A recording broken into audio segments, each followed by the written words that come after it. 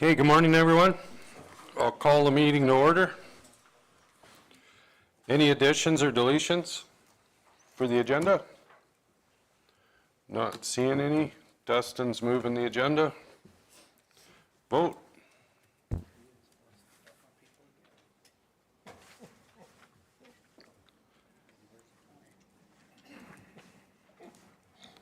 That's carried. Where are we going here? 3.1?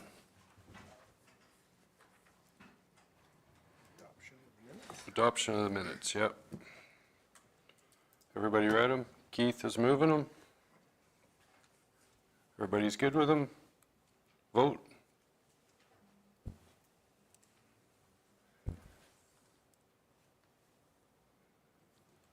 That's carried. 3.1.1, the Committee of the Whole minutes. Blaine's moving them. Everybody read them? Vote.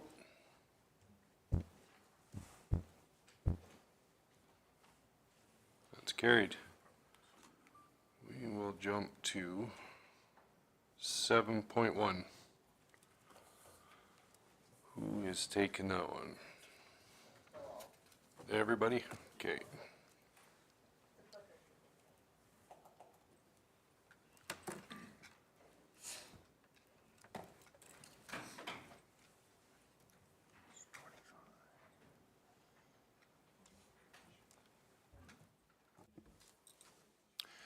Good morning, Council. Through the Chair, I'd like to present the first quarter municipal services update for Council.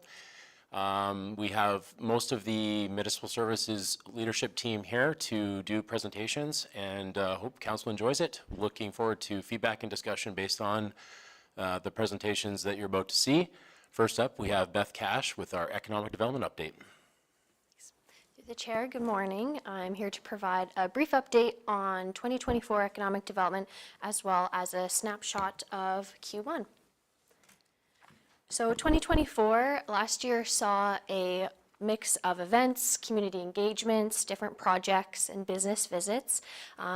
Here's a variety of photos of some of the events that we had and the relationships and collaborations that we contribute to continue to build and support. In 2024, we generated, let's skip ahead.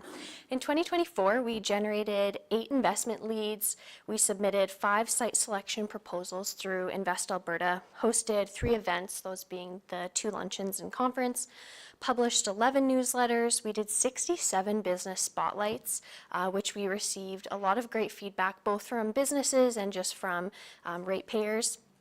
And we received $30,000 in grants, $20,000 being the Labor Market Partnership Grant, and $10,000 being Prairies Can Economic Development Grant. Both of those were for the Ag Conference. The Ag Conference was another success. Based on an economic calculation, we estimate that the total contribution to the economy was approximately $400,000, and a big reason for this is we added the pre-conference reception before the actual conference, and we had a lot of people staying overnight. This event had 448 attendees on the day of, which was an increase from the year before. And over 67% of the attendees were primary producers and ag service providers. So that was really great to see. We did a post-conference survey of about a sample size of about 10%, and 100% of them said that they would be likely or very likely to attend in the future. So the feedback that we got continues to be really positive, and these results just show the strong value of the event for both the ag sector and our local economy. So looking into 2025 Q1, this quarter we've generated 4 leads, sent out 3 newsletters so far. We have over 500 people on our distribution list, and this continues to grow. I've done 8 business visits, attended 2 different conferences, trade shows. One was World Agritech, and then Joe and I also went to the Medicine Hat Chamber trade show.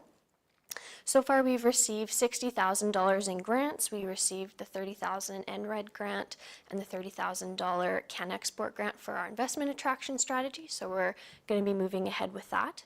And so far, we have done 10 business spotlights this year. We have a really great start to the year, and we have lots of great momentum.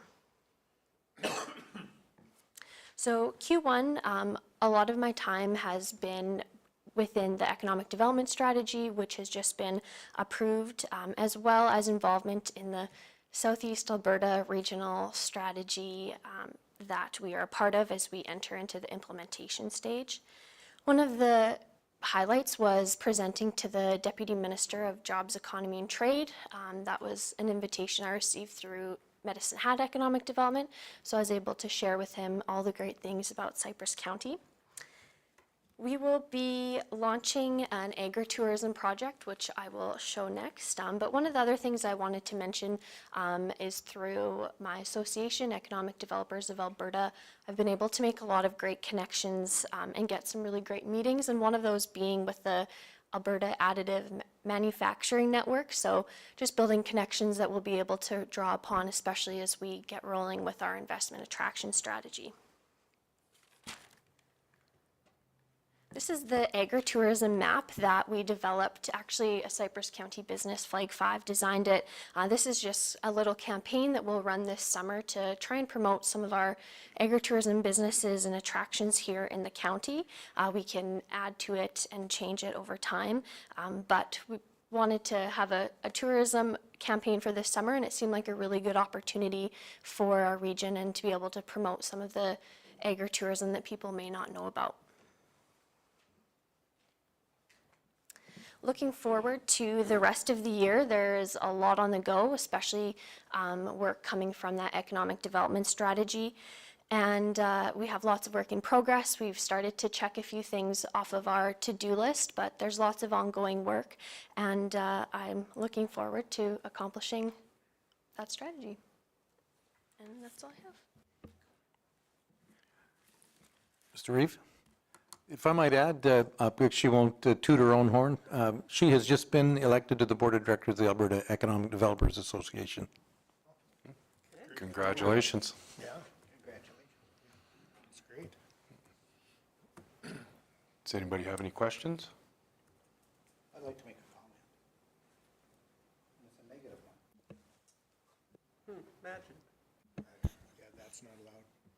No, it's just very good presentation, but when I went to read this on my computer, I can't read part of it because you're so dark.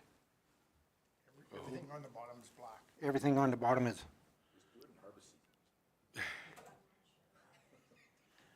It's just where all the grass is and everything. where all the grass Can't is, it's see. really dark and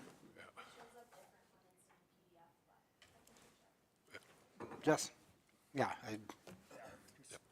just a note, Yeah, no, it was impossible to read. yeah. Blaine? That helped. I'd like to just make a comment too. Great job, Beth, doing excellent for us, doing great work out there. And you answered basically my question, you know, with the Ag conference. It was just not really concerned, but just had a question whether, you know, how things go, you keep doing it, and we don't want it to lose its flavor. But from your report there, it looks like, you know, there's a lot of people interested in doing it again, so that's great. That answered my question, so perfect. We'll carry on.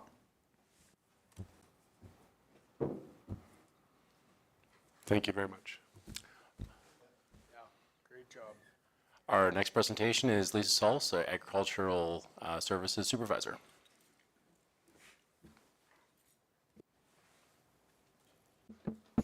Good morning. Thank you. Through the chair, here's our, okay, thanks. No, go ahead. Let's act loud, Lisa, remember us. Okay, how's this? Yeah, okay. Okay, so for our first quarter, these are some of the calls and emails that we've had. I should figure out better how to get all the words at the bottom there so you can actually understand what I'm trying to put. But regulated weeds is the first one, so we've had one call about those so far.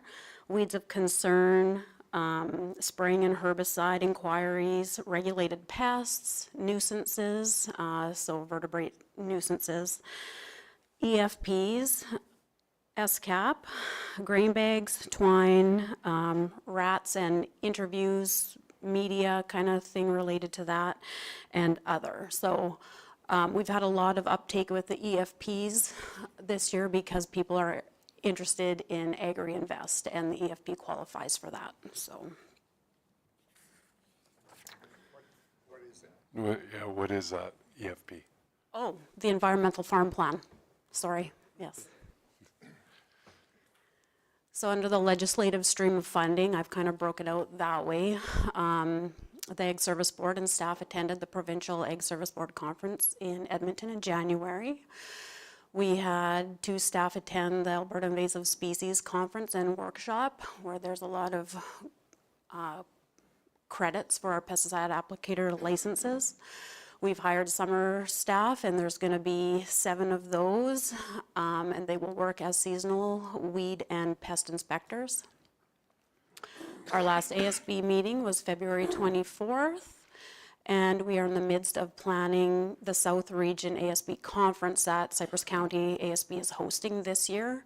So that's going to be on October 8th at Eagle's Nest Ranch down in the Cypress Hills. So we're excited and looking forward to having that in the county. And for our rental equipment, Q1 is a little bit slow, but it's picking up. It's been very busy in the last couple weeks. So we've had 2 users use the seed drill to do 67 acres, and 1 skunk trap has gone out. So those will be very different for the next quarter. Resource management stream of funding. So there's just kind of an indication of what we have done for environmental farm plans in the last number of years as compared to Q1 here this year, where there's been 14. The grain bags, we've had approximately 11 500-foot bags that we've rolled up. We can't fit 500 feet of bag on the roller, so we do have to cut it, so it takes a bit of time. And they were frozen to the ground, so lots of snow and ice in those bags, so we were having trouble even getting 250 feet on the roller. So when everything's dry, hopefully we can, roll a bit more efficiently, but yeah. And we do have a lot more bags out there to roll, so our summer staff will be busy when they get back. Ag plastic recycling, hopefully this will improve as the year goes on as well, but we've had 19 grain bags that we've rolled so far, and we know of 3 full twine bags out there. We hosted a Roots to Shoots workshop on March 24th, We had 26 people there, and we had a lot of positive feedback. People were happy to be thinking about spring and pruning their fruit trees and things like that. So we had Tosa Bozek from the Edmonton area. He's a tree expert. He's wonderful. And we had Roxanne there from Tradworms. So it was a very good workshop. And the rat control stream, we have started our rat inspections for the spring. There's approximately 220 sites that they inspect in range 1, so we don't expect to see any signs of rats there. And we've been in contact with a fellow from London, England, who is interested in doing a documentary on the Alberta Rat Control Program. So I have connected with him over Zoom, and we'll see what comes of that. So, and that's all I have, if there's any questions. Any questions? No? Thank you very much. Good job.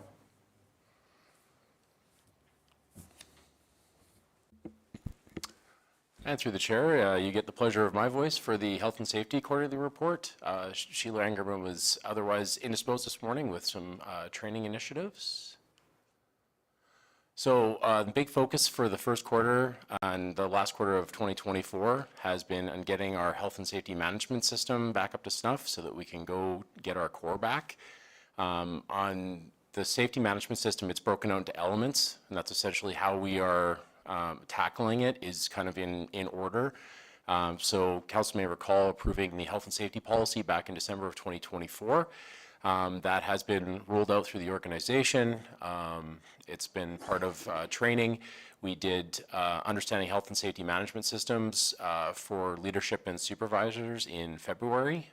So really just building on our changes and updates to that policy and making sure that the supervisor's role was clear as part of that training initiative. Hazard assessments, so that is the foundation for a health and safety program. We approved our new directive in December and are currently rolling that out. So that means going through every position in the organization, sitting down and looking at the hazards associated with that job, doing a ranking, risk ranking of pre-control and post-control for those positions, which does involve workers and supervisors. Element 3 is hazard control directive, and that is really, so taking the hazards that we identify as part of element 2, there's a number of control plans that we come up with. The big ones that we've worked on so far in this quarter has been the preventative maintenance program. So tying together essentially what we're doing with our equipment side, so on the vehicles, a lot of inspections and finalizing inspection records for our heavy and light duty equipment, as well as a noise management program, so updates to that. There were some changes in the legislation a year ago, so we had to make some updates to our hazard control directive for that. Element 4 had to do with joint health and safety committees. We updated our terms of reference for our health and safety committee and also did training as well on that. So in January of this year, terms of reference were updated and the training was completed. Element 6 is other parties in the vicinity of the work. It used to be really known as the contractor management program. It's expanded a bit to include visitors to the site, vendors as well.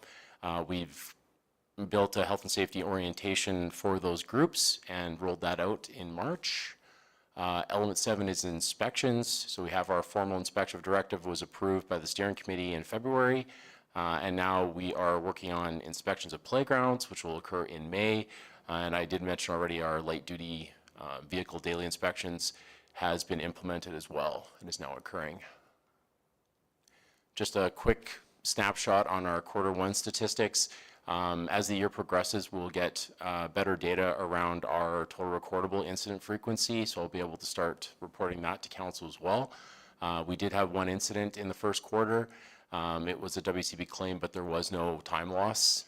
We had 2 property damages, both vehicles related, 1 prime contractor injury, and 6 near-miss reports. And on a leading indicator side of things, our monthly facility inspections, we completed 23 out of 25 inspections that were scheduled.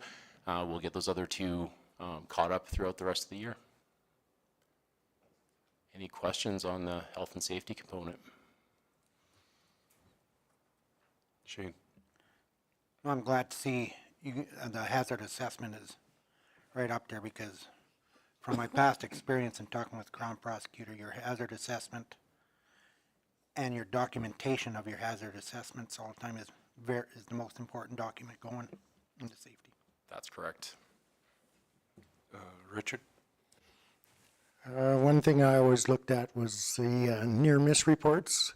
I felt if there wasn't any handed in, that's pretty hard to, on a workforce, it's pretty hard to believe that maybe. Even all the little incidents, not incidents, but the small ones are the ones that could add up, and that gives you a topic for your safety meetings. So I was really pleased to see the near-miss stuff. That the reporting's being done. Yes. Yeah. Good job. Yep. Good job. All right, next up we have Kayleen Brown, our planning supervisor for the Planning and Development Services first quarter report. Thank you, Jill. Good morning to Council. I'm here to present this morning a 2024 statistics review on what we were up to for the 2024 calendar year, and also provide an update on the first quarter for 2025. In year 2024, we issued a total of 215 development permit applications, which was an increase of 8.5% from the year 2023. We also processed and held 10 public hearings through council relating to land use amendments, which was a 42% increase from 2023. We issued 51 zoning and compliance letters. So those are issued when realtors, lawyers, surveyors provide the county with real property reports. We go through the real property report, ensure that the permits were issued properly, that there's no violations of the land use bylaw such as setbacks, and we provide that letter of review to the lawyer office or surveyor. We hosted a total of 11 municipal planning commission meetings, processed and approved 13 subdivision applications, which was a decrease of 15% actually from 2023. We also facilitated the municipal address ordering system, which we ordered and processed 15 new municipal address signs. Those are the green address signs that you'll see on the front of road approaches. And we hosted 4 public engagement events that would have been relating to the tri-area IDP open houses that we held. There was 2 of those. And then in addition to the land use bylaw open houses that we held last year as well. And we saw 4 appeals, particularly development appeals. 3 of those were heard by our local subdivision and development appeal board, and 1 of those was referred to the Land and Property Rights Tribunal, being it was an approval by Alberta Environment and Protected Areas. The makeup of our applications, this kind of goes to show where most of our pressure is in terms of the applications that we're processing. Renewable energy last year made up for the largest amount, being the issuance of one wind project for the Wild Rose Wind Project. That one was 36 turbines with a capacity of 187 megawatts. That was approved by the Municipal Planning Commission. And we also saw the approval of 4 solar energy projects, one being Peace Butte Solar, which is a 230 megawatt capacity with a battery energy storage system. We had a 3 megawatt microgeneration project issued through the Métis Nation of Alberta, and a 4.9 megawatt microgen project at the Pembina gas plants. And Estuary Solar up in the Hilda Schuler area was a 200 megawatt project that we approved. Estimated construction value throughout the year 2024 was over 710 million. Obviously, the renewable sector is going to contribute greatly to that. That number is variable. We try our best at the development permit application phase to identify what's the most likely construction value, so we have that for our assessment department as well. Looking into first quarter of 2025, department's been busy so far with 42 development permit applications. We've had 3 rezoning applications and public hearings come before council, 10 zoning and compliance letters issued, 2 planning commission meetings, 6 subdivision applications, and 2 public engagement events. That would have been pertaining to our recent consultation phase on the land use bylaw again. And we've had 1 development appeal that was heard by the Land and Property Rights Tribunal. On this slide, we've captured again kind of majority of where most of the pressure again is for development permit applications, but we've also divided this up by ward for council's information. So in Ward 4 has seen 47% of those applications for Q1, followed by Ward 7 and 6 at 17% of the applications. We've started also tracking our timelines on our development applications and our subdivision applications. We're bounded under the Municipal Government Act to be diligent and timely in our decisions. So the average days for the 2025 Q1 is a 10-day turnaround for staff approved, development applications and a 40-day turnaround for applications going to the MPC. And that's largely due to we need to circulate applications that go to the Planning Commission, to agencies, and then just the time that it takes to actually get to that second Planning Commission meeting of the month. That does add on a little bit of time. But we are sitting under our MGA required timeline of 40 days. Average days for subdivision decisions, MPC approved is 55 days, which is very close to the MGA required deadline of 60. This one is a difficult one to improve on because just the notion of subdivision applications with the circulation, it takes a little bit more time. And then again, with the delay in waiting for the Planning Commission meeting to arise, it does push a little bit closer to that statutory timeline.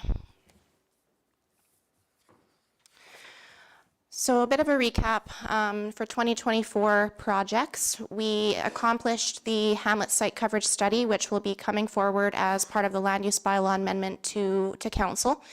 As a reminder, we've got the Hamlet residential districts that limit the site coverage of parcels to 30%. We conducted a study to try to better understand where that requirement comes from and is that the appropriate ratio. We completed the orthophoto project with the South Alberta region. The tri-area IDP is nearing completion. We do respond to intermunicipal referrals, so if there is a application for a development or a subdivision on the boundary of one of our neighboring municipalities, we review that and provide comment back. Undergoing a review of the municipal development plan and land use bylaw. Planning also facilitates the road allowance licensing program that council adopts under policy. And we're also undergoing the review now of the animal control bylaw to bring that forward as part of the land use bylaw in conjunction with a review of the design guidelines as well. Staff participated in a review of the South Saskatchewan Regional Plan that was hosted by the Land Use Secretariat towards the end of last year. That was held in Lethbridge. And that was largely an update to see how is the implementation of the South Saskatchewan Regional Plan going? Is it relative to what's occurring? And what areas do they maybe need to look to improve? We're looking to working towards 2 area structure plans with 2 developers that are leading those projects. And of course, Desert Bloom and Eagle Ridge are ongoing subdivision projects that we're helping to facilitate. And also supporting the economic development strategy. Planning and economic development, they work very, very closely together. And particularly right now where our focus is on the business side of things, trying to make ease of application, access to information, trying to get to the information that the user wants to see. And this is a capture of our GIS and MIMS folks upstairs. You've probably seen them tucked away in the back corner. GIS is our Geographical Information System tech, and MIMS is our Municipal Infrastructure Management tech that work under Planning and Development Services. So they do a lot of behind-the-scenes work that is shown on here. The drawing that you see on the right-hand side is the addressing system utilized for wind turbine projects. And then what you see on the left-hand side is the weed spraying maps that were completed for public works. GIS and MIMS contribute to statistic reporting, particularly for fire and agriculture. They facilitate renewable projects by updating our maps so that we have an understanding of where our projects are, what the status is. They also contribute to asset management on the data retention side of things. And that's about all.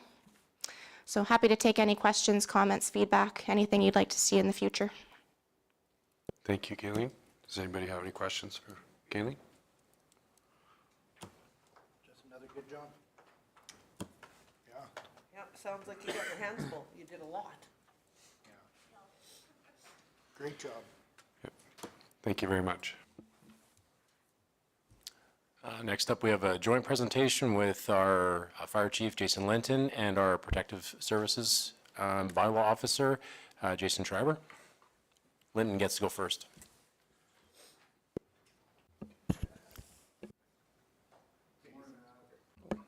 Good morning. Thank you, Director Cartwright. Through the chair, Emergency Services first quarter report.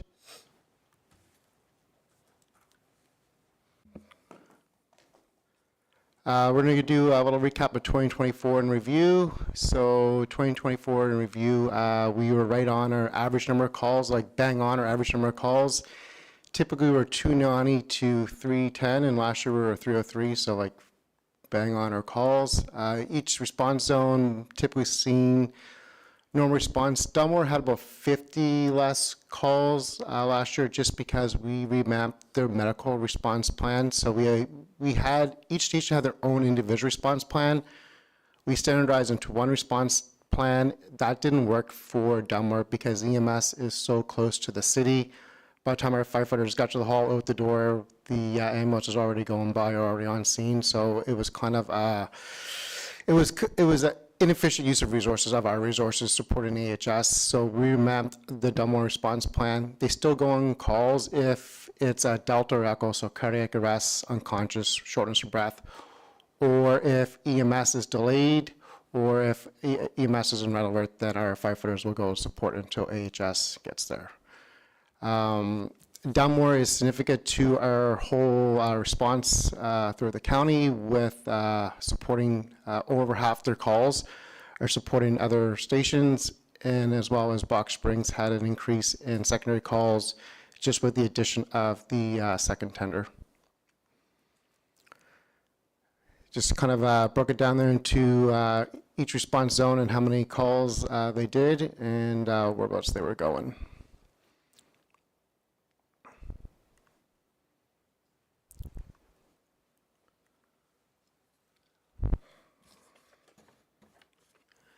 Some of the things is, so each station typically does about 24 training sessions a year. That's our Thursday night training, or they assign a different night. Some stations are a little bit less, some stations are a little bit more, but we're trying to strive to have about 32 hours of competency-based training. And then we do additional training as well for our certified courses, and then our community events, which has really increased over the last couple of years. With 7 persons, and Dunmore the biggest increase in supporting community events in neighboring agencies. We want it per call, so we typically have a roster. We try to have, we can have up to 35 firefighters per station. Most of our stations have about that 25 firefighters, and what we try to do is try to strive to have 25% of the firefighters go on every call. So that's why we have a bigger roster of firefighters per station, shift work, out of town, availability. We try to average 25% of the firefighters attending each call, and we are bang on that for every single station, which is good to see. Right here is just average number of firefighters per call, and we're filling the needs of where we need them. Response times increased a little bit last year. There's no real big reason for it. We've only been doing it for a couple of years, so we don't have a good sample yet, but they're pretty close to year over year. The response times, what we measure is from the time that dispatch acknowledges a call and sends it to us to the first truck is out the door, not on scene time, because we are a large county with 13,000 square kilometers. So it's hard to measure, an appropriate response time because of the distance travel sometimes. Sorry, go back there. Calls for service. Typically, our top 3 calls for service are medical first response, motor vehicle, and wildland. Last year, we did see a decrease in medical just with the remapping of the Dunmore response zone area. But we did see an increase in alarm bells. So our alarm bells were a third basis call for service, which are kind of a nuisance call, but we treat them like a real call just because that's what the purpose is there for. Some pictures for 2020 in review. So we did a pilot project with Halo for wildland support. We used Halo for 4 or 5 missions to support us. The first one was to get firefighters to an island in the middle of the Saskatchewan River there on Galt's Island. We had a big fire last March, and we transported firefighters over. We are the first municipality in Canada to have a partnership like this, to have access to a helicopter for firefighting operations, which is pretty proud of. To the right there, we've had a strong partnership with the Alberta Wildfire Parks crew in Elkwater. We built some good relations with them. We've used them both inside the park, and we've called them to support us just outside the park. We had a couple of barbecues and lunches and invited the wildland firefighters over, and almost all the wildland firefighters that are with Elkwater are on our department and came from our department, and they got jobs with that Alberta Wildfire crew. So that's kudos to us and our crews and our training and the staff that we have. The very bottom right corner is a call we had in Irvine last year, and I think I talked about it, is we see a bunch of trucks staged up at the top of the hill there. We did that on purpose. So a lot of times when we went on calls, we used to send every truck into the field, fight the fire at the same time. Then we used to all run in the water at the same time. And then what happens to the fire? It grows. So we call more stations out, but we have trucks staged. And as trucks are starting to get low in water, we'll bring other trucks out, fill them in. So we always have fire apparatus on the line, and we're not all filling up at the same time. And with the addition of the second tender, we haven't run out of water. We've had a slowdown on water consumption, but we haven't ran out since we've had the second tender added to our fleet. Q1 stats are right in line with we are year over year. Typically, our first quarter is our slower month. Usually, March is our busiest one, which we can see. Broke it down to individual stations, both the primary calls and the secondary calls, and just what type of calls we are going to. Just like we did for last year, first quarter results on where we are for training, hours, and number of firefighters per call. A couple things I want to add on this slide here is we have provided 3 family first aids throughout the county. So we got a pretty good grant from Alberta Health Services last year to choose how we spend it. There's 2 streams for AHS. We get money for both medical equipment, and we get streams for training. We did something a little different. We developed our own in-house training program, which has been recognized, and we've actually shared that material with other fire departments, as well as taking the money and providing free certified first aid training to different communities in Cypress County. There was actually an article in the newspaper about how Cypress County has spent that money and how money from AHS, and we had a kudos to that and to our instructors for doing those outreach. We've done Elkwater, 7 persons 4-H club. I think we did the Colony in 7 persons Murray Lake, and we did one in Schuler. We had 3 outreach programs this year so far. We visited 2 renewable energies to do safety briefings on firefighting. As well, we attended Murray Lake Colony and did a joint training with our firefighters and their fire crews and their fire apparatus, and that was a very big success. And as Sherry would say, her favorite part of her job is approving fire permits. We are still issuing fire permits. We know moisture is still pretty good. We've having a little bit of snow, so we are still issuing fire permits. We're not issuing big fire permits for like building stuff like that.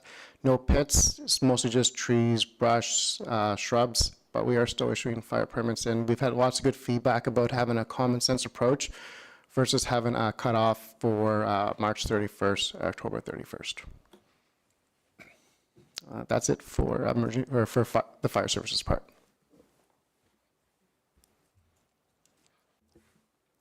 And just briefly on the emergency management side, it actually falls into quarter 2 because we just kind of missed it, but we've just done an exercise. I will have a report coming back for council and the emergency advisory committee with where the status of our planning for emergency management. But the exercise we looked at was a multi-vehicle collision along the Trans-Canada Highway during a snow event. And it happened to have a motor vehicle collision the night before our exercise, so it was quite timely to go through it. At that exact location. At that exact location. Also in 2024, conducted a tabletop exercise in Elkwater. One of the big takeaways from that was the emergency egress road and just some roles and responsibilities of parks and Alberta wildfire. Love your transitions, by the way.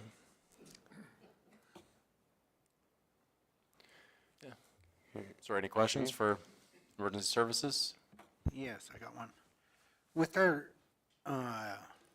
collaboration with Halo, this year, will we be able, are they going to be able to have that basket to fill and dump water that we talked about before? Is that still on schedule for this year, or is it? Through the chair, yes, that looks like it's going to be on schedule for this year. They're waiting on, they got the bucket. I think they're waiting on the latch so they could actually drop the water, and that part comes from New Zealand. And they're going to be using their older helicopters for all the specialized missions, and they're going to keep their new helicopters, especially for medical evacuations. But the other helicopters are going to be used for search and rescue, support fire services, and other missions that are outside the medical core business of Halo. Robin? Thank you. My question, and this might fit in with bylaw a little bit more too, but how has there's been a noticeable difference in the amount of sheriff presence in the last few months. And especially in this area, I've never passed so many sheriffs in this area. How has that, is there any kind of integration that's been happening on that? Is it that they're doing their own thing and there's really no overlap? I know our role and relationship with the RCMP is very intentional. I'm just kind of curious as to how that relationship, if it's being developed, what it's like, or if it has impacted anything as far as emergency services goes. I had a meeting with the sheriffs out at the station there last week, and we had a little bit of a conversation. They didn't really specify as to why there was the increased presence, but they did say that they're increasing some of the different areas they hadn't traveled as much before, just to kind of keep an eye on things and look a little bit closer at the areas. They did extend their offer to give any assistance to us if we need it, but they were pretty close quarters on what the reasoning was. But I noticed it as well, because even some of the areas that I'm patrolling, I'll see a car come in the opposite direction, and it turns out to be a sheriff, which is I know that a lot of it has to do with the Canadian-U.S. border securing and the transferring of drugs. I'm aware of the fact that the Premier's spoken to that a couple times on how they've put more investment into having sheriffs on the road in order to catch more of the fentanyl smuggling and things like that. But I was definitely curious as to whether there was any kind of conversation on more of that interagency cooperation as such. So We did have, sorry, through the chair, we did have some good conversations with the sheriffs as well. We were responding to a fire call out in Irvine for a train fire, and the sheriffs were really amicable about setting up traffic control for us. We're there and responding quite quickly.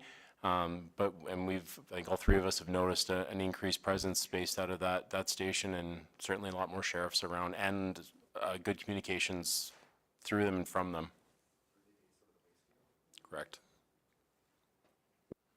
Lloyd? Yeah, I just wanted to pass on, Jason. I went to the Elkwater Community Association meeting there a couple of weeks ago. The tabletop, just to let you know, was brought up. And you have the Fire Smart program on the 3rd, I think. There was about 80 people there, and they're quite anxious to talk to you about all of it. But they're, you are in good standings with them. Through the chair, thank you for that.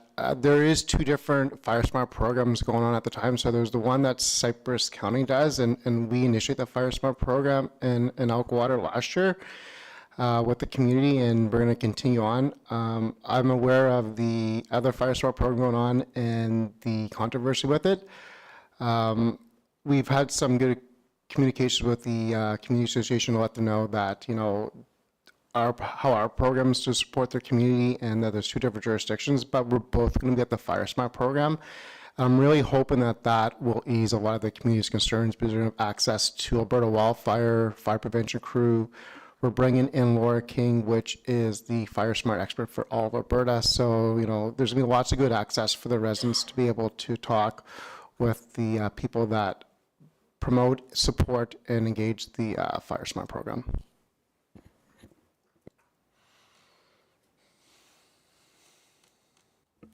All right. Our Protective Services Coordinator, Jason Schreiber with Enforcement.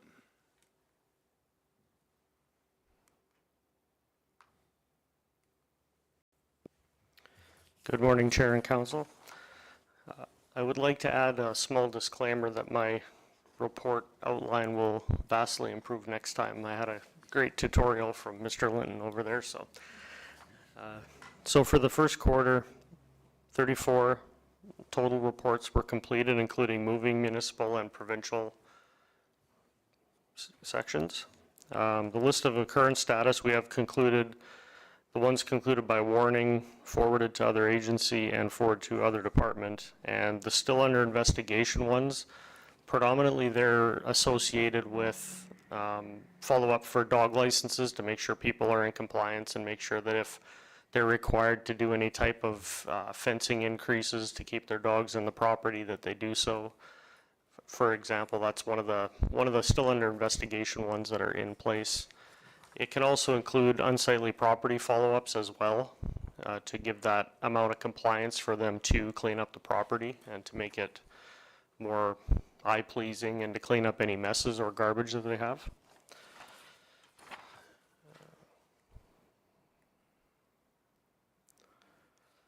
So the method of complaint reports, typically they come by way of dispatch services, email, officer observed, other enforcement agency, phone, or staff. The officer observed ones will increase as we go into the nicer weather and when I'm out there more dealing with more traffic and more public interactions, that will more than likely increase, especially with the unsightly properties. The subzone of reports total of 34 shows each subzone, with the one on the very bottom that says no subzone. That's Cypress County in general. That's just something that may be somewhere halfway on a roadway somewhere or someplace that doesn't fall underneath any of the subzones that we have.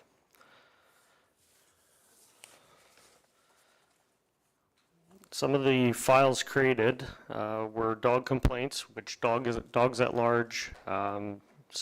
We had one dog-on-dog attack that has been resolved. A lot of no dog licenses files were created.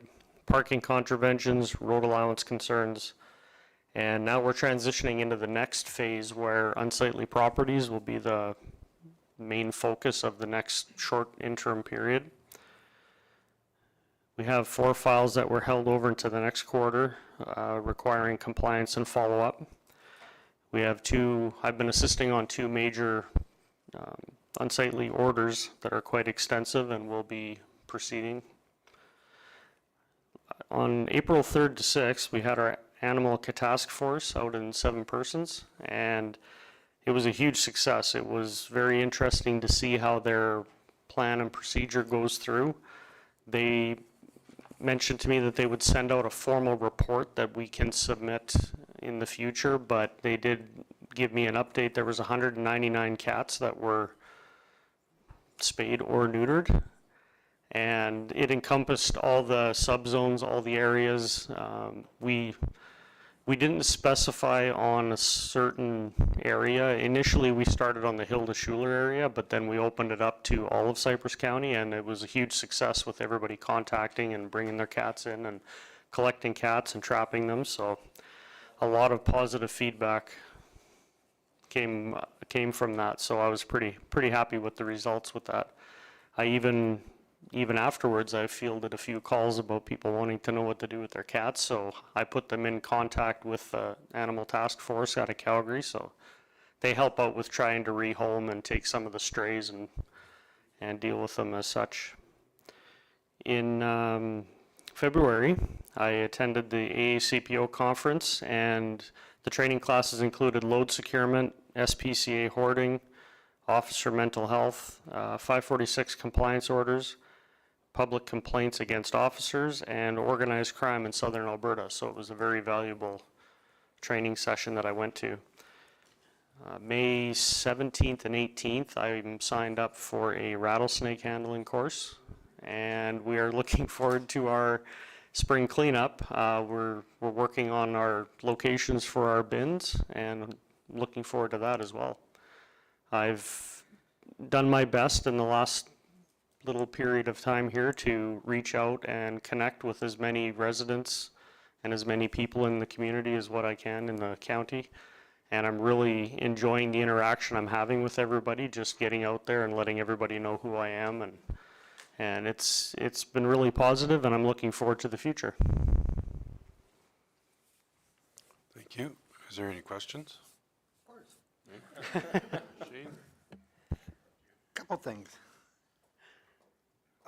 I'm west of Red Cliff, Ward 8. We're getting more and more garbage being disposed of all over our lands and in people's yards and approaches. So you'll be getting more and more phone calls about that. Also on unsightly, I don't know how to bring it up. You know, it's not a yard, but just for the rest of the council. When you leave Red Cliff and head down Trans-Canada Highway towards Calgary, on your right-hand side of the highway, there's a reefer van with no sign on it. And every year it just gets a little and a little and a little more tipsy. But it looks ugly, and it just sits there and it's gonna fall over. Is there anything we can do about that reefer van that's just, it's a big eyesore right along the Trans-Canada Highway, but it's inside Cypress County and on private land? Yeah, I have photographed that in particular, actually, when I was on my way out to Suffield for a patrol one day. So I've been taking a lot of pictures lately and taking a lot of notes on a lot of locations that I think that there's something that we should be able to do with it to try and increase, you know, the area and how it looks and make sure that it's much nicer and neater and more pleasant to view than what it is. So there are different locations. I've been taking a lot of pictures, and I've opened up a lot of files in the last couple of weeks in particular. It's just past a nice Cypress County sign, and then you see this reefer van about to fall over.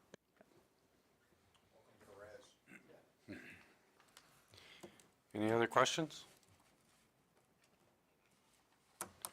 Thank you very much. Your report wasn't that bad either. Yeah, you did good.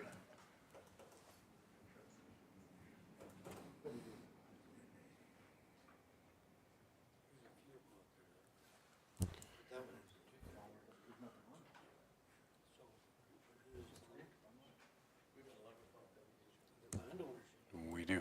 Is that it for reports on it? That's all we have here. Yes, municipal services first quarter reports, that is all. We have So- a door in there. Yeah, if we could just get a motion to accept the reports from council, please. Perfect. I can make that. Richard's making the motion to accept all the reports or just presented. Vote.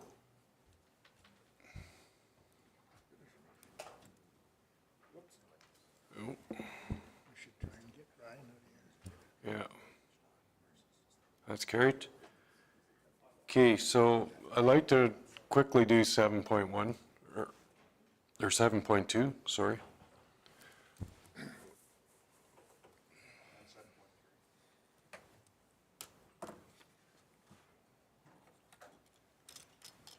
Because Brian.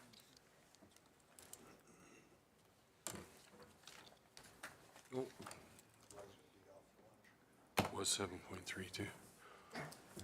Yeah, go ahead, Keith. Great, thank you through the chair. Bylaw 2025-01 concerning the Tri-Area Intermunicipal Development Plan is before council here this morning. And what we are requesting is that council consider amending Bylaw 2025-01 Tri-Area IDP, and then furthermore passing third reading as amended. On March 4th, council provided second reading to Bylaw 2025-01, alongside further amendments to accommodate changes regarding eligibility for future urban annexation, as well as to address economic development opportunities in the sand and gravel resource extraction area. In order for the new tri-area IDP to take effect, all 3 municipalities must pass identical bylaws. Since the March 4th meeting and upon further discussions between administrations as well as a referral to the intermunicipal committee, an understanding has been reached. The bylaw in front of council today accommodates further guidelines and principles concerning future annexation, which is shown on page 77 of your agenda package. The new text is highlighted in blue. Requested sand and gravel resource area amendments will be brought forward to each individual council in early May for consideration of first reading of a new bylaw. This will be followed by individual public hearings in a timely manner and ensuring that the county's requested amendments are brought forward for formal adoption by each council in early June. So the request through the chair this morning is a 2-part motion. And the recommendation is that council move to amend bylaw 2025-01 by deleting the amendments of Cypress County dated March 4th concerning section 2.6 City of Medicine Hat long-term urban growth area and section 2.14 sand and gravel resource area. And secondly, that council move third reading of bylaw 2025-01 amended.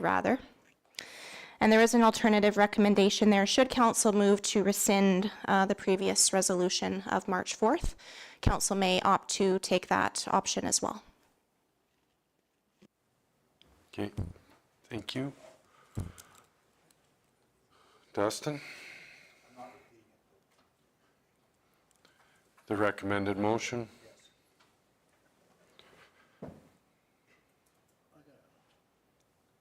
Shane?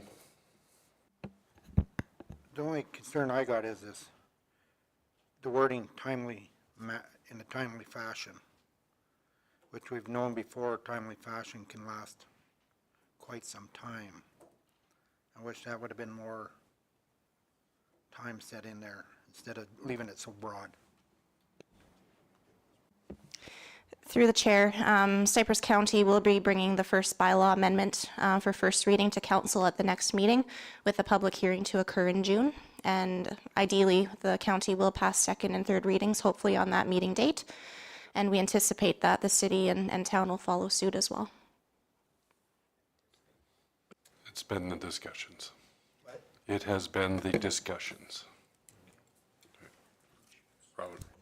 Yeah, thank you. And just to speak to that as well, the working group, the staff from each of the municipalities have been talking about this at great length over the last month and a half here. And, you know, without giving specific dates, you know, it will be in the minutes of our last meeting when they come forward, I think at the next meeting. But there's actual dates and timelines that have been identified and agreed to, that this is a realistic approach, and it is pretty much as tight of a timeline as you can get within the mandated kind of, you know, period. So I'm happy, definitely happy to see where it's coming, and to give major kudos to our staff and the working group, definitely working together and finding a way to make it happen, and getting us what we're hoping to see done, while also moving this forward today. Okay, on that note, we have a motion on the floor. Do we want to read it off? The motion is that council move to rescind second reading of bylaw 2025-01. Sorry, through the chair, the administration recommendation, the 2-part motion, the one below is just other council options. The recommended motion would be that council move to amend bylaw 2025-01 by deleting the amendments to Cypress County dated March 4th concerning section 2.6 long-term urban growth area and sand and gravel resource area. That's the proper one. Thank you, Kayleen. Any questions on the motion? Vote.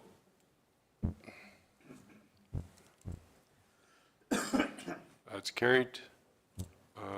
Somebody want, Robin's moving third. Vote.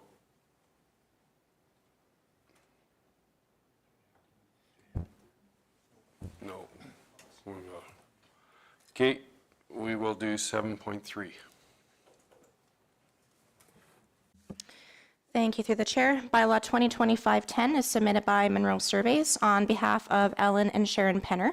And the request is to rezone a 1.95 acre parcel from Agricultural District 1 to Light Industrial District.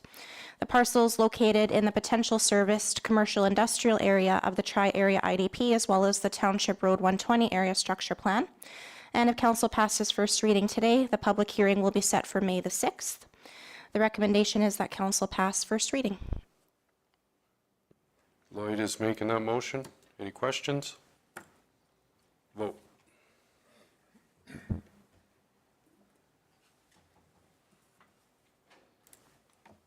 That's carried. Okay, we will take a short 5-minute recess and get ready for our delegation.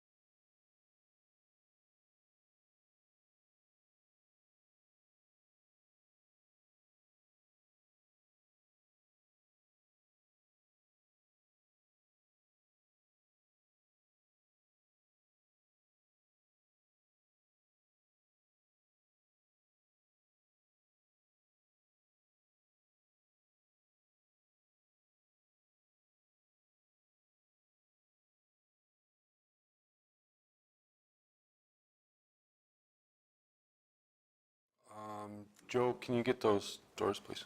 Motion to go in camera. Oh, I guess this isn't in camera. Oh, sorry. Oh, this is open. It's open. Sorry, Doug. Oh, I forgot to use the last names again. Forgot to use his last name. All right. The floor is yours. Good morning. Through the chair, this is Derek Taylor from KPMG, Lethbridge. KPMG's been our auditor for the last few years, and we are here to present the 2024 financial statements for Cypress County. And if, without further ado, I will pass it on to Mr. Taylor. Excellent. Thank you very much. Appreciate the opportunity to be here today to take you through the audit. Before I take us into the financial statements, and I do apologize to those of you who have had to listen to me before, whenever an auditor gets together with those charged with governance, we're required to go through certain things. So I'm going to take us through those things first, and then I'll take us into the financial statements. So the first item would be with regards to the status of the audit. So we've completed our audit and we're prepared to issue an unmodified or clean audit opinion subject to our discussions here today. The first item that I'm required to just talk about is our independence. So it's important that whenever an auditor meets with those charged with governance that we just reaffirm our independence. So we do take steps to ensure myself, KPMG, and anybody that worked on the audit team is independent of the county. And so what we do is we make sure that nobody has any financial interests with anybody in decision-making capacity. Nobody's related to anybody in a decision-making capacity and those types of things. So even, I always joke when I'm in one of these, I look around, make sure I'm not related to anybody in front of me. I think I'm good here, so I know nobody looks like I'm related to you, so that's excellent. But all seriousness, though, we do take that independence part of the equation very serious, and we do make sure and take steps to ensure that. The next item that we're required to talk a little bit about is the framework in which your financial statements are prepared in accordance with. So consistent with prior years, the county's financial statements are prepared in accordance with public sector accounting standards. And so just like every accounting framework in Canada, those standards change over time. And so if you remember last year when we got together, we talked about asset retirement obligations coming in, and that was a major change to the standards last year. This year, there were 3 more changes to the standards, and they weren't quite as dramatic to pretty much any municipality. They largely related to 3 Ps, so public-private partnerships, intangibles, which interesting enough, you guys had kind of pre-adopted that a number of years ago when you were allowed to early adopt when you purchased all those water rights. And then the other one was more of a clarification in the standards on revenue recognition where there's exchange transactions. So what it would be is, and again, you guys were largely already consistent with the way that this new standard reads, but just the standard came out to add a little bit more guidance. And so basically what it was is that if you enter into a transaction where there is a service provided, you don't recognize the revenue until the service is provided in short terms, which is largely where you guys were anyways. So those are the new standards, and there's a note in your financial statements that talks about those new standards, and they were adopted this year with no impact on your financial statements. There is another note in your financial statements that talks about future changes to the standards. So similar to where you had a note in your statements that talked about the fact that asset retirement obligations were coming for a number of years. There are some changes with regards to the whole framework. Right now, the standard setters are kind of revisiting the conceptual framework of public sector accounting standards, and so there is some potential changes there that will be coming. Now, those changes will be out in 2027, so they're still a few years away, but there's something that your management team will be working on to make sure that you're abreast of these changes as they come along. I bet you guys were looking forward to an accounting lesson this morning. But there are the important thing here is that there are some changes and that you're aware that these changes are coming. The next item that we're required to talk a little bit about is the accounting policies selected. So within the framework, management selects their accounting policies, to kind of account for all the day-to-day transactions and those types of things. And as auditors, what we're required to do is look at those policies, consider whether or not there's any significant bias in how they're selected or how they're implemented. There's no concerns from those perspectives. And also if there were any policy changes, we'd be required to bring those to your attention. And really the only policy changes are the fact that we adopted those new standards and they didn't really have any major impact on your statements. The next item that we're required to talk a little bit about are the significant estimates used in the preparation of your financial statements. So most of these estimates are consistent with what we've talked about in prior years. If we were to look at kind of the key estimates in the preparation of your financial statements, one of them would be the estimated useful life of your tangible capital assets. So what happens is when the county purchases a capital asset or a piece of infrastructure, it's set up on your statement of financial position at cost, and then management has an estimated useful life, which they amortize that cost into expenses over that estimated useful life. And as auditors, what we're required to do is just look at what that estimated useful life is, what your historical experience is, what your peer groups are doing, those types of things. And if we had any concerns, we'd bring those to your attention. We don't have any concerns from that perspective, but it is important to kind of be aware of that estimate and the fact that it's a non-cash expense that impacts your financial statements. Because again, when you start looking through your statements, you'll see things like that amount being added back on your statement of cash flows and those types of things. So it's important to kind of have a good grasp on that concept. The next area where there's some significant estimates is around the asset retirement obligation. So again, I spoke about this earlier, that was a new standard that you guys were required to adopt last year, which required the county to estimate potential future obligations attached to its tangible capital assets and the retirement of those. So an easy one to kind of picture would be asbestos in a building. So what the standard required management to do basically was to look at their buildings and say, okay, this one has asbestos, and we feel like we're going to be abating that asbestos at some point in the time because there's a law, a regulation which requires us to, so we need to estimate what that's going to be, and then we do a time value amount of it, and it eventually accretes over time. And so the whole concept around that asset retirement obligation is that it is an estimate with a number of assumptions which management makes in calculating it.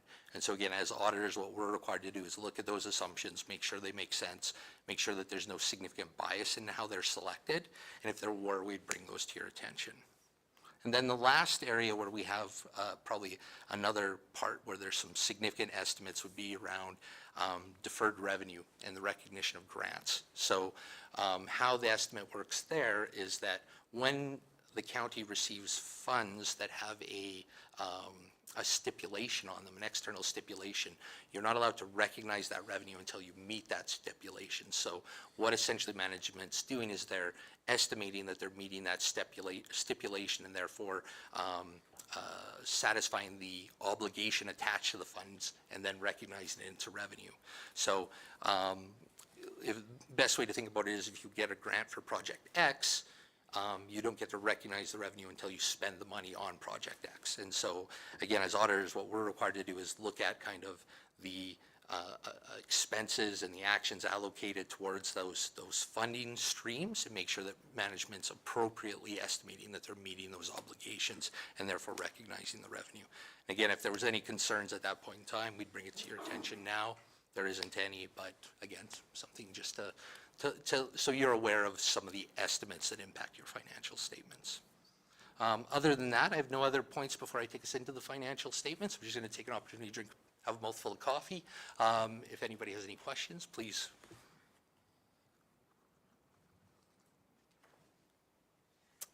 Excellent. Sorry, I talk a lot and I dry out when I talk, so I apologize for that.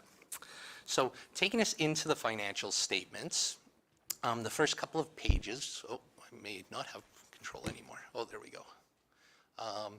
Is just kind of the reports. So again, as I'd mentioned before, we are in a position to issue an unmodified or clean audit opinion. The opinion does take us through the basis of our opinion, so we do conduct our audit in accordance with Canadian generally accepted auditing standards.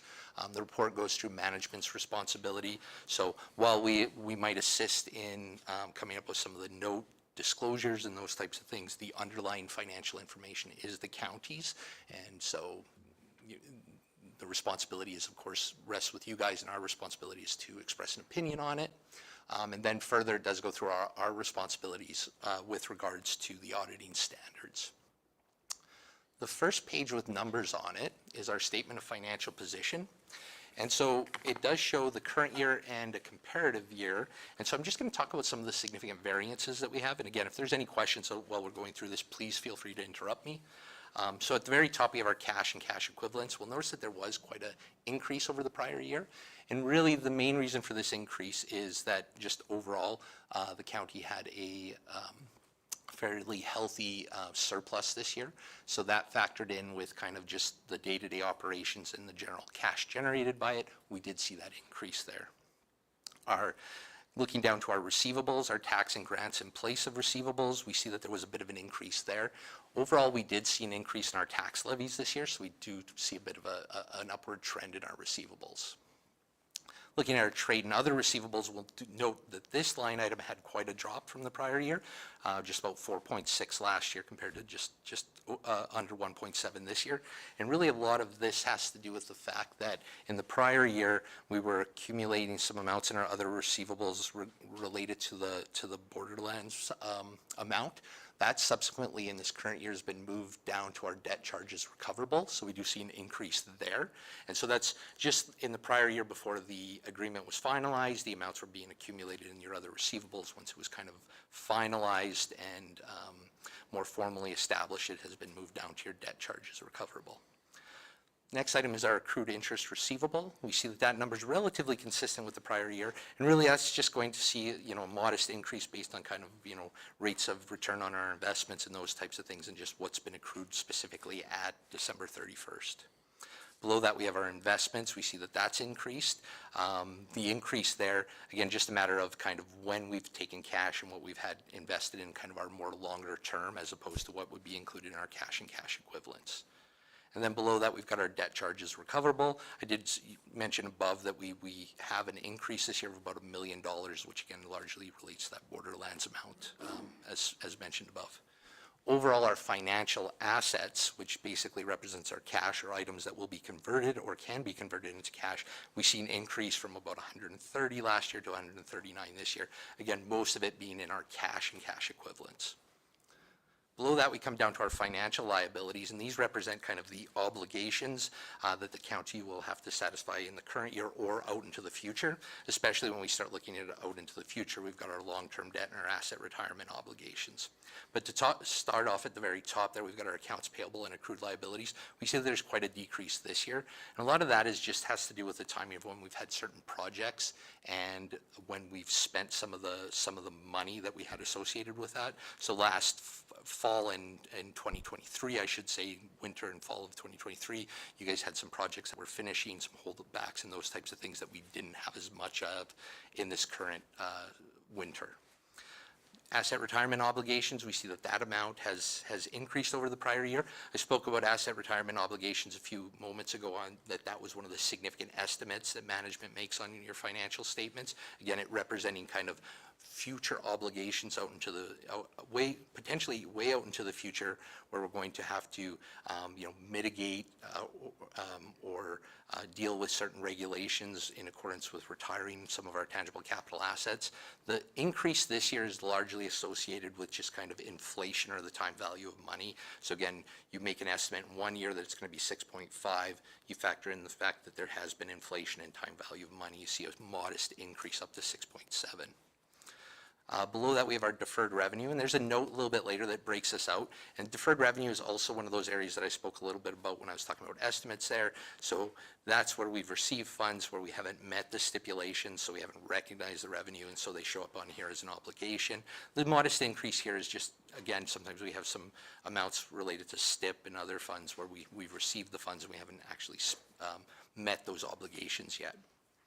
Then below that, we've got our long-term debt. Our long-term debt has decreased over the prior year, and that's just our regular scheduled repayments of our obligations. Below that, we've got a line item called your net financial assets.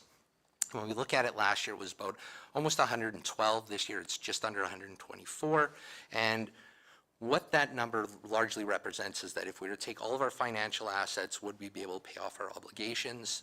The county has improved its net financial asset position, so it further has put itself in a position where it has more than enough to be able to meet those obligations and then be able to deal with future investment in itself. If you were to look at the municipalities across Alberta, not every single one of them would find themselves in a net financial asset position. A lot do find themselves in a net debt position.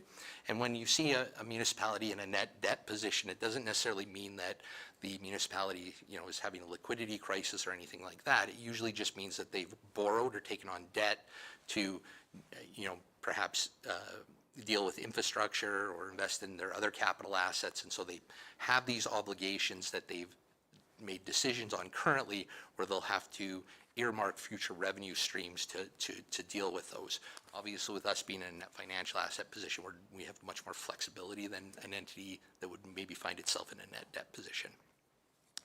Moving below that, we get into our non-financial assets, pardon me, and these are essentially the assets that the county owns that it will consume in providing services to stakeholders. So our very top is our capital assets. We see that that's increased from just under 175 last year to a little over 179 this year. And what those capital assets represent is, again, that's your infrastructure, your equipment, all of those types of things that we have that we've paid for and we've put on our statement of financial position, and that we're then amortizing, as I spoke about earlier when I was talking about estimates, that we're amortizing or recognizing the expenses over those estimated useful life. The one thing that when we see an increase from the prior year, it means that we've invested more or we've acquired more capital assets than what we have amortized out in this current year. So we do see a bit of an increase. A little bit later, we'll go through and we'll see that the county actually invested about $12 million in new capital assets, and then it had that amortization or that non-cash expense of about 7.7. Below that, we have our inventory for consumption. We see that that's down a little bit this year. A lot of times the inventory for consumption will just depend on kind of when we've done certain or transactions. So sometimes it'll depend on when we've done a gravel crush or how much gravel we've used in December and those types of things. So it's relatively consistent with the prior year, which is kind of what we expect, again, unless there's something that significantly happens in December sometimes. Prepaid expenses, that amount did see a modest decrease from the prior year. And again, prepaid expenses is just when we've prepaid some of our expenses going into the prior year. And it'll just depend on kind of what type of activity and things are going on. And then below that, we've got our deposit on capital assets. This is a case where we've put a deposit down on I believe it's a grader? Two fire engines, sorry. That's what it was. I apologize. I do have that written in there, just my handwriting was very poor. And so when you guys do receive those fire engines, those amounts will move up into capital assets. And at the very bottom of this statement, we have our accumulated surplus, which is essentially the county's residual ownership in all of its assets less its obligations. And we'll note that it did increase from just under 290 last year to 305 this year, and that increase is again due to the fact that we do have a surplus this year from our operations. So moving down to the next page, we have our statement of operations. And what this page tries to do is tell the story of what occurred financially throughout the year for the county. So at the very top grouping, we have our operating revenue. So again, looking at some of the key variances from at the very top, we've got our net municipal taxes. And so we do see that we had an increase from the prior year. And a lot of this is, again, just due to the fact that we did anticipate some increases due to mill rate changes in rural assessments. Then below that, we've got our user fees and sales of goods. We do see a decrease from the prior year there. This is where our fire revenue comes from. So again, this in 2024, we didn't have as many fires as we did in 2023, thankfully, and so we didn't see as much revenue coming in from that perspective. Below that, we've got our investment income. We do see a bit of an increase in our investment income. A lot of that has to do with just kind of the interest as well as the cash and investments that we are holding on hand in this current year being a bit higher. We've got our other revenue. This is a bit of a mixed bag where you record some of the various other things that maybe don't fit in any of the other lines. We do see a bit of an increase there. Again, it's just a matter of some of the transactions that occurred throughout the year. Below that, we have our government transfers for operating. We see that that amount has seen a little bit of a decrease. And again, this just depends on kind of what type of funding envelopes we get with regards to some of our operations. And then again, whether or not we're spending those to recognize those amounts. And then below that, we have our penalties, fees, and permits. That one, we did see a bit of an increase up to. And again, sometimes that's just a fact of kind of what's occurred throughout the year from an activity perspective. Next, we have our expenses. And here we have our expenses kind of shown by function. A little bit later, we'll show them by object. And then again, there's another schedule that shows them by object and by function. Overall, we see our expenses have gone up by about $1 million. And a lot of that has to do with kind of just, again, some of the activities and things that have occurred throughout the year. If we were to look at certain areas like our firefighting services and prevention, as we noted up above, we didn't have as many fires in 2024 as we did in 2023. So we just see some decreases in our associated expenses there. Other than that, when we start looking at some of the other variances, again, they're just going to be dependent upon kind of what some of the projects that we carried out, especially when you start looking at things like our roads, streets, walks, and lighting. Again, those are, again, any given year you might undertake another, a number of programs and projects and stuff like that, and that's where the variances are going to arise from that. So below that, we've got our excess of revenues over expenditures from operations. We do note that it was up from the prior year. We had about 8.4, and this year we're at 14.3. Most of that is a function of the increase in our revenues up above. So again, those increases in our municipal taxes, as well as kind of our investment income and a few of the other items, is where we kind of see that coming down to this line item there. Below that, we've got our other government funding, or I'm sorry, our other revenue, which largely specifically relates to our capital projects. So we look at our capital funding this year, quite a bit less than the prior year, and that's because in the prior year we had received a fair amount of envelopes that were specifically for capital. This year, a lot of them, we didn't have as much money coming in from that perspective, and however, we did spend and recognize about $1.4 million in capital revenues in the current year. And then below that, we have a small loss on disposal of our capital assets. This is just a case where when you guys are disposing of tangible capital assets, such as through a trade-in or selling off redundant or old assets, if the proceeds are less than what our net book value is, we'll have a loss. In the prior year where we sold them and we had an amount that was higher than our net book value, we see a gain. Overall, our excess of revenues over expenditures is down from the prior year. It was about just under 22 million last year, just under 16 million at 15.7 this year. And again, the main reason for that is that we didn't see as much capital revenue being recognized. The next page is our statement of net financial assets. As I spoke about earlier, that we are in a net financial asset position.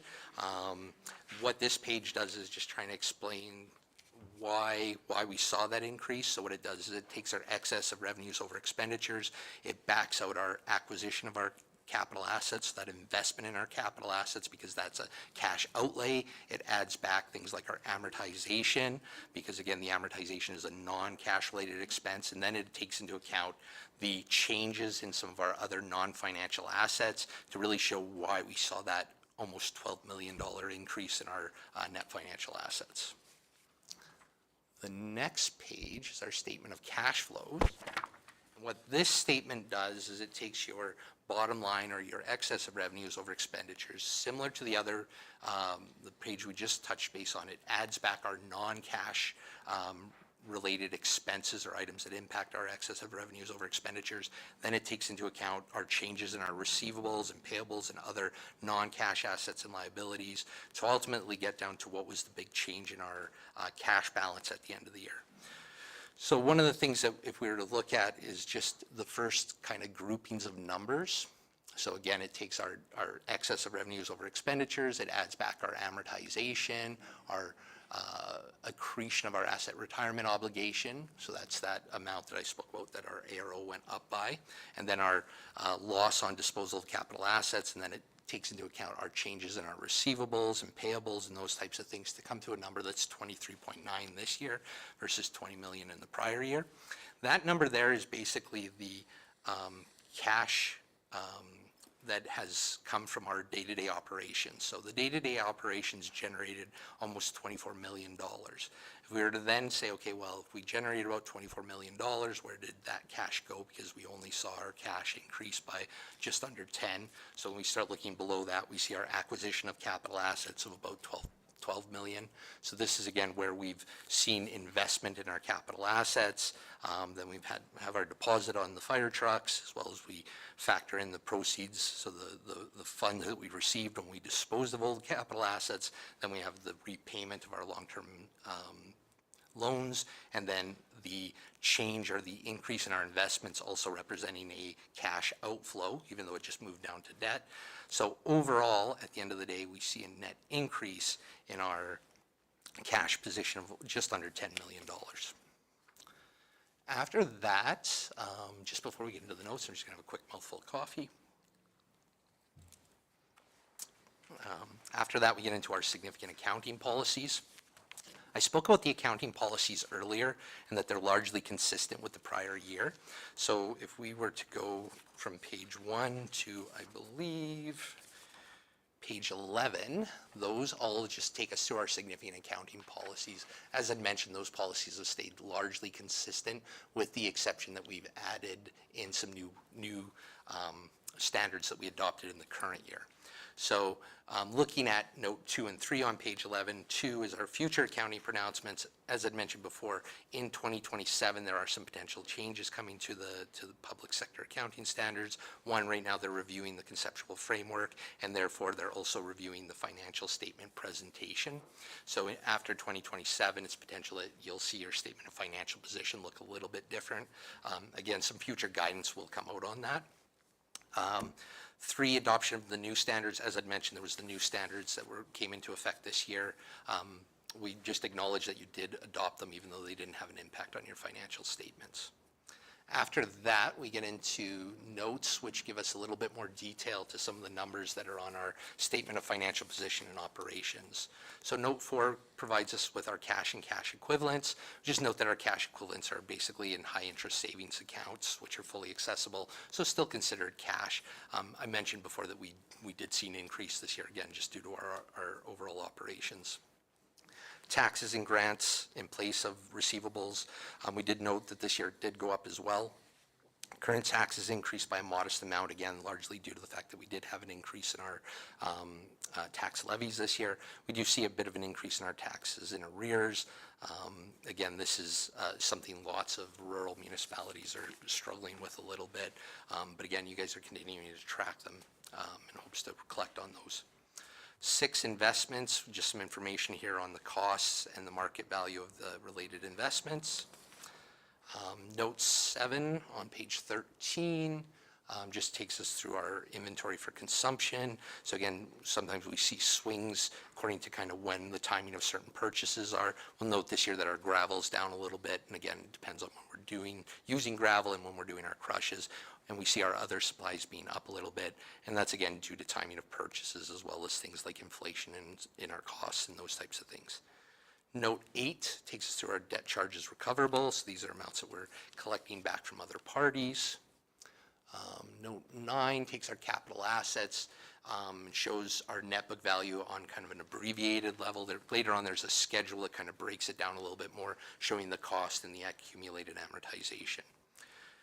Note 10 on that page takes us to our deferred revenue. Deferred revenue, of course, was the one item that I spoke about earlier, where if there's stipulations attached to it, we don't get to recognize the revenue until we've met those stipulations. So this just gives us a bit of a breakdown on some of those grant funding amounts that we're carrying forward in order to recognize. We got a question for you, Harold. Oh, certainly. Sorry, once I get going, so. Under capital assets, land, would that doesn't include our Dunmore Junction in it, if it's only at $1 million. It's 10 million. Oh, sorry.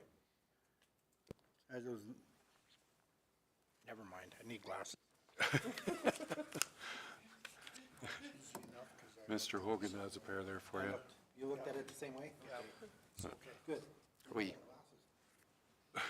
Sorry. We're good. We're He's good? got it figured Okay. out, yeah. No problem. Note 11 takes us to our long-term debt, so just showing our tax-supported debentures. Again, just the regular scheduled repayment of those, and then what the anticipated repayment is over the next number of years. Note 12 takes us to our asset retirement obligation. So again, just showing the obligation that we have plus the accretion expense, or that estimated increase based on inflation and the time value of money of those estimates. Note 13 is a required disclosure. Sorry, is there another question? No, okay. Note 13 just shows our debt limits. So again, just it's a requirement under the MGA to disclose these amounts. So we do show the debt limit based on your revenue as well as the debt servicing limit, and then the obligations that you do have. Note 14 is our accumulated surplus note. I mentioned earlier that the accumulated surplus of the county is largely, the best way to think about it would be the residual ownership that we have in our assets less our obligations. And if we were to think about that residual ownership, it's kind of broken into kind of three pots. One amount is our equity in our capital assets. So that's basically if we were to take the net book value of our capital assets less all the obligations attached to it. So that's the loans related to it as well as the asset retirement obligations. We have our equity in our capital assets, if you will. Then we've got our restricted amounts. So those represent our reserves. And then the other bucket, or the first bucket, would be our unrestricted surplus. So this is the amounts that we have yet to restrict for any specific purposes, but that would be available for our day-to-day operations. The next note takes us into our segmented disclosures note. And basically, if we were to take our statement of operations and we show everything by function, a little bit later we're going to have a schedule that breaks it out by function and by object. This just gives us a bit of a definition on some of those functions and objects on that schedule. Note 16, our salary and benefits disclosure note. So under the MGA, there's some required disclosure on salaries and benefits paid out to counselors, as well as the CAO and designated officers. Note 17 is some information on the local authority's pension plan. So the county does participate in the local authority's pension plan. This note just provides some information on the contributions that the county makes as well as its employees make. So just some information on that pension plan. Note 18 just talks about a potential contingent liability that we have as members of the Genesis Reciprocal Insurance Exchange. Note 19 is a required disclosure around financial instruments where if there's any financial risks associated with interest rate risk, credit risk, or liquidity risk that's not otherwise disclosed elsewhere in the financial statements needs to be disclosed in here. We just talk a little bit about credit concentration risk. Other than that, there's no other significant risks. Note 20 just talks about when the budget was approved, that's presented. Note 21, comparative information. So while the bottom line is consistent with the prior year, sometimes, especially when you've had some turnover in your financial reporting team over the last few years, sometimes they'll find better places to disclose certain amounts. So sometimes those items might get rejigged to better disclose with the current year. And so just to keep the information a little bit more comparative, sometimes those numbers move around. So the bottom line is still consistent, but sometimes, like I said, you might see a small movement between other and something more specific. And then ultimately 22, these statements of course will need to be approved before they're finalized. Then after that we get into the notes of the financial statements. The schedules to the financial statements. The first schedule is our schedule of government transfers, so it just goes through our operating grants as well as our capital grants in the current year. Again, one of the things we noticed last year, we did have a significant amount of capital grants that were recognized. The next statement is our schedule of segmented disclosures. So I mentioned earlier there was a note that kind of talked a little bit about the definitions of some of these segments. So this essentially takes your statement of operations, shows it by segment, and then it also by object. So again, overall, when we look at it, the bottom line is consistent with your statement of operations, but here you're able to see where you saw some of your other changes in some of your expenses. So salaries and wages, we do see a bit of an increase there. Again, that will fluctuate due to staffing levels and cost of living adjustments. Our contract and general services, we did see a bit of a change there as well as our goods and supplies. As I'd mentioned before, a lot of our expenses were relatively consistent, but we did have some swings in our fire and protection services area around that. So the next schedule is our schedule of accumulated surplus. Earlier when I talked about the note related to our accumulated surplus. I spoke about it being your residual ownership and your assets less your liabilities, and it being broken into 3 buckets.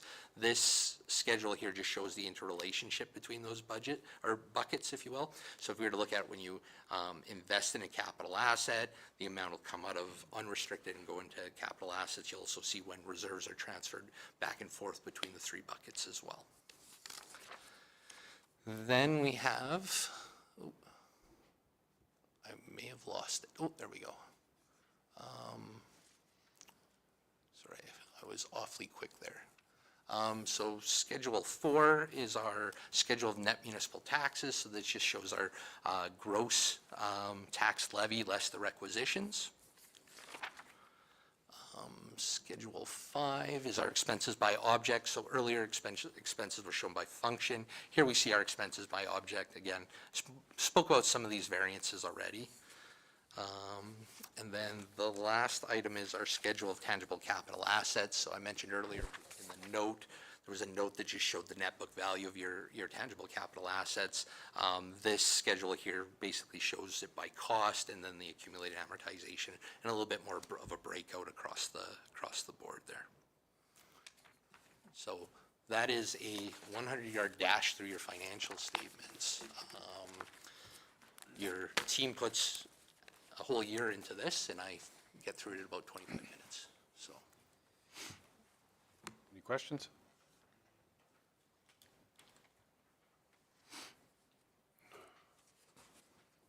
So I believe we need a motion to accept this for the year, right? Please. Okay. Mr. Chair, the recommended motion from administration is that council approve the 2024 audited financial statements and the 2024 financial information return. Michelle's moving that. Any questions on it? Vote.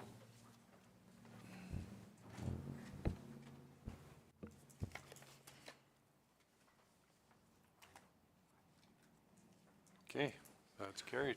Mr. Reeve? I'd also like to make sure the council has the option, as the auditor works for council in terms of putting together the audited financial statement, if council would like to move in the closed session, if there were any questions that they wanted to ask without staff in the room. Thank you for that. Does anybody have any? I think it's pretty straightforward on that. I was asked questions. I was asked questions prior to this, and I was able to answer them all pretty easily, so I think we're good. That is it. Good job, Derek. I appreciate how you break it down.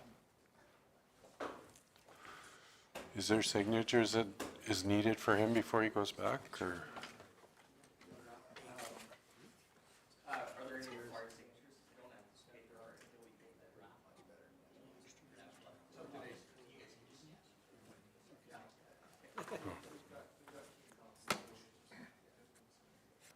Okay. We did the Cypress views and I had to sign them right there, or the chair had to sign them right there. That's why I asked. Thank you very much. All right.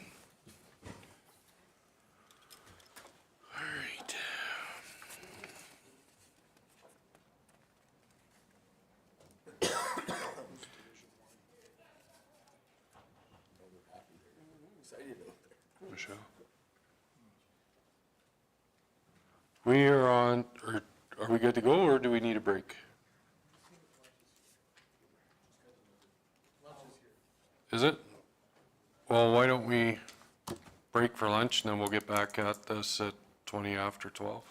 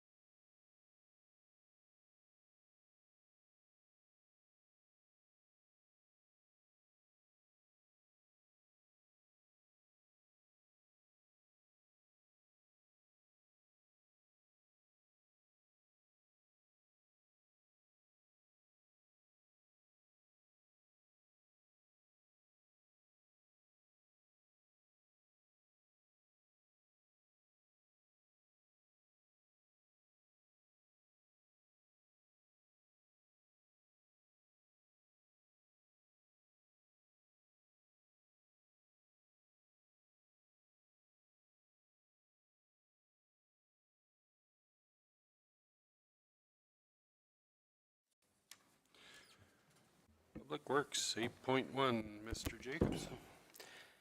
Thank you, through the chair. It's my privilege to talk to you guys today about the operations and utilities progress that we've had in the first quarter of the year. We're just missing one individual, just coming back from lunch, but we'll continue on with our presentation. So to my right is, I'd like to introduce Doran Jensen. He's been with the county for a number of years. Doran is the utility supervisor that manages the water distribution system and wastewater system for the county. So, do you have the clicker?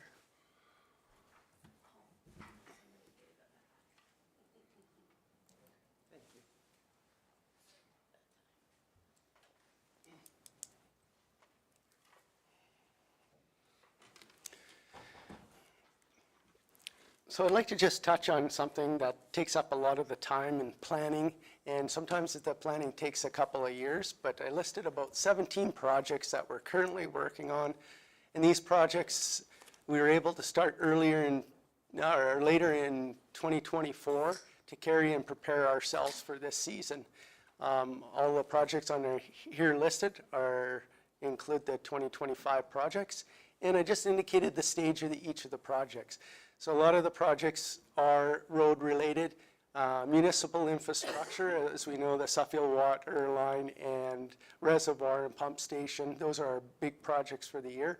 A lot of the other ones, some playgrounds and some road construction project. One noted project is the Bowl Trail, 1.8 kilometers of base stabilization and aggregate seal coat. This one's going to be an interesting one for the year. It's going to be a project that we're dealing with a road that is oiled and that historically has had base problems. So we're implementing a base stabilized soil cement. And we're seeing going to see how that's going to perform over the time for a new surface to put on. It's one of our ways to transition away from our oiled surfaces. So listed on here is 10 bridge files that we have included in the budget for this year, and these bridge repairs are, I consider them major repairs where we're taking off the spike in the installation year of these bridges. So when I say spike, a lot of their bridges were put in around the same time, and they're coming due in that same time. So we're really monitoring them, and we're trying to push down and smooth out that curve for the asset retirement like we talked about earlier. So, but some of these major improvements to these structures include lifting the concrete girders off and repairing some of the rotten caps that are underneath, and basically extending the life 15 to 20 years. If I may, Your Honor, Jacobs. Under the Bull Trail, the 1.8, I know at one time we were looking at straightening that hill. Is that still the case, or are you just following the present alignment? Thank you, through the chair. We were following the same alignment down the road. There was a lot of environmental impacts and stuff that's going to cost a lot of money and land to buy. With the geometric design, we're able to achieve the design speed. Thank you, Ken. Mr. Jacobs. So I'd like to just also touch on first quarter bridge structures that were completed. 4 of them were completed this year, and that picture is a little deceiving. It looks like we squashed the pipe, but it's actually called an ellipse culvert, and it's a multi-plate, so it doesn't come like that. It comes in sections, and it's bolted together. It's thicker steel, and it's a bit of a process. We don't have many of them, but where they're key is when we have canal crossings where we have a large capacity of water, and we don't have a lot of cover on the pipe itself. So it's just a design change for that. So all of these structures are 75% funded by Alberta Transportation and 25% funded by the county. In the past, we've been very successful in getting STIP-funded bridges completed in the county. There is some cases where some of them don't get funded, where we have to be prioritized on the replacement of that project, or whether we reapply for the next year. So that has been brought back over the years, is this one's ready to reapply. And we note that when our application goes in, and sometimes they approve those projects. Hey, Richard, one sec. Just for, well, my sake, plus any of the public listening, what would that replacement cost, the one that's in front of us right now? Thank you, through the chair. The price range for a culvert ranges from about $275,000 on an average length of about 25 to 30 meters. And it depends on the diameter of the culvert. They can range up to, and the amount of fill on the road if it's in a low area, but the grade of the road is up. So, and the high side of that is about $500,000. Thank you. And as far as bridge structures, most of our bridge structures are consistent in their design. The last number of bridges, they ended up being about 1.5 million. So you can understand why we want to push out that curve and push down the asset for the retirement of that. So these projects went really well. You know, sometimes during the winter, and that's when these projects usually get done, or really late fall when there's no water in the creeks. They went really well. Sometimes they have snowstorms to deal with and whatnot, but we're very happy with what was done in the first quarter with our structures there. These photos show a standard culvert. So when I say standard culvert, it's more or less shaped round, and it comes that way. A lot of engineering goes into it from hydrology to determine the size. A lot of common sense is involved with looking what's upstream, looking what's downstream, looking what's happened over the years with changing in flows, the thickness of the pipe, the amount of fill. So pipes that are over 2.5 meter diameters requires an engineer to stamp these designs. So think of anything structurally related that is almost above your head if you're 2.5 meters. But it takes a long process when a project is finally initiated to finally where it's done. It takes about 2 years to get all the approvals and to follow all the acts and regulations to ensure that we're doing things according to what we're supposed to do. And you'll notice I mentioned before in previous presentations, the stainless steel pipes are black. We now coat them with poly-coated. It extends the life of the asset. Some of our soils are react to metal in a different way around here. And we're seeing a lot of the ones that come out, and we like to see when they come out there how rotten they are through the bottom. Blaine? Yeah, I remember we talked about that, and I noticed, thanks for pointing that out, and like Richard had said to the public that's watching, how much, and it's a great idea, but how much of a significant cost is there between the old style to this style? The coating tends to cost about $10,000 to $15,000 more, depending on the length of the pipe, but that's usually for the small amount of investment, extending the life of the asset and the decay of it is well worth it.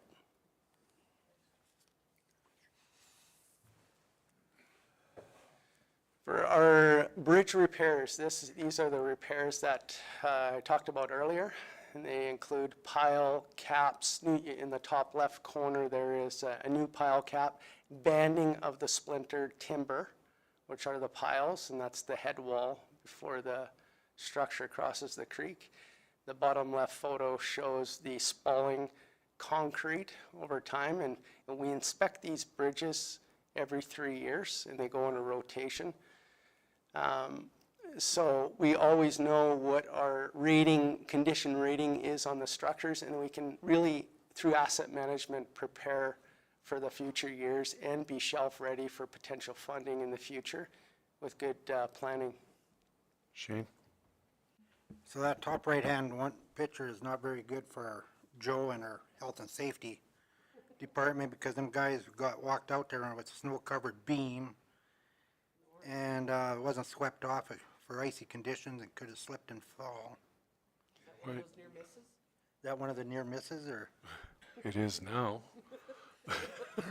Thank you through the chair. I think they were just about ready to put up and sweep it off at the photo. In the first Usually thing they in the sweep morning. as they go. I think I see a broom. Next slide, I'd like to just talk about what we've been doing in the first quarter. We're starting to look at our asphalt surfaces. And it's important for us to preserve the wearing surface of the asphalt and not just wait till we see failures where we see the road starts cracking up, water gets in, stuff. So we want to pay attention and we want to develop a plan over the next 10 years to plan overlays, chip seals, sand seals, crack sealing, and be ahead of the game to preserve the assets that we have for traveling. So I'd like to introduce Andrew Collins. He's our operations supervisor. Andrew is responsible for what's going on and how equipment is deployed throughout the county and how the staff and management and stuff. So I'd like to turn this part over to Andrew. Thank you, Ken. Good afternoon, Council. Just to go over some of our winter operations, what's going on down there. So in some of our heavy snow events, we just deployed, critical assets out to Elkwater area. Some of those assets would be like our snow blower, extra graders. We'd reach out to contractors as well to plan ahead, right, to try and beat the snow event as best we could. So, and just our normal spring melt there. The crews are being busy in March there in the south, and then just opening and clearing ditches and repairing washouts as needed. Our winter sand and salt, well managed and used as needed. And we got tender issued out for the winter sand to replenish that, to get our barn back up to where it should be at. So that sand shed holds in the neighborhood of around 6,000 tons. We probably chewed up around 4,000 tons this year, just for a reference. So, Dustin? Through the chair, since we've had a couple years use on these snow blowers now, or on the snow blower, do you look at it as a critical enough asset that when we replace that second tractor, we're going to get another one? through the chair, yes, after having it for the last couple of years, 100% critical asset. Yeah, it may sit, but when you need it, it's there, and you can go, like right now, any of the heavy drifts that come across the road or struggle sometimes with that grader to get it off, that snow blower has no troubles chewing through it, right? So, yeah, you can rely on a contractor, but sometimes it's too far in, and you can't always count on them to come rescue you, right? So it's nice in the county to have your extra support there, right?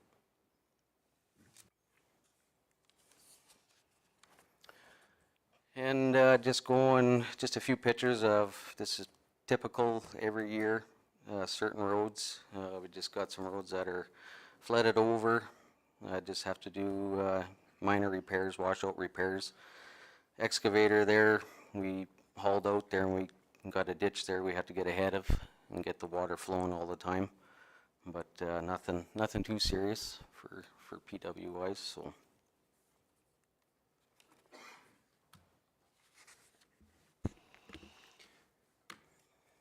Richard?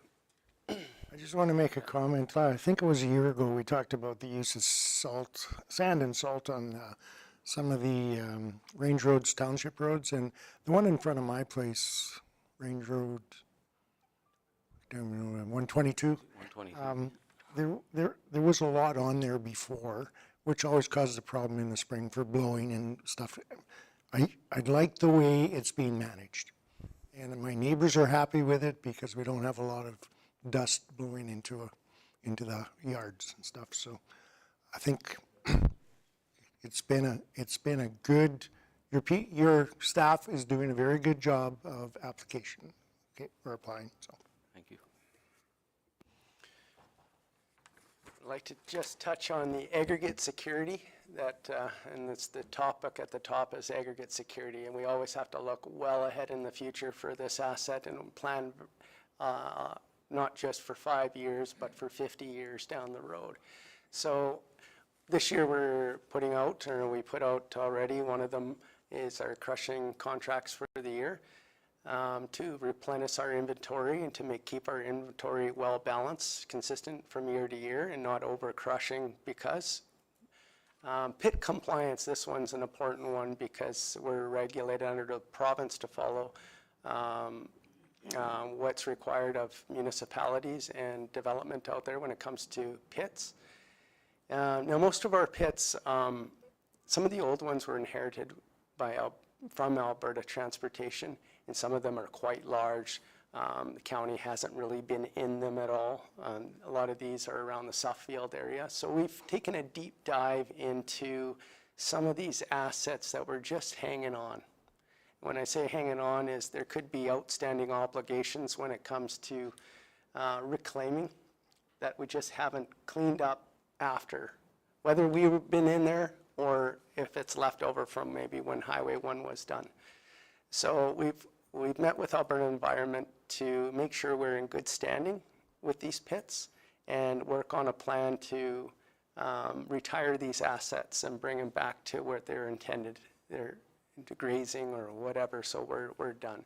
One of the important things is I want to make sure, and our department want to make sure, is the aggregate's been extracted and we're not leaving pits that we have permitted with a lot of aggregate left to crush in there. So through the winter, we do a lot of exploration. Like I said, this year we've been focusing on the reclamation.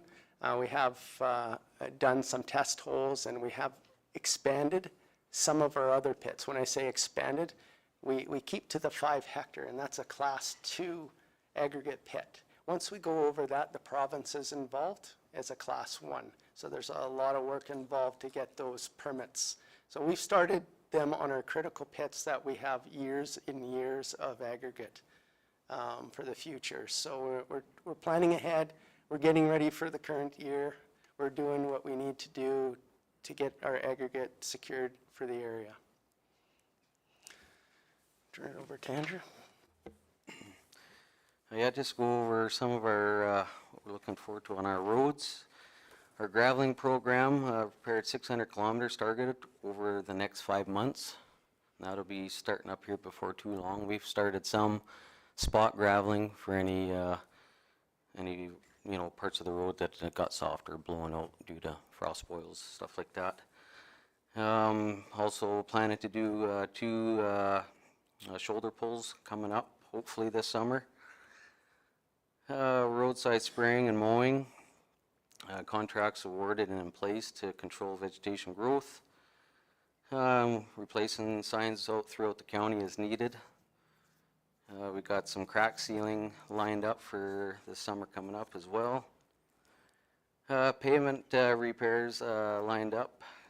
We got some settlements, I guess, like on the Eagle Butte there. Some of the culvert dips are getting pretty bad, so we got a contractor lined up to get those healed up. So, and I'll actually up on the 202 as well, up by Jenner area there, North Jenner. Michelle. It's not a question, it's just a statement now that you say it's the sign thing. Coming out of Schuler this morning, I think it's the school bus sign, but I'm not positive. It was laying in the ditch. Okay. So, just so you're aware of that. I'll put her on the list. Okay. Yeah, thank you. Railway crossings, expecting to address any rough crossings. There was one up Redcliffe area there we were addressing there, coming up to the crossing. And oiling program, and that's getting planned and still planning, but they've been out patching, probably seen them out and about, and that was pretty much it for the roads end of things. And just other key services, our garbage collection services and transfer site service working very well for us. Campground caretaker services in place for Sandy Point and Cavan Lake. Street sweeping program lined up for this upcoming spring. That'll be happening here in the next week here. Start that. So traffic counts are always ongoing, and expected parks and trails for seasonal repairs. Yeah, and our tracking complaints. we had started doing here for this first quarter, and our admin, it all comes in through to her first, and then she disperses out to supervisor foreman as necessary. It's all pretty common, like some of our higher hits there, you'll see down on the road concerns there. We got 41 and 30 through January and February, and that's all come to do with, like I said, our winter storms that we're hitting, right? Icy patches, sanding needed, stuff like that. So that was our biggest, and other concerns there, probably wondering what that's about. That's anything to do with, like, we'll get calls Texas gates that have been filled in or damage or anything like that. So any, speeding, stuff like that, and your other concerns. So, and yeah, those were the high points there anyhow. It's nice to see we do get a few thank yous here and there, so we appreciate that. So we definitely pass that down to the guys, and they like to hear that, even if just a few. Sure helps them out. So basically it on there. Shane? Well, I got both of you sitting there. I don't have to do it afterwards. Under the complaints, they're on Range Road 132 off of 75. You may want to get a Fortis. They got a power pole laying in the ditch, and if they do not pick it up, and the grass grows, the mower is going to hit it, and it's be a wreck. It's on your way over to Dubose. Okay, yeah. It's laying. I noticed it the other day. It's laying right along the ditch, and it could cause problems. Take care of it. Thanks. Thank you.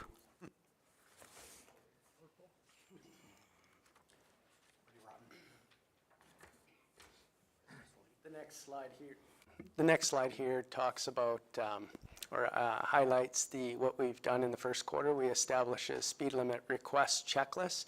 In the past, we get requests 2 or 3 a year to reduce speeds in different areas. We've developed a form using some unbiased markers to determine whether it warrants a speed limit reduction. And it gives some scoring at the end for council to consider as just another tool.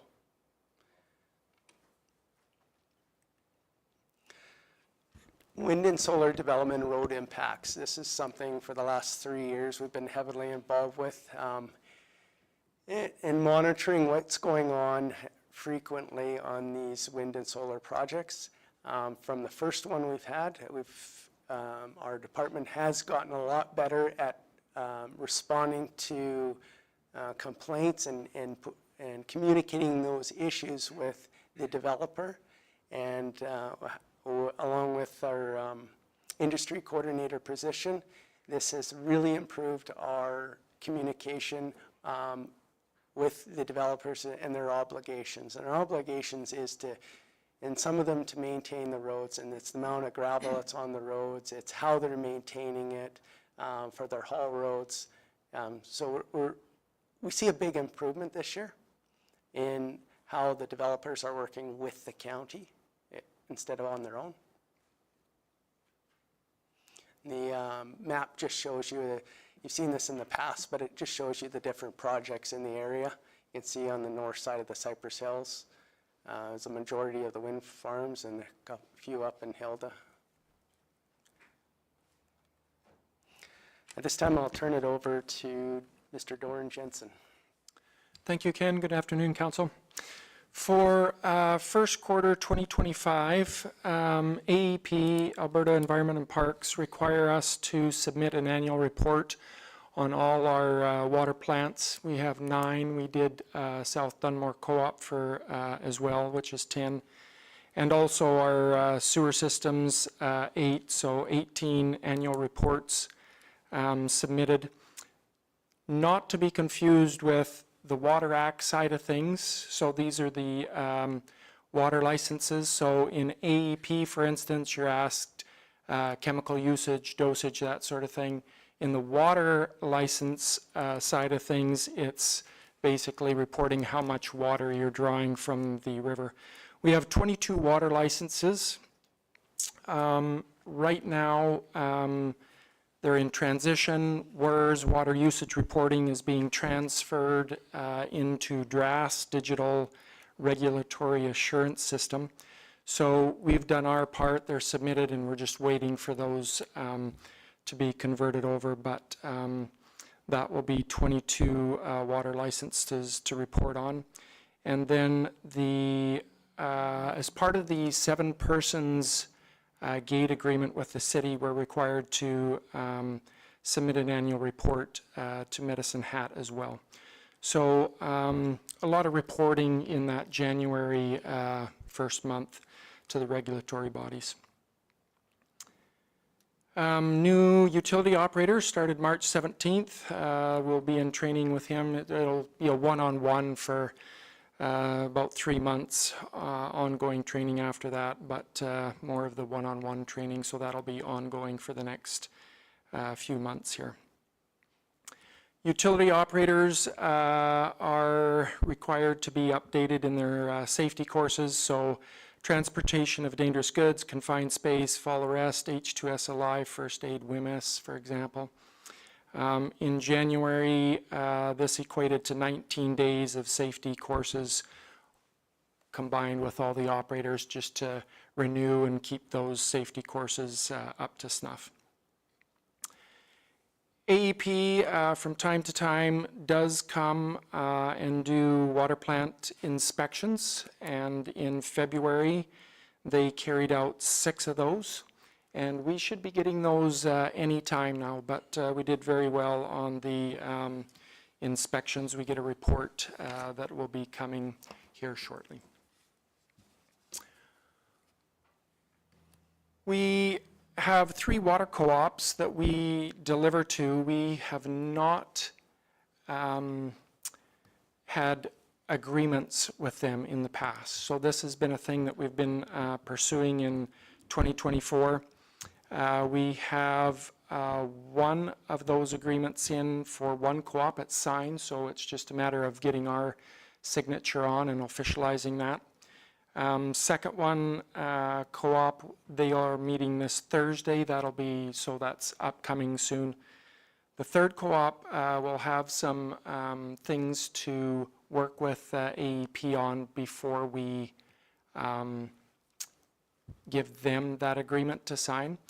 The idea behind the agreements is that all the co-ops are treated the same. It's basically the same agreement with our expectations on what's required of them and what's required of us. And the differences is just in the appendixes where volume of water differs between smaller and bigger co-ops, point of ownership, those type of things are dealt in the appendixes. So those are ongoing.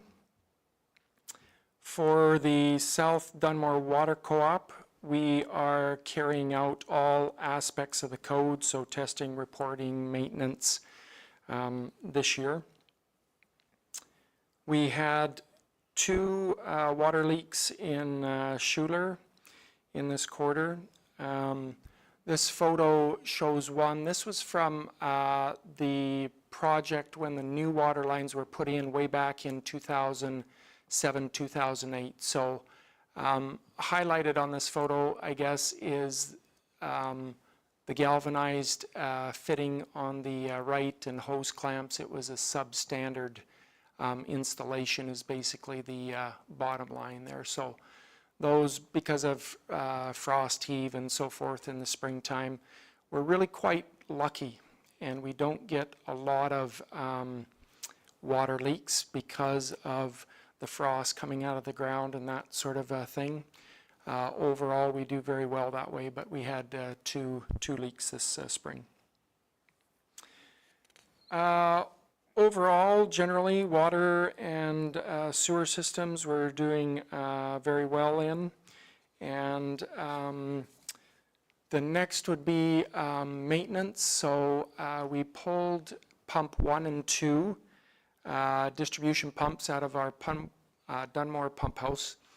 On the left, you can see the columns of one of those pumps. Both of them were very similar. Past repair. So the columns had to be replaced. These pumps have not been pulled for a couple of reasons, but for 25 years. So it's past time that these pumps were looked at. We had some suspicions about the condition of them, and then once we got them up, it became apparent that we were glad that we pulled them up and got them looked at.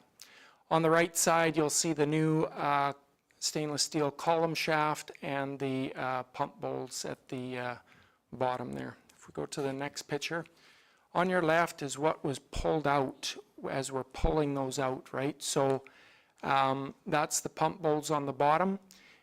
We had them sandblasted. The bowls and pump were actually okay, as opposed to the columns which needed to be replaced. So on the right, once they sandblasted, we put a new coating on them and then reinstalled them. So excellent timing for that as we move into our busy season with heavy demand on those pumps, that we didn't have any type of catastrophic failure on those. So good timing on those, we felt, and that's all I have for utility report. It looks at that picture, you're lucky that you pulled it out. Yeah. So just a note on that, part of the reason is in this particular pump station, there was no means of cleaning it. So we have to do either scuba divers, or robotics to clean it. These pumps are below floor level. They're in a pump pit. And so when you're doing robotics, it's not like you can really look down. Our other stations, we have means to shut the clear well down, still supply the hamlet with water. So in our other stations, we can get down and do inspections and know the condition. This one's unique because the only way we have to clean this clear well, other than, like I said, robotics, is to shut the hamlet down and put it out of water for 3-4 weeks, which obviously isn't realistic to do that. So that's part of the reason that you're seeing this, whereas some of our newer stations, Suffield, for instance, as we're building that one, we'll have the means and the ways to clean that ourselves, and that gives us better inspection and to keep on top of that sort of thing a little bit more.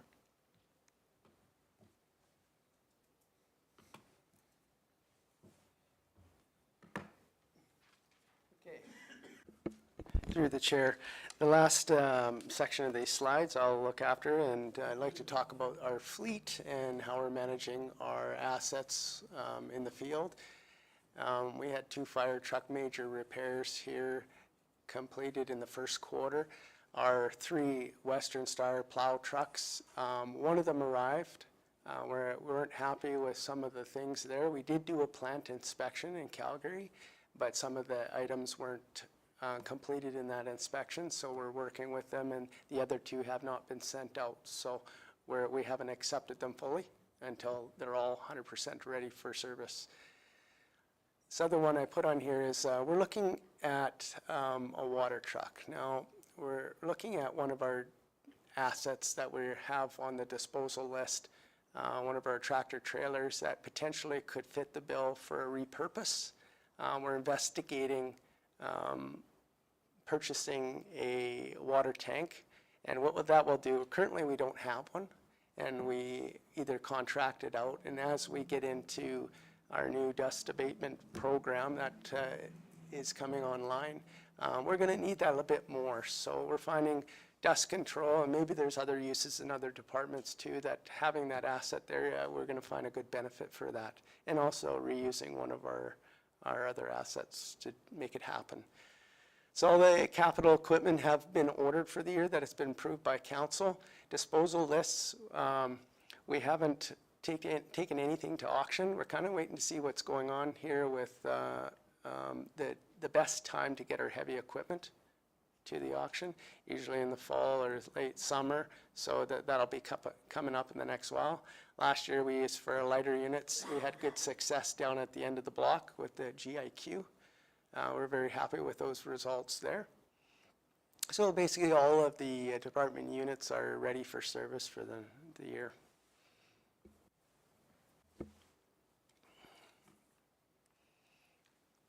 Facilities. The last part of this presentation, I'd like to talk about the facilities in the county. When I say facilities, the building structures, we've talked about this in the past, the condition of them. So we have started condition assessment for all the community halls, fire halls, and administration building. There's a lot of buildings out there, and Mr. Jensen looks after probably 20 of them with the water, with pump stations. You know, when we go there, they are structures too. They have heating units and stuff like that. So we're building a system. We're building an asset management system for these assets. We're going to be able to predict, plan ahead accordingly when it comes time to changing HVAC units, to electrical upgrades, to replacing the roof that, you know, some of these community halls are very, very big, almost like a small school. So those are significant costs in the future, and we need to get a handle on condition, a handle on repairing what needs to be repaired to preserve that asset. Some of the new facilities I have up here is the Irvin. We're kind of going through that honeymoon stage when a project like this is done. We see some, you know, issues we may have missed in the design. One of the issues we picked up on was handicap accessibilities that we're looking after, and some of the on-site or off-site drainage to the back lane that from putting a building there and how things were draining. So we're going to be addressing some of those deficiency, I call them. 7-person fire hall, still under the warranty period. We've been putting a list together for that structure, and we will be meeting with the contractor later this summer to go over those deficiency lists. Yeah, in the community hall, we did our first condition assessment there, outlining and highlighting some of the HVAC and electrical upgrades that have been talked about in the past, and we've reached out to some consultants to put together a plan. We have 3-phase power that we piggybacked on the 7-person fire hall to get to the site to make the community hall more efficient when it comes to electrical loads. So yeah, that's a little bit of an update. Any more questions anybody have? We'll take that now. Any questions? Good job. Well, Yeah, great job, everybody. It was really good. Dustin, do you have one? Yeah, it's good to see. Good to see Doran. So through the chair, you talk about getting a water tanker. Are you looking like Tridem or like one that you can just pull behind trailer tanker? Through the chair, repeat that again, Dustin, sorry. Are you looking to get like a body mount tanker or a trailer? Yes. Yeah. Yeah, So, tandem axle, and possibly. so like that 3,000 gallon-ish mark? No, be more like that 12,000 gallon, right? Well, 12,000 liters, sorry, 12 cubes, so. So 3,000 gallons. Right in that ballpark, yeah. Potentially going on to one of our body jobs, right, that we already have, so. So I guess my only question to that is do you need to have the ability to spread water with that unit, or? You can go either way. I mean, gravity bar works just fine for what we'd be doing with it, but obviously you can put pump on there, and spray is definitely better than gravity bar, but they both got their purposes, right? Because I was just having this wondrous thought while you were doing it, or talking about it. Instead of going with a body mount or a body job style, why not a trailer style? And then same thing if you need to have that pump, just, you know, gas pump sort of deal. But the ability with it there is then it can be pulled by any one of the trucks and not necessarily tethered to a unit. You know, if you're going to keep a unit, whatever, but still it's not tethered to one that way. It's much easier to switch. Shane? I think there, Dustin, if they go with their new,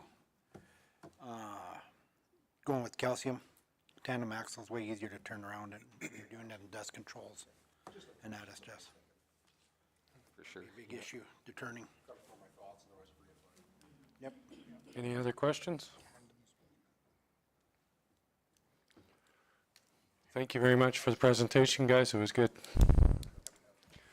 We will take a quick 5-minute break, and then we'll, We just get a motion to approve the Public Works report, please. no, you're not getting one. Thank you. Okay, one quick motion, Blaine. I'll make that motion. Okay. Accepting the Public Works report. Vote.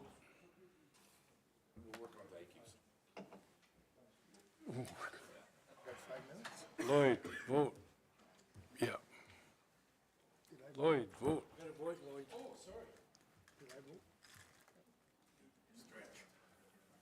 Okay, 5 minutes.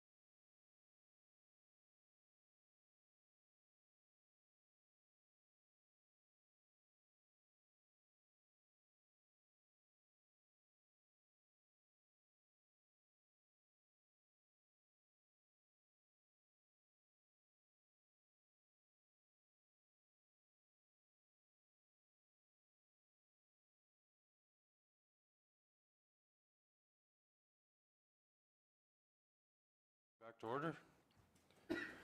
We have got our 1 o'clock delegation here, so the floor is yours.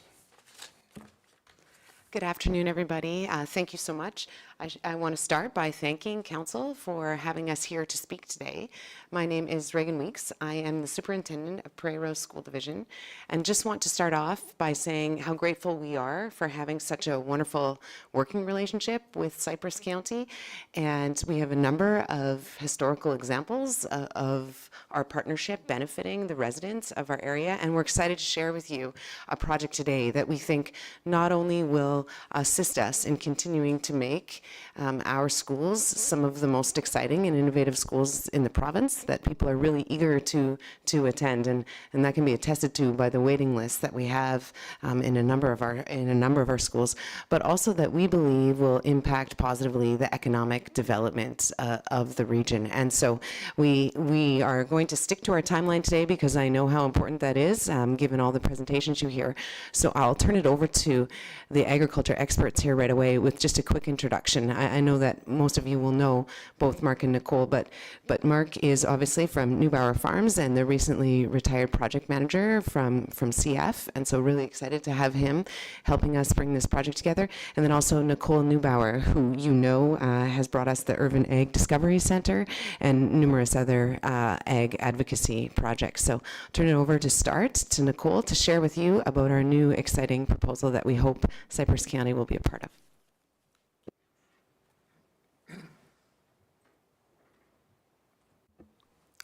Thank you, Reagan, and thank you so much for having us here today.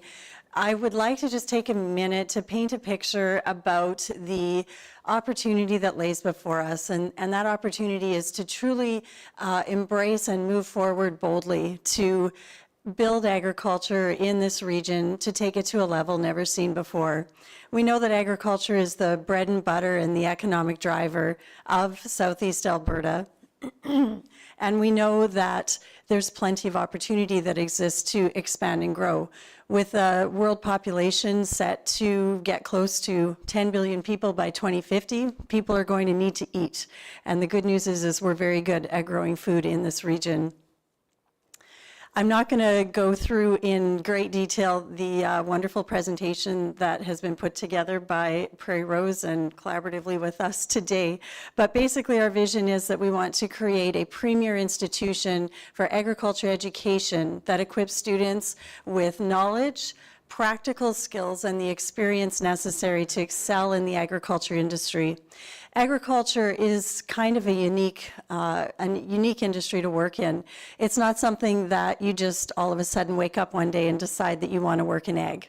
Agriculture requires, well, it's a motivation of the heart, I always say, and it's only through being involved in the industry directly on a regular basis that you build that intrinsic motivation and that love for being part of something really special.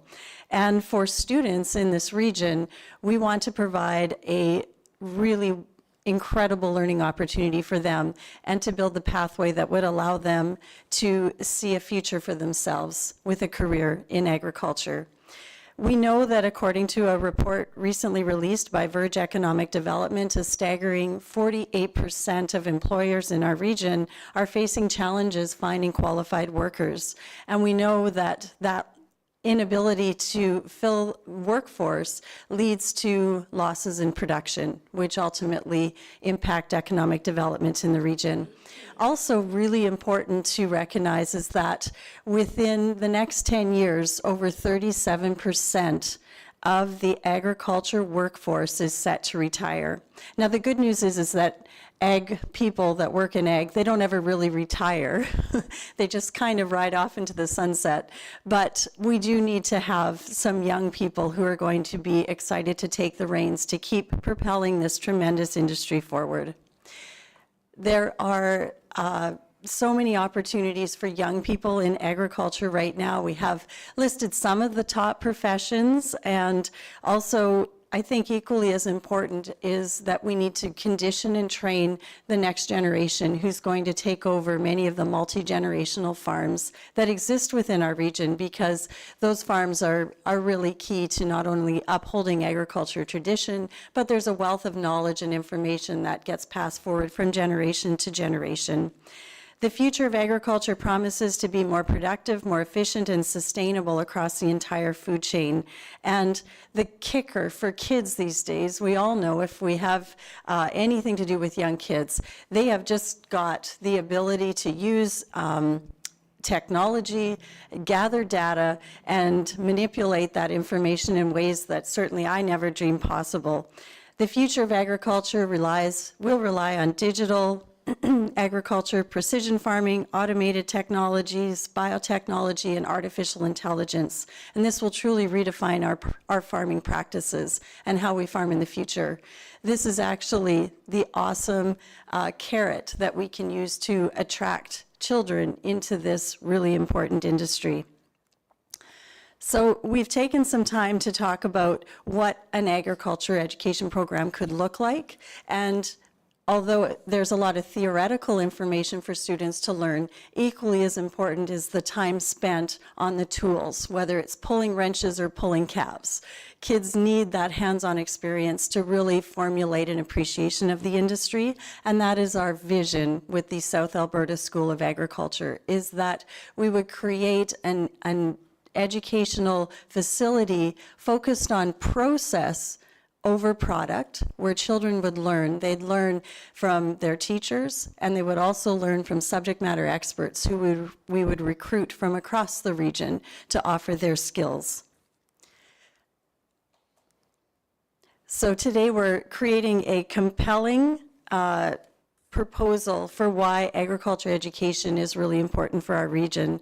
We know that 1 in 9 Canadians work in the agriculture and agri-food industry, and Prairie Rose is so good at developing really meaningful partnerships. And through the variety of programs that we have launched over the last 4 years, we have built some great inroads with organizations like Western Tractor and Safety Buzz, Deerview Meats. These are all businesses in the region that help us create meaningful programming and opportunities for students in junior high, at Irvin School, and now we've actually launched our Ag Pro series in 7-person school as well.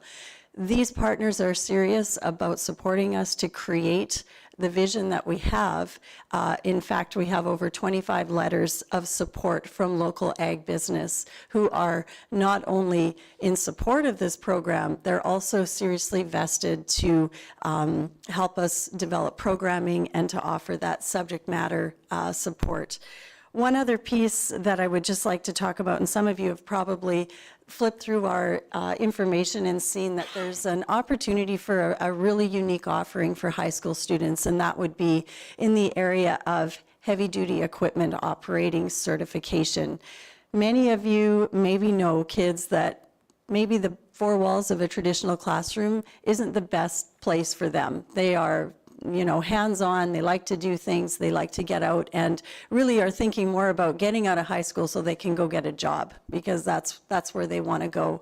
So a heavy-duty operator certification would provide students with time while in high school to operate equipment like backhoes, bobcats, graders, and forklifts, coming out with all the safety tickets and the letter of certification that says that they're proficient with a lot of seat time to operate that equipment. So we're creating job-ready skills and also may even enhance graduation rates for some of those students.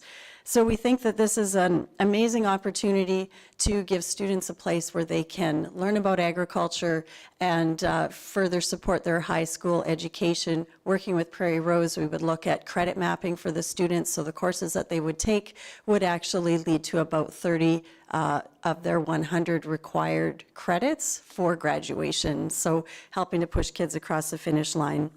So basically, we are really excited to develop a talent pipeline that will ultimately support the expansion of the agri-food corridor into our region, and we do truly hope that Cypress County sees the merit of this proposal and that we can work together to empower the next generation of agriculture leaders so that we can secure a prosperous future for Southeast Alberta. That gives you kind of a 20,000 square foot or 20,000 foot view of the vision, and I'm going to actually just pass the next piece over to Mark to talk about the ask. Thank you, Nicole, and thank every one of you for allowing this opportunity today. So I'll run through the ask really quickly. We'll take some questions at the end, if there are. And so what we do know is if the South Alberta School of Agriculture is to be a successful project, it's going to require the support of Cypress County, as we've outlined in this slide below. There's two parts to this request for financial support. Part one would be paid back by Prairie Rose Schools over time, and part two would be considered a contribution by Cypress County to a project that we believe benefits its constituents. Both are to support the total funding requirements of the entire project.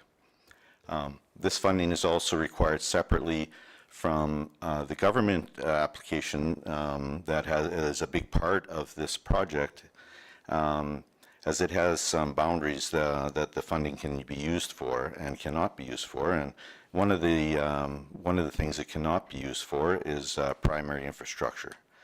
However, substantial renovations to primary infrastructure are allowed. So the two parts of the ask are as follows. So the use of the 40-acre piece of land in the extreme southeast corner outside Township 120, a basic building is required that will be considered the primary infrastructure for this project. The building will include as follows: foundation preparation excavation, metal clad 60 by 120 by 20 foot high unfinished building, all windows and doors, and concrete flooring throughout. So it's a complete shell. As indicated before, the provincial funding can be used for the renovations that would take place in the interior after that. So the total ask for that is $500,000. Now, these are the funds that would be paid back by Prairie Rose through an annual lease payment on the land over a minimum term of 25 years. That's what we've proposed. A longer commitment to the land would obviously be desirable, but that can be discussed. The second part of the ask is that Cypress County would cover the costs of all services, utilities, site work, and road work associated with the requirements of the building as listed below. Now, this list is all estimates that we've had from contractors in the area, and more than happy to share any of these. So, a line dugout, electrical power supply, water cistern, sewage storage tank, potable water connection, tie into the existing Eagle Butte SMRID water supply, and natural gas supply. And full disclosure on the natural gas supplies, this cost just came in a couple of days ago, and in fact it will be $40,000, so an adjustment there, but still within the total estimated range listed below. Of course, the other thing the building site is going to need is road access to the front of the building, and we're asking the county to determine that cost. You guys are in a much better position than we are to determine that value. And as I had mentioned already, the list of utility costs are based on estimates provided by contractors and utility companies that can be shared. We think we've been pretty thorough on this. We may have missed something. We don't believe so. And like I'd already mentioned, the road work would be best estimated by Cypress County. Mark, would it be all right if I added a couple of things? Yeah. One of the things I would add is that Prairie Rose, should this project move forward, would hold the commercial general liability covering injuries or, in the worst circumstances, and therefore Cypress County would not take on any of the risks related to liability or insurance. And we would also commit to, in an agreement, that any ongoing operational costs would be the full responsibility of the school division, and so there would not be return asks to this council for ongoing support. So this would be a one-time ask.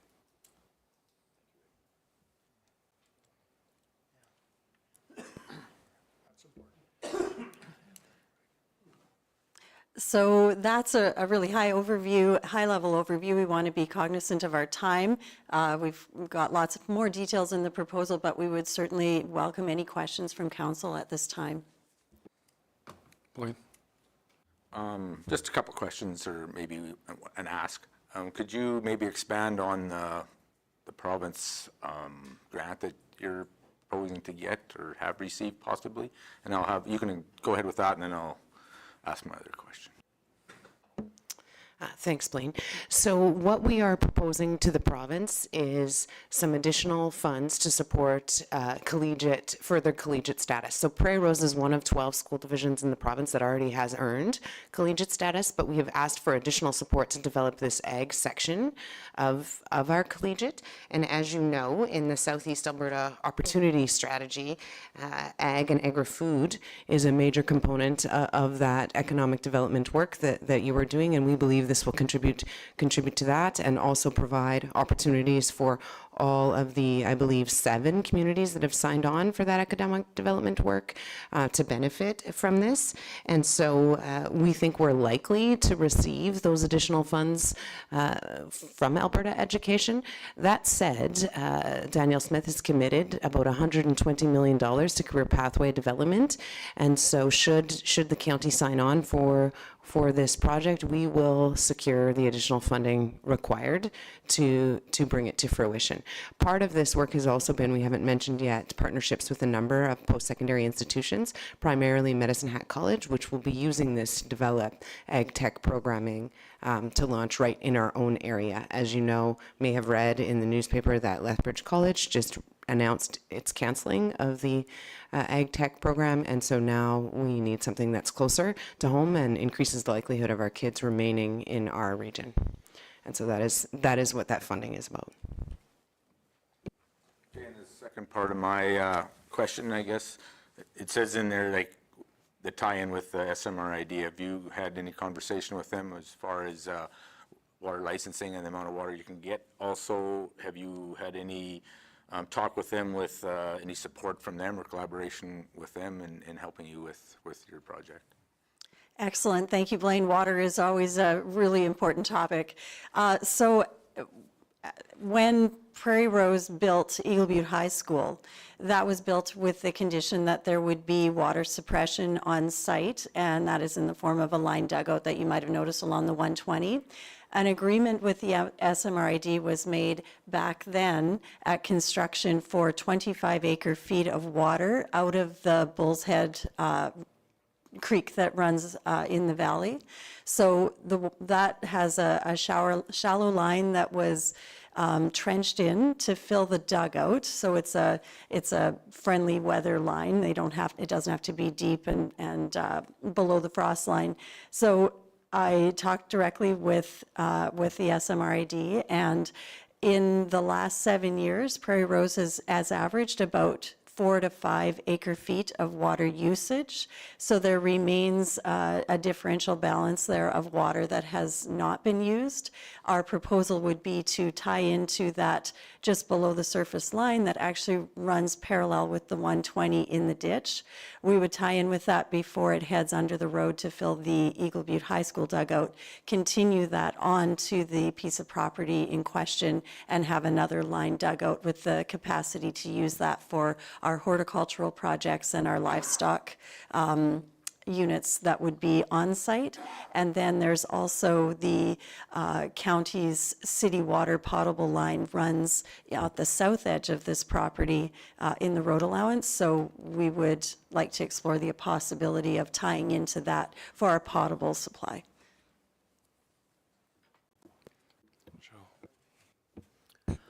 Blaine, sorry, a little slow on the switch here.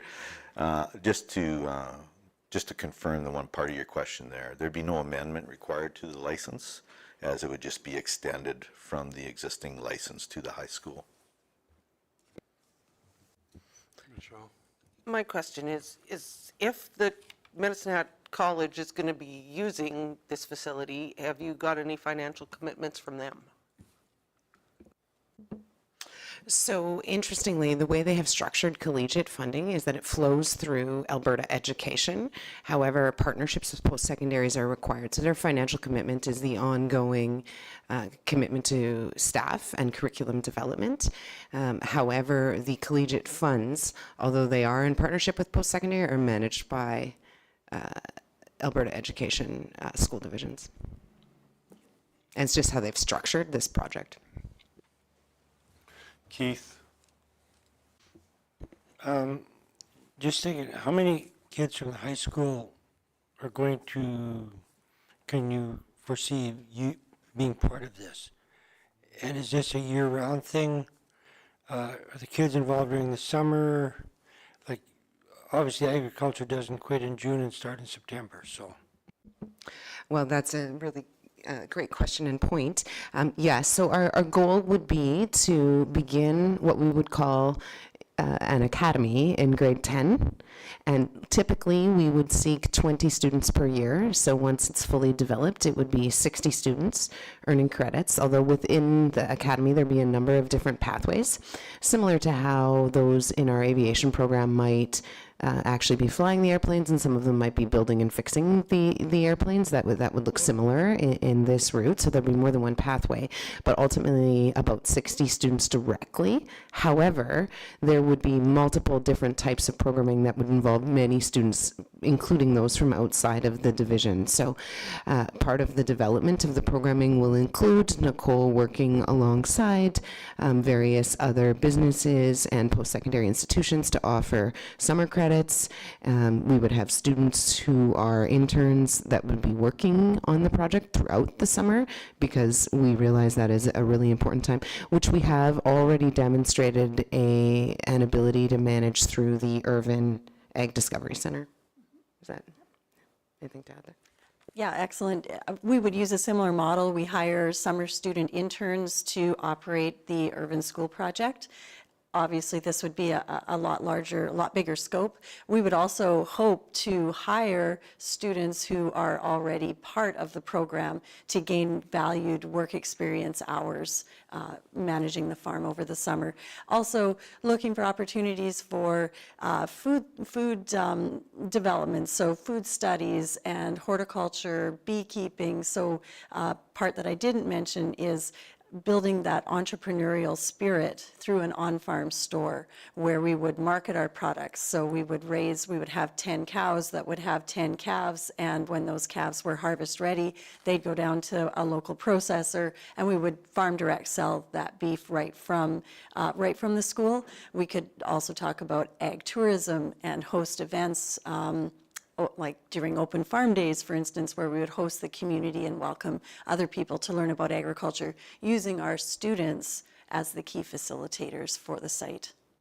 And they would be earning work experience and green certificate credits along with dual credit post-secondary credit as well, which would ensure ongoing funding, which is why we know confidently that this is a one-time ask, and the way it is structured and designed ensures operations are covered on an ongoing basis, including in the summer. So not only high school students will be involved, possibly college? Kids also, or just mostly high school? And do you draw from pre-high school? That's a great question. So it would primarily be high school, but they'd be earning dual credit. So dual credit is where they're able to acquire through certain courses, both high school credit and credits towards post-secondary certification. So the way this will be structured is that throughout, if they stick through the program through grades 10, 11, and 12, they'll graduate with likely it'll be called a diploma or certificate in ag tech. The exact terminology has yet to be determined by Medicine Hat College, but then they would be able to continue on at the post-secondary institution for further certification. And just, I think you were also in that question asking about kind of the backfill of how we're going to inspire junior high students so when they get into high school, they really capitalize on the opportunity.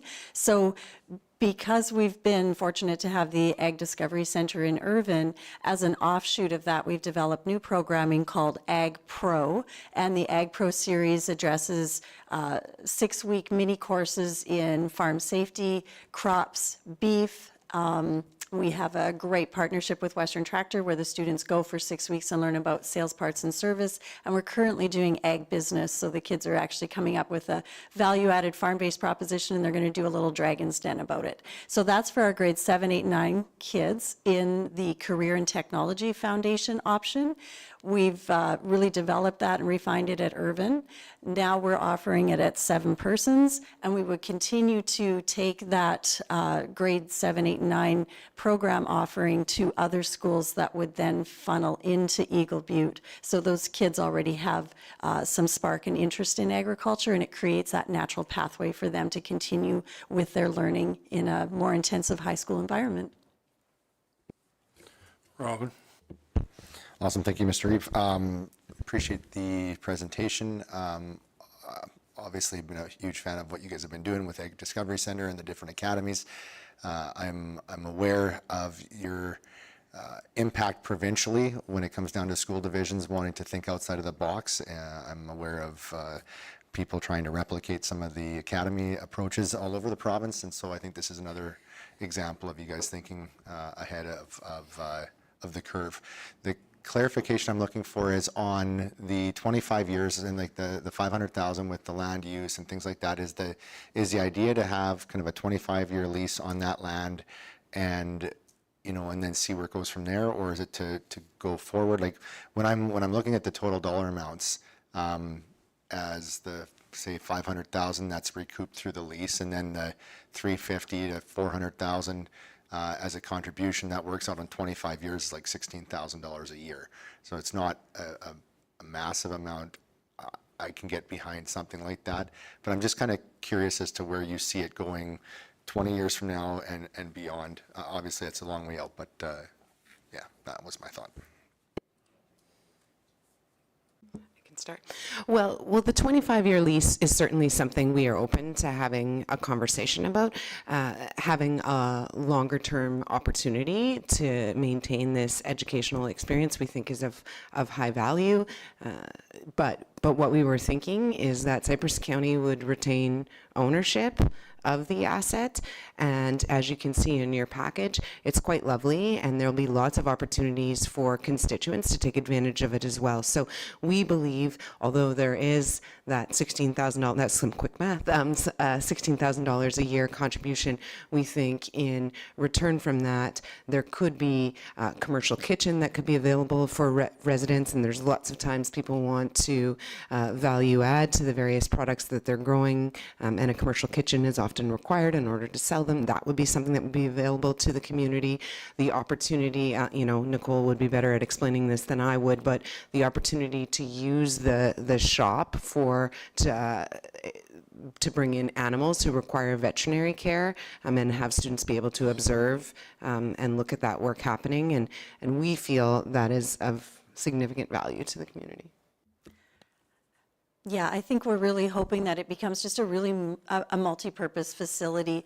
We have some basic drawings, just an example of how this could help the community, because we have such a great working relationship with Western Tractor, and they really want to be involved and supportive of this through their own motivation. They need 23 technicians next year. They need to hire. They're always looking for parts people, and they see the advantage to planting seeds and, just like farming, getting kids excited. So one offer they've made is they could bring a partially assembled header into our shop that the students would then work with a tech to assemble in a similar fashion to how kids are building airplanes in Flight Academy, but they would receive that mentorship of a tech that would be in the facility, would be constructed with the students, and then head out to the customer. Additionally, they talked about having, a baler night for ladies. So women could come, they'd bring in a baler, teach them how to operate it, how to do maintenance, and we could provide some snacks through our kitchen afterwards. But opportunities for the community to use the space for professional development, or when you have your community connections opportunities, like I think you just had one at Safety Buzz. We'd be thrilled to host one there. We'd have a facility that could, more than handle that. So a big piece for ag these days, because agriculture is on this trajectory of change and such fast change. KTT, knowledge translation and transfer, has become a huge piece, and extending the research and extending the practices to farmers is very important. We would love to see this become a hub of knowledge for not just students, but also for ag professionals as well, so that we can continue to disseminate knowledge in such a way that we can be more productive as producers. So that's just some of the highlights of how we see the facility being used. My vision is it's not going to be a 9 till 3 when kids are in school facility. It'll be a buzzing hub of activity. We happen to have lots of professional development days, Easter and summer, where we could really utilize the facility to benefit the community and agriculture as a whole. Mr. Reeve, can I just ask my follow-up question on that as well? I should have read my notes there too. Have you estimated what the leaseholder improvements might be? Like, what would the capital contribution from Prairie Rose be based on your guesstimate right now? About $2 million.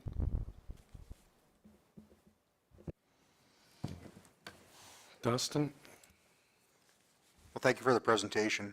I've been listening to your progress through agriculture for, I guess, my 12 years of being on council now, and there's been some super exciting stuff that I've seen, and through everything that you guys do with Prairie Rose and with Neubauer Farms by themselves. I like this for the simple fact of, it supports the Green Certificate program. It's supporting a heavy equipment operator program, which we really don't have, and the only place I think that does have it is Olds College, if I know correctly. The RAP program as well, that's, giving that little bit of hands-on experience for these kids to even get into that before they go out into that actual job world is a super important thing. I think I had some questions on the loans, but I think you could kind of define them. What was the other question I had? I had a ramble, now I forgot it. Come back to me. Shane? I love the presentation. At the Ag Service Board's convention all the time, a big issue is veterinarians, our big shortage of veterinarians. I see in here you got the veterinarian and vet technician. So would you be collaborating with the veterinarian colleges in Saskatoon and Calgary, that if these kids are in that, or taking that part of the schooling, that they can get an in or help them transfer to that? Because we have a very big shortage of veterinarians. Yeah, you're so right, and as a large animal producer, I echo that concern, because vets seem to like to work on small animals more than the big ones. So first off, we have great relationships with a number of our large animal vets in the area. The vision of this site would be to have a kind of a multifaceted large animal clinic that would be available for veterinarians to use. So for instance, our vet is Dr. Dayborn, and if we were going to be semen testing our bulls, instead of having him drive out north of Irvine to do that, well, I'd load him in the trailer and bring them to this facility, which incidentally, he'll probably help us design. So it's handy for how he would like it. At the same time, when he draws the sample and puts it on the slides, our students would be there evaluating the efficacy of that bull and learn how to evaluate the quality of the sample. And when a necropsy needs to be done, maybe he would come and he would do that post-mortem autopsy on the animal and teach the kids. So again, giving them that hands-on. There certainly would be opportunities to talk about developing those pathways through the University of Calgary Vet Med program. Ever since Alberta basically funded more seats in Calgary, it's really difficult for Alberta students to go to Saskatchewan. So we wouldn't be able to really build that relationship, although we know that that is, a very good place to go to school to become a vet, but you have to live in Saskatchewan, unfortunately, now to do it. Because of the many inroads that Prairie Rose has with post-secondary institutions, what we could do is really help students understand what's the best pathway, because whether you take your degree in sciences or whether you take animal sciences specifically, and helping kids understand what's involved with doing your MCAT and what is that pathway to becoming a veterinarian and what's the most efficient way to do that. And if that sounds a little bit too onerous, what is the pathway to become a veterinarian technician? And I think what's really, really important is that when students are in junior high and they're going into high school, that they've had some exposure to different career opportunities so they leave the pathways open. If you want to become a vet tech, you have to have Chemistry 30 to attend Olds College. Students who are starting to think about that by the end of grade 11 have already cost themselves a year because they're going to need to get Chem 30 before they can even apply. So that's where we want to help pave a pathway for students by getting them thinking about what they want to do and then understanding the prerequisites necessary to get there. And that's really where this project could shine. Once it's up and running and established, there also would be opportunity. Prairie Rose happens to have their own fleet of buses. So we would be able to bring students from neighboring schools, from the school division and from the city, to come and spend the afternoon with a veterinarian learning more about what it's like to actually do that job. So giving them hands-on, giving them access to those subject matter experts that they would not normally have the opportunity to be with is our goal. And just like the Irvin Ag Discovery Center, we anticipate opportunities to grow from this once we have launched. So, for example, last summer we had our first summer camps where we had young children primarily from the city who spent a week out in Irvin learning about ag.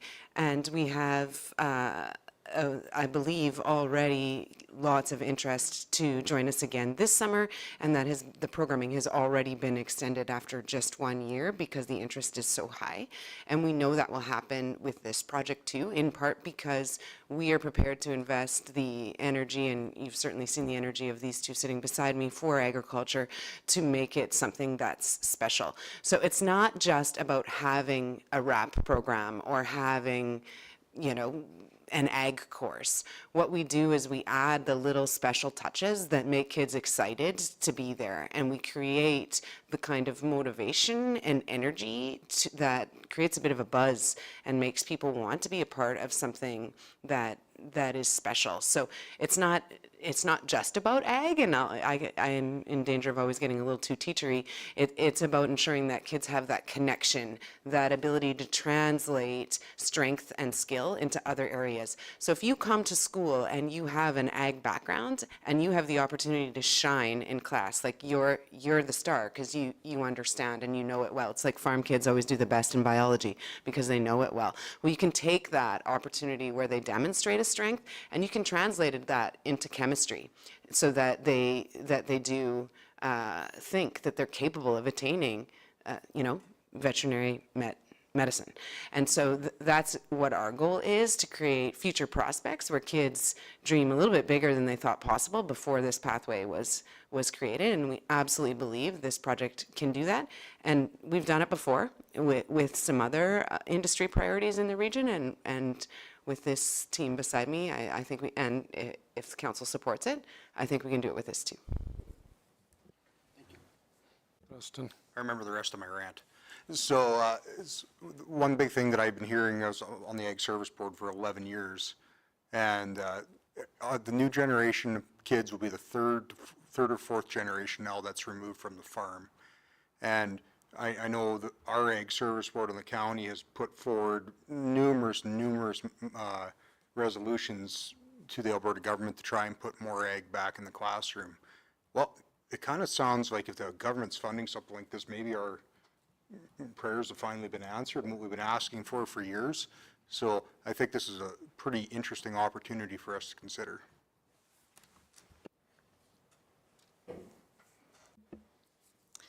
So Reagan actually just sent out a whole compilation of courses that have been approved and designed by Alberta Education for those real hands-on, whether it's carpentry skills or pipe fitting skills or being a chef. And there is a whole section on agriculture. So the current government recognizes that this is an industry that needs to be built and supported, and so I think that I think it really aligns with some of the province's priorities, and we just really want to take advantage of this opportunity that agriculture has kind of been in the public eye an awful lot when we talk about food security and where does your food come from and buy Canadian, and there's a lot of interest and a lot of motivation to understand more about the food system, and we just want to have kids see where there's a role for them to play in certainly what we believe to be one of the most fulfilling and meaningful careers out there. Okay, do we have any other questions?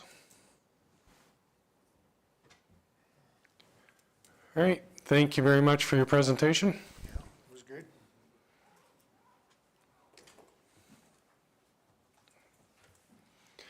Have a good day.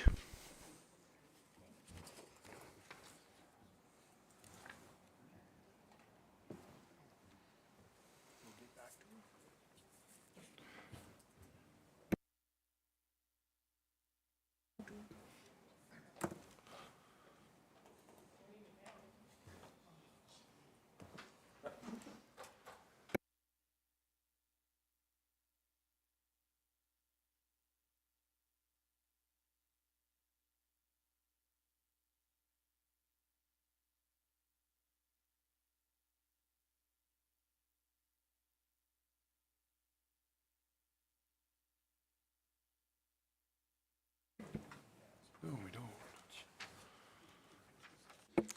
Go ahead.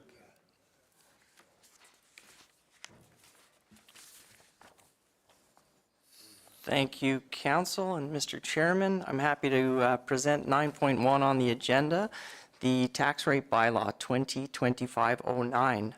Administration is seeking approval for the tax rate bylaw to be given first reading. This is an annual event that Cypress County Council must set the tax rates to fund the budget approved each year. In addition to the municipal taxation, in this bylaw comes three requisitioning bodies: the Alberta School Foundation Fund, the Cypress View Seniors Foundation, that's the seniors lodging, and the designated industrial property requisition. If Council recalls back to the 20th percentile decision with guiding principle that was developed a number of years ago, this bylaw has been prepared with using that direction. Of course, we're open to taking whatever direction Council deems appropriate. After reviewing the 20th percentile, there were very moderate changes this year, and administration is recommending, according to the direction, no change to current tax rates. Through the assessment changes through growth and inflation this year, we budgeted for about $38.5 million to be generated from property tax. Our assessments came in a little bit higher than anticipated. It's never a bad thing, and revenues will be closer to $40 million through taxation in 2025. Big news story this year, we heard it on the news, the school requisition took a significant increase, and those are displayed below, just for information. That's out of county council's control, but larger numbers than we've seen in very many years, so notable. The chart with the coloring just shows the net impact, and this includes, so today we're only talking about, of course, the municipal tax rates. That chart below with the colors, that's representing the aggregate or the net change, mainly through the school requisition and those impacts. And subject to individual experience, but the median or the middle or the average change with those tax rate will be about $200 a year, or $198 or $16.50 a month.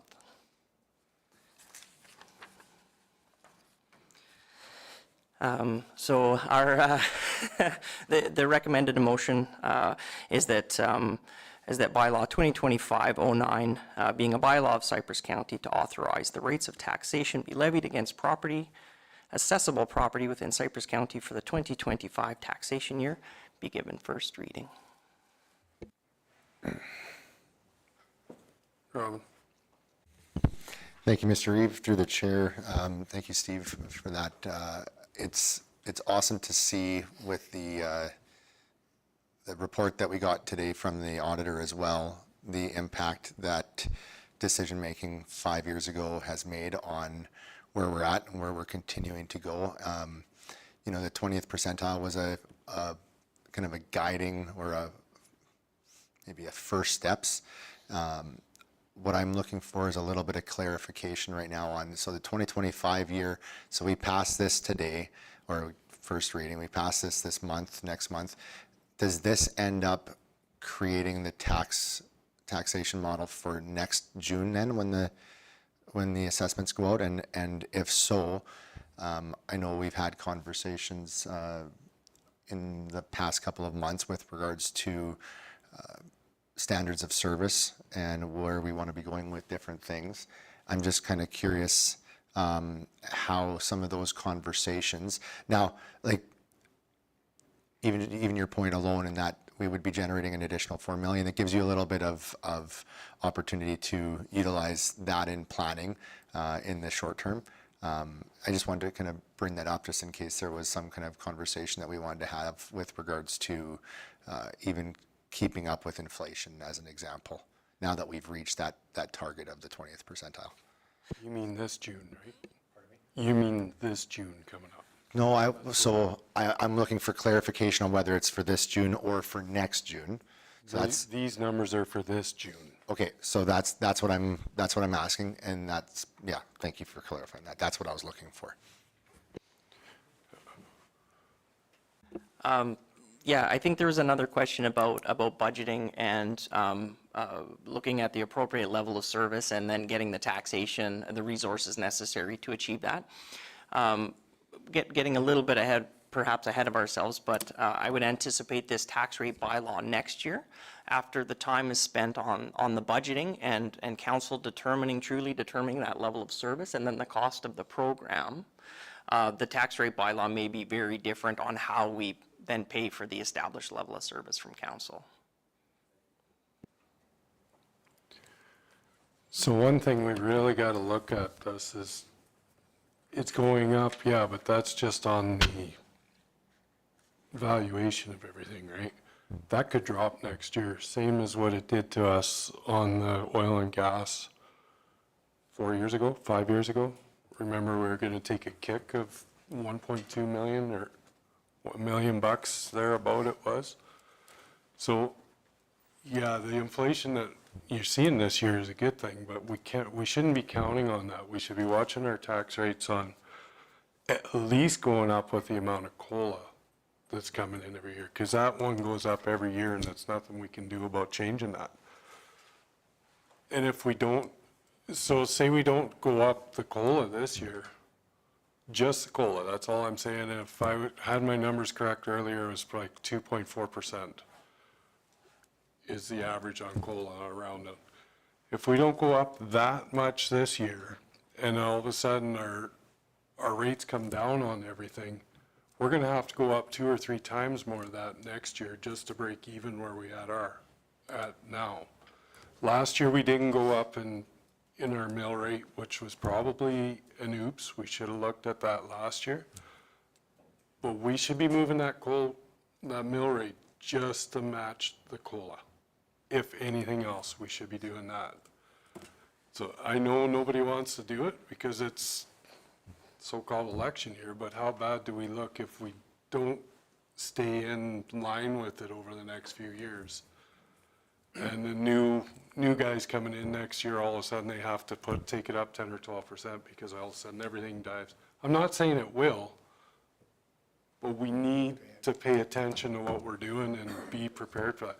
We talk badly on looking behind on previous councils that overlooked it, and we're almost doing the same thing by not doing it. I don't want to do it, but I feel we need to pay attention. We need to do it.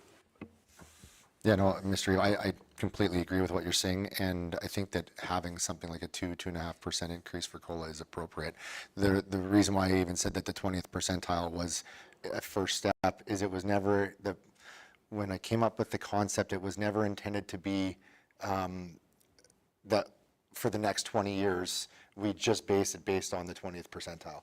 It was in order to get corrected over the next 5 years or 4 years, if we target this, it gets us to there. Now that we're there, now it's like, okay, now that we've achieved where we wanted to be and we have that equity and equality across the land uses, now we're in that maintenance state.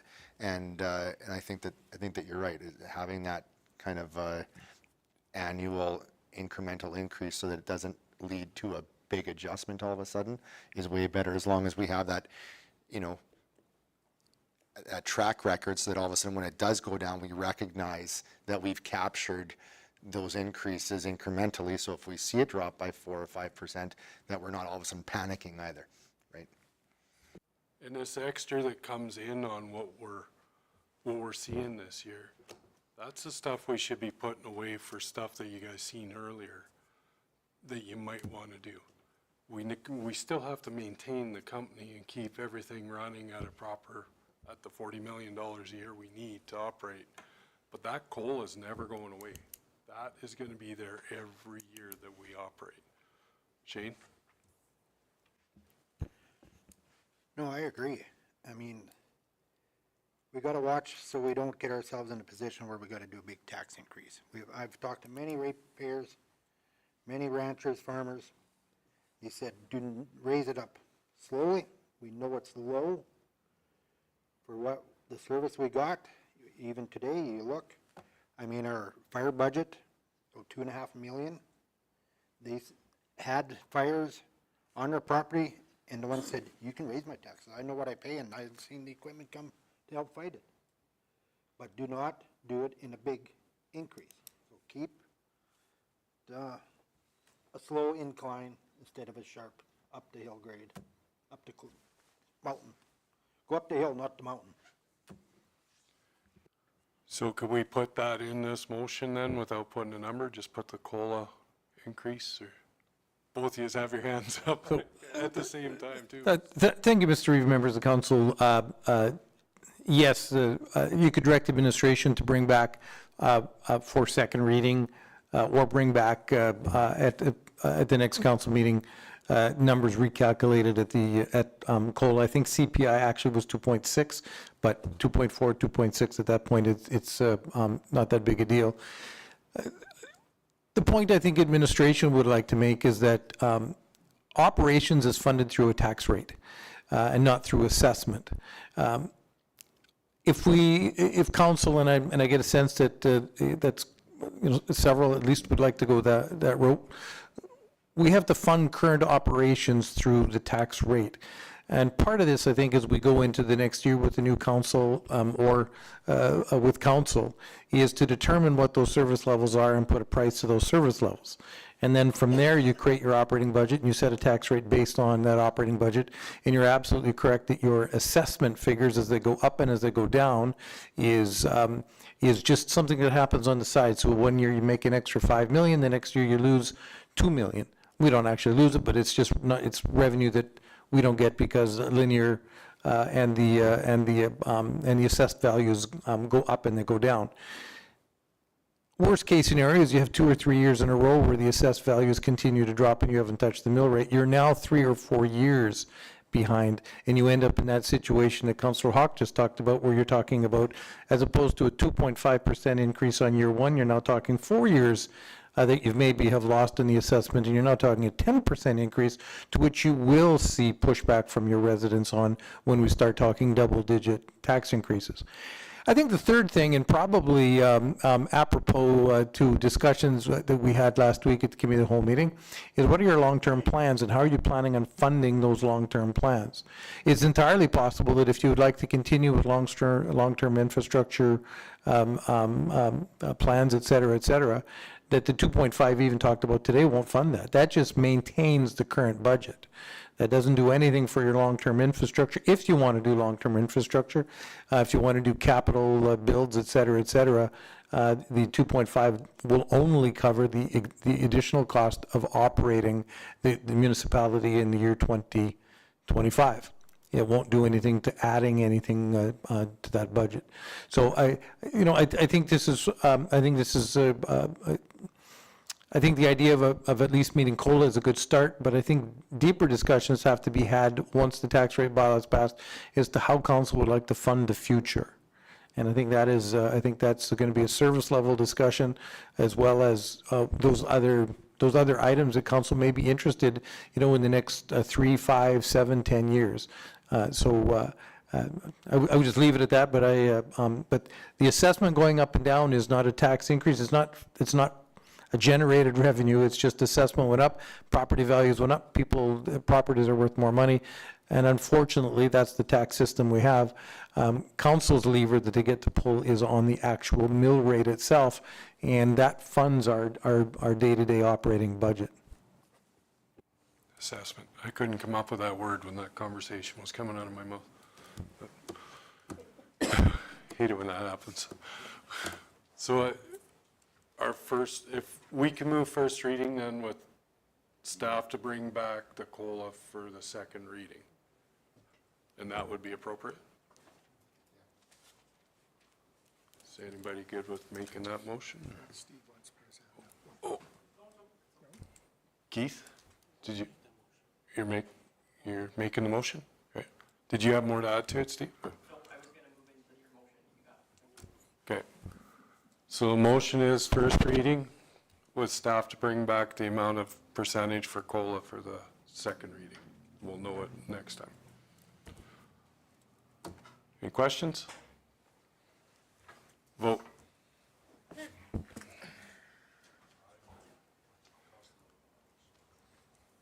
Hey, that's carried. Thank you, Mr. Chair. Moving on to 9.2, it's a borrowing bylaw from ATB that Supervisor Hubbard will be presenting.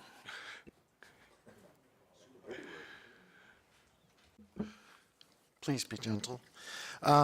Yes, good afternoon, Council. Through the Chair, this proposal from administration is seeking approval for borrowing bylaw 2025-11 to be given first reading.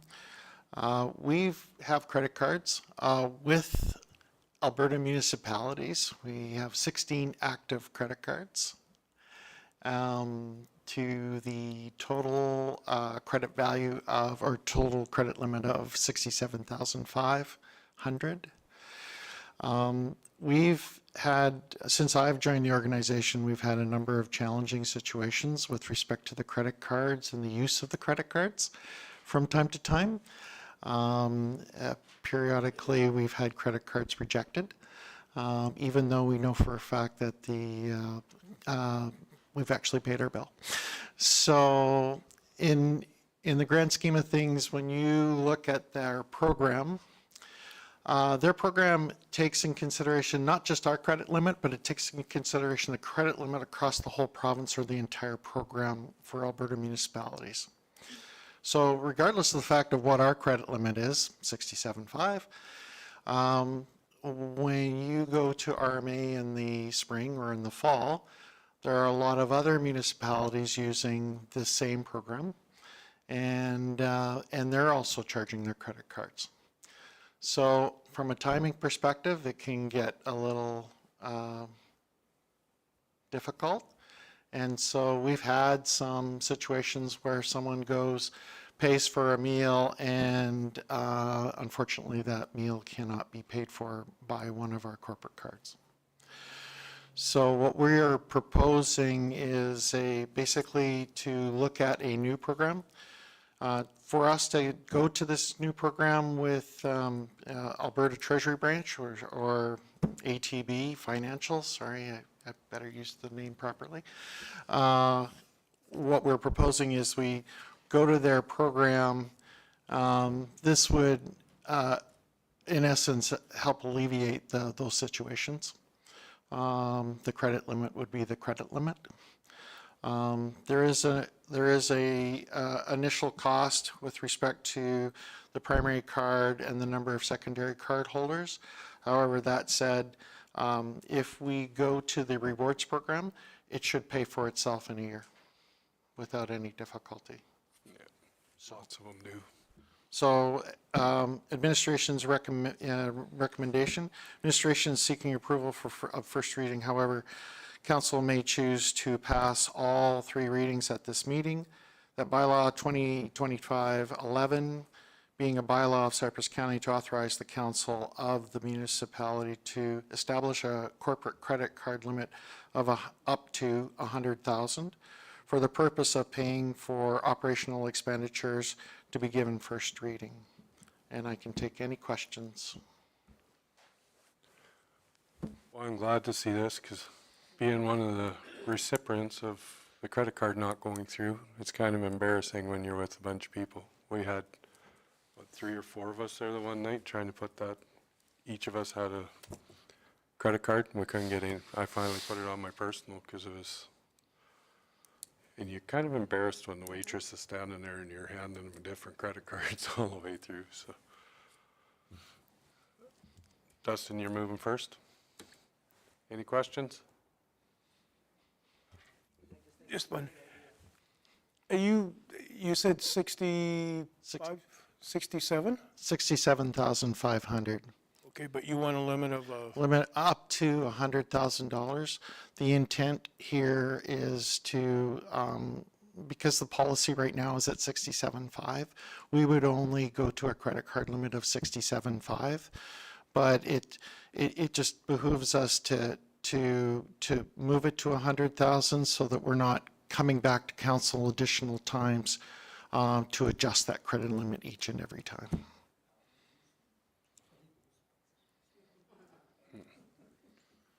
Yeah, that extra bit isn't a lot when everybody's using them up there at the same time. Yep. Blaine? I just was trying to get that wrapped around my head a little bit. I kind of blew over top of Sorry. So the whole the whole province is enveloped into that one. Yeah. Or how do you, like Under that credit So- under that credit card? Yes. Okay. So through the chair, the credit card program, it goes across, is basically, so the provider is Bank of Montreal. So let's assume that Cypress County has, a credit limit of 67,500. The rest of the province has, let's say, 3 million. So if all the credit cards in the province that Alberta municipalities are using, that BMO card and so on and so forth, if that credit limit is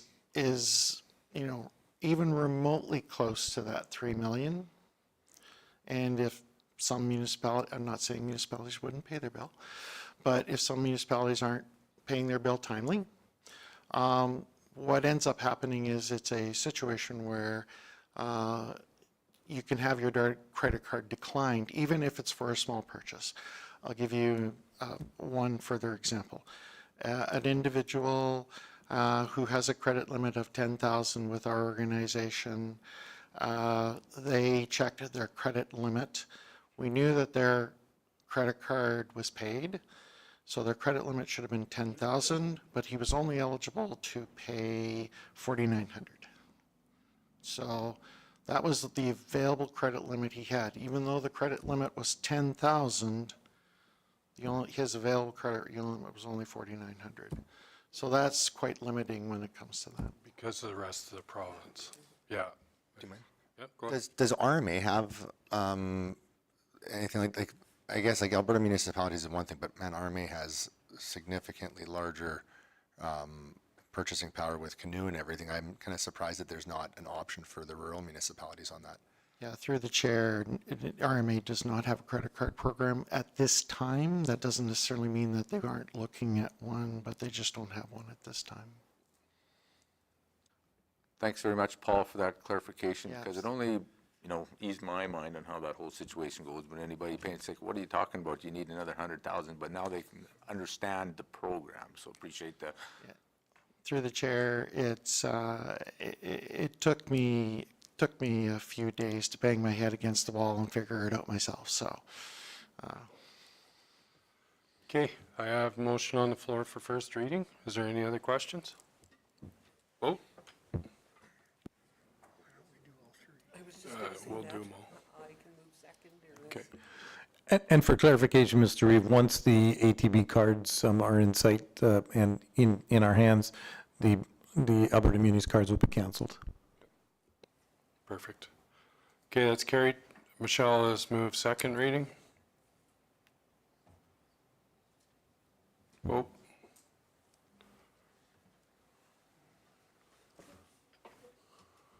Lloyd's moving to have third reading. Vote.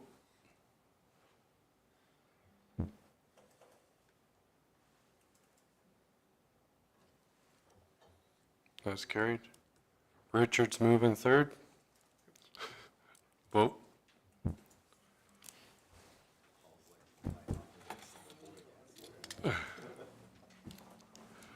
Don't have any more asks today, Paul.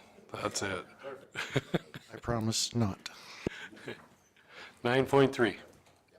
Thank you, Mr. Chairman. 9.3, the subject is the appointment of the Assessment Review Board Clerk.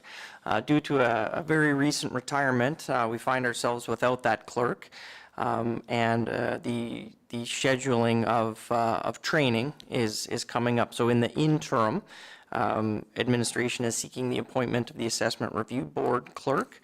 We are going to use an individual currently employed with the City of Medicine Hat, and the recommended motion is that Council appoint Melissa Wagner as the Assessment Review Board Clerk. And upcoming training on the April 29th and June and September options, where we'll send someone for clerk training. Robin? I'll make that recommended motion, and as the only counselor that is trained on this board, I will say that we have met a grand total of 0 times because Steve is stellar at his job, and they never seem to go to appeal. So yeah, it makes sense, and I like that we're using a regional asset then too. Any questions on it? Vote. That's carried. 10.1.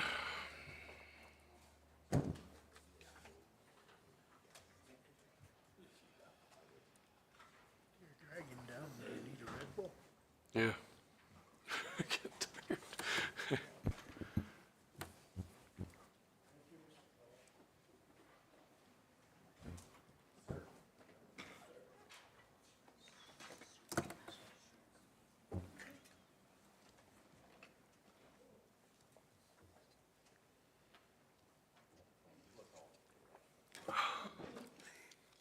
Thank you, through the chair.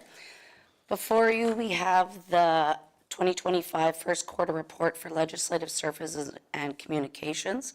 This falls under the office of the CAO.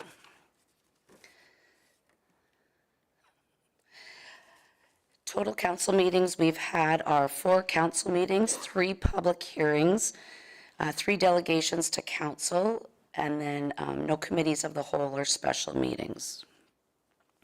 Currently in draft, we have 2 bylaws, 2 that are pending readings, 3 have been passed, and 5 have been repealed.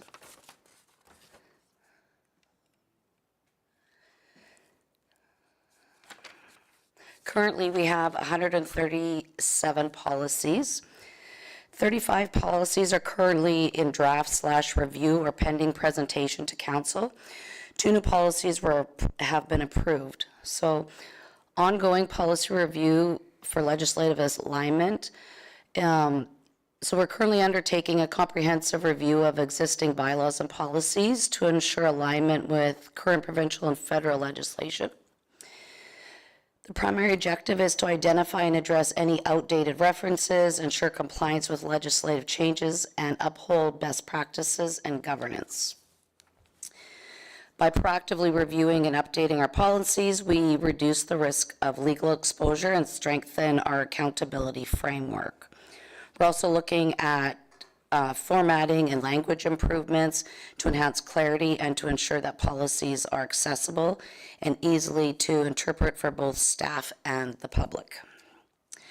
This review includes consultation with relevant departments and other stakeholders to ensure policies are not only compliant but also practical and effective. As part of this work, we're developing a structural policy review schedule to ensure policies remain current on an ongoing basis. So as you guys are aware, council can expect to see quite an array of updating policies, especially with the new hiring of our CIO, Al Hogan. We have fresh eyes, so we're taking a deep review, so you'll see a lot of those policies and bylaws coming back in the next few months.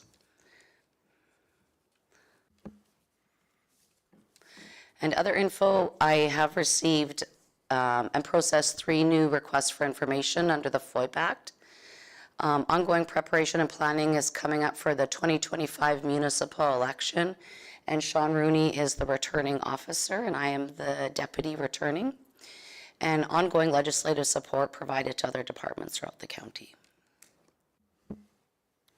Wonderful. Thank you through the chair. As far as communications go, obviously it's been busy 4 months. Of note, I didn't include on here the fact that literally these presentations, I redid all of the templates for, along with a lot of other internal documentation, which of course you sort of see sprinkled in. And literally the live streaming of this very meeting. Our social media, when you think about the fact that we've got like less than 8,000 residents, the fact that we have 374,000 views in the last 4 months, what does that really mean? What it really means is that, obviously our social media posts reach a lot further than our county. Our focus, of course, isn't really so much on that as to make sure that the people within our county get the information they need. So there's been, still we see up 3.6%. I actually just checked it just before I came down here, and it's actually up 5% if you look at it today. Those numbers change all the time, but basically we're status quo. We're reaching the people we need to reach. The numbers are good in terms of continued engagement. You can see all the numbers there. Numbers are fine. They're pretty standard. Top posts, we see a number of posts. Actually, the cats being neuter post that we put out just a couple weeks ago also broke 30,000 views. That's sort of, where you see that the post has gone semi-viral for us is when you get to 30,000 views. And we always have a handful of those as it goes. So again, very standard. But again, to 30,000 people, I guess maybe folks in Medicine Hat probably where we're getting some extra exposure there, but we're focused on the people within Cypress County. Other support, obviously open houses. The land use bylaw review is a really good example of that. We've got upcoming Fire Smart and other, obviously the 7 Persons building open houses coming up. So just regular, interaction with all our departments in the county in terms of support for their projects and what they need communications wise. Advertising, back page of Cypress Courier every single week. There's stuff from this meeting today that we're working on right now to get in next week's. We also have some other advertising going into things like Southeast Report and Medicine Hat News and Prairie Post. Again, just regular things that we do to make sure that we're fulfilling our obligations through the government to let folks know about what's going on. And you can see on that example there, that spotlight, which Beth had mentioned earlier in her presentation, some extra little things like that the county didn't used to do. So it's great to see the sort of extra business work done through our regular advertising. And finally, just normal media relations, incoming requests, and letting the media know what's going on, being transparent. So those are the kind of things that we've been up to in the past 4 months. Through Chair, if there's any questions, we're happy to field them. Do you have any questions? Thanks. Great job. Yeah. Good job. Yep. Not a bad job.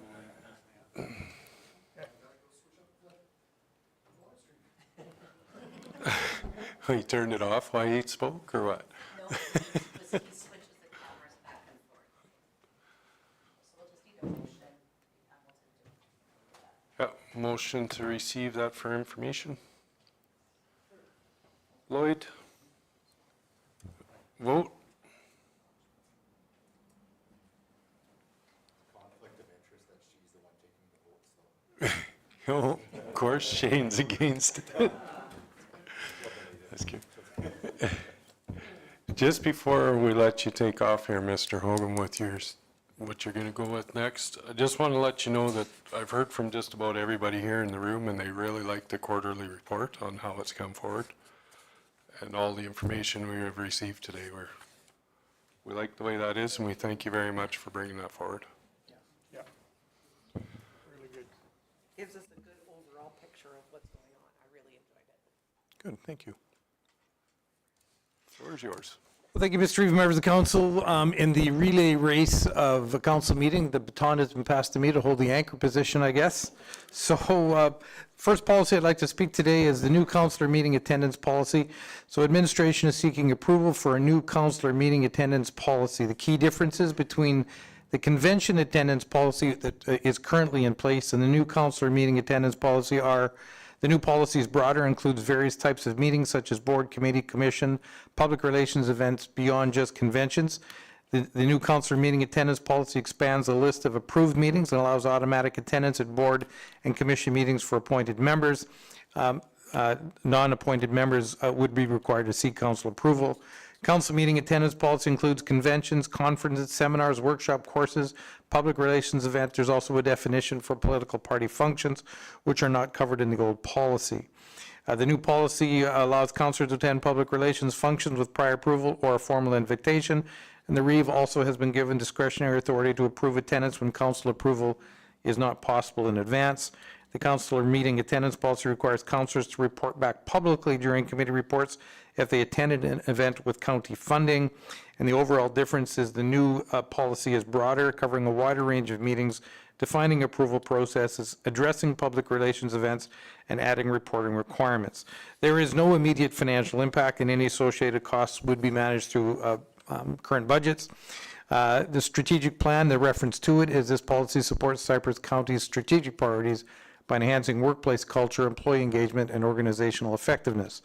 We are recommending that council approve the new councillor meeting attendance policy as presented and rescind convention attendance policy COU 2. I would add that there is no change to the three basic conventions that are pre-approved by council. Obviously, regular council, board, committee, commission, and affiliated meetings. Spring convention of RMA and fall convention of RMA were right out of the old policy. I know there has been ongoing conversations about Federation of Canadian Municipalities. I'll leave that to council to direct us as to how council would like us to handle that and whether that would be added or amended in this policy. Any questions, or somebody want to make a motion? Everybody jumping? Richard? No? I got a question, or not a question, but. Okay, I guess you're making the motion. Yes, I'll make the motion. Okay, when I went over this, on page 184, number 3 of the new policy, there's, the first line says, councillors wishing to attend meetings other that council. I'm pretty sure that should be then.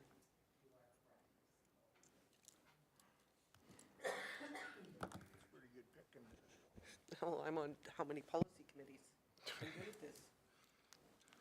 Okay, anything else? Not seeing anything? Vote. Oh, with that. Yeah. Yep. That's just a test to see. That's Al's mistake. Oh, is that yours? Oh. We'll make the correct change. Okay. Yeah, that was carried. Rob? Oh. Thank you, Mr. Reeve. Following that, I'd like to make a motion arising, referring to our procedural bylaw 41.3, just with regards. I'm happy with the previous policy that we just passed. It remains that for attending the Federation of Canadian Municipalities, it would require council to vote on it and approve. We have the May annual convention with FCM is in, well, I guess it's the end of May of this year. I've attended it the last few years. I would really like to attend again, and I would also like to encourage members of council to attend as well. I know that in the past within RMA, there's been conversations about the impact of FCM, And having been the chair of the Rural Caucus with FCM, been on the executive and been on the board and served with the committees, I know the value that this organization brings us, especially with current polling, the way that it's looking. If it continues down that road, having access to the federal government on items that are of regional and municipal importance, things like funding for water and wastewater that has provincial and federal opportunities for funding, whether it be things like the spillway in Tabor that is looking for funding. One of my major contacts when I was previously involved with FCM was Dominic LeBlanc, who is the Minister of Infrastructure and now the Minister of Finance as well. I know the value that this organization has. I'd love to be able to take members of council along and introduce them to some of these people, some of the municipal connections that we have. I know RMA is a valuable tool of networking. FCM is very similar. Being able to work with colleagues from across the country that have things in common, that have approached things from a different perspective. So the motion that I'm making is that council, or Cypress County fund council to attend FCM at the end of May. This is not just for myself, this would be for anybody that would like to come. I believe it's worthwhile. And so with that, I make that motion and would welcome any questions. Richard? I think I was questioning that last time, was what kind of money are we looking at? And it would be open to all 9 councillors every year? So money first, and then how would we balance it out, if we would? Sure. I think that although in the past it's been 3 councillors that were going, we haven't, for the last 7 years, council hasn't sent anybody with the exception of me, and it's been based on requesting and honestly the true value I find, like FCM's, the convention is good, but it's how you approach it, the networking how you approach the networking, and then being involved with the committees and the board was phenomenal. It was fantastic. And so I would completely support having 3 members that would go every year, and it rotates through. And if somebody wanted to take the route of getting involved at the board level or committees, then that's done at a different method. It's a different way. I didn't bring it up in the previous motion because I think that the way that it has appeared is that individuals haven't really shown that they were interested in going. Last year it was in Calgary, the year before that it was in Regina, and I was still the only one that went. So I don't think that we're trying to have a conversation about whether all 9 councillors want to go. If you have 7 years and 9 councillors, we've had 63 opportunities and 1 person has gone. So I don't think that we have to solve the question of, are we sending all 9? I would love to see council come, and if people are looking at running again and they want to see the value of it, I would love nothing more than to take you around and introduce you to the people and the networks that I've been able to build, and those that I've come to really respect within the organization. As per pricing, it's not a whole lot different than what RMA is. You look at flights versus our mileage up to Edmonton, it would be very comparable. Hotels are comparable and registration is comparable. So that would be that. As far as my involvement and when it comes down to budgeting, if you look at the numbers that we did, I was one of the lowest members with regards to expenses within the organization. I've always saved time and county resources for my FCM involvement. Having not been on the board, we probably saved, in excess of $20,000 in the last couple of years for me on times and boards and committees. So I would love to have, a handful of you guys join me in May, but that's up to you guys. But if not, I would love to go. I haven't heard a number.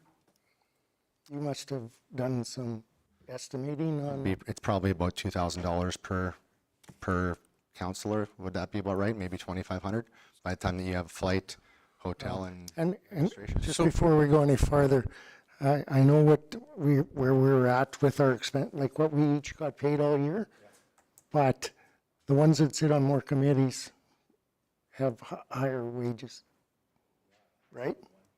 Yeah, so that's what I meant. I know you're low, but it's because there's only one that you sit on, right? Yeah. So, Mr. Even, members of the council, in anticipation that FCM would be a conversation, I did calculate both the costs of FCM using the current Ottawa, which I think will be within a couple $100 of anywhere else FCM might go. Registration, non-early bird, so that would be now, registration's open until April 23rd. Registration is $12.95. Convention hotel for 5 nights is $380 plus tax. That's May 21st through June 1st is $2179.25. Travel hotel, so 2 nights, 2 nights in Calgary if you're making the connecting flight back to Medicine Hat. That's $189 plus taxes, $434.70. Airfare was $696, so I just rounded it off to an even $700. That's round trip to Ottawa, which actually was, I was surprised at the how economical flying to Ottawa was. If you had a couple of taxis at $50 a piece, it's $100. Per diems, 70 days at $90 a day. That's 40, 30, and 20. The, well, I guess dinner, lunch, breakfast. Overnight expenses, 7 nights at $30. The miscellaneous that's in policy is $210.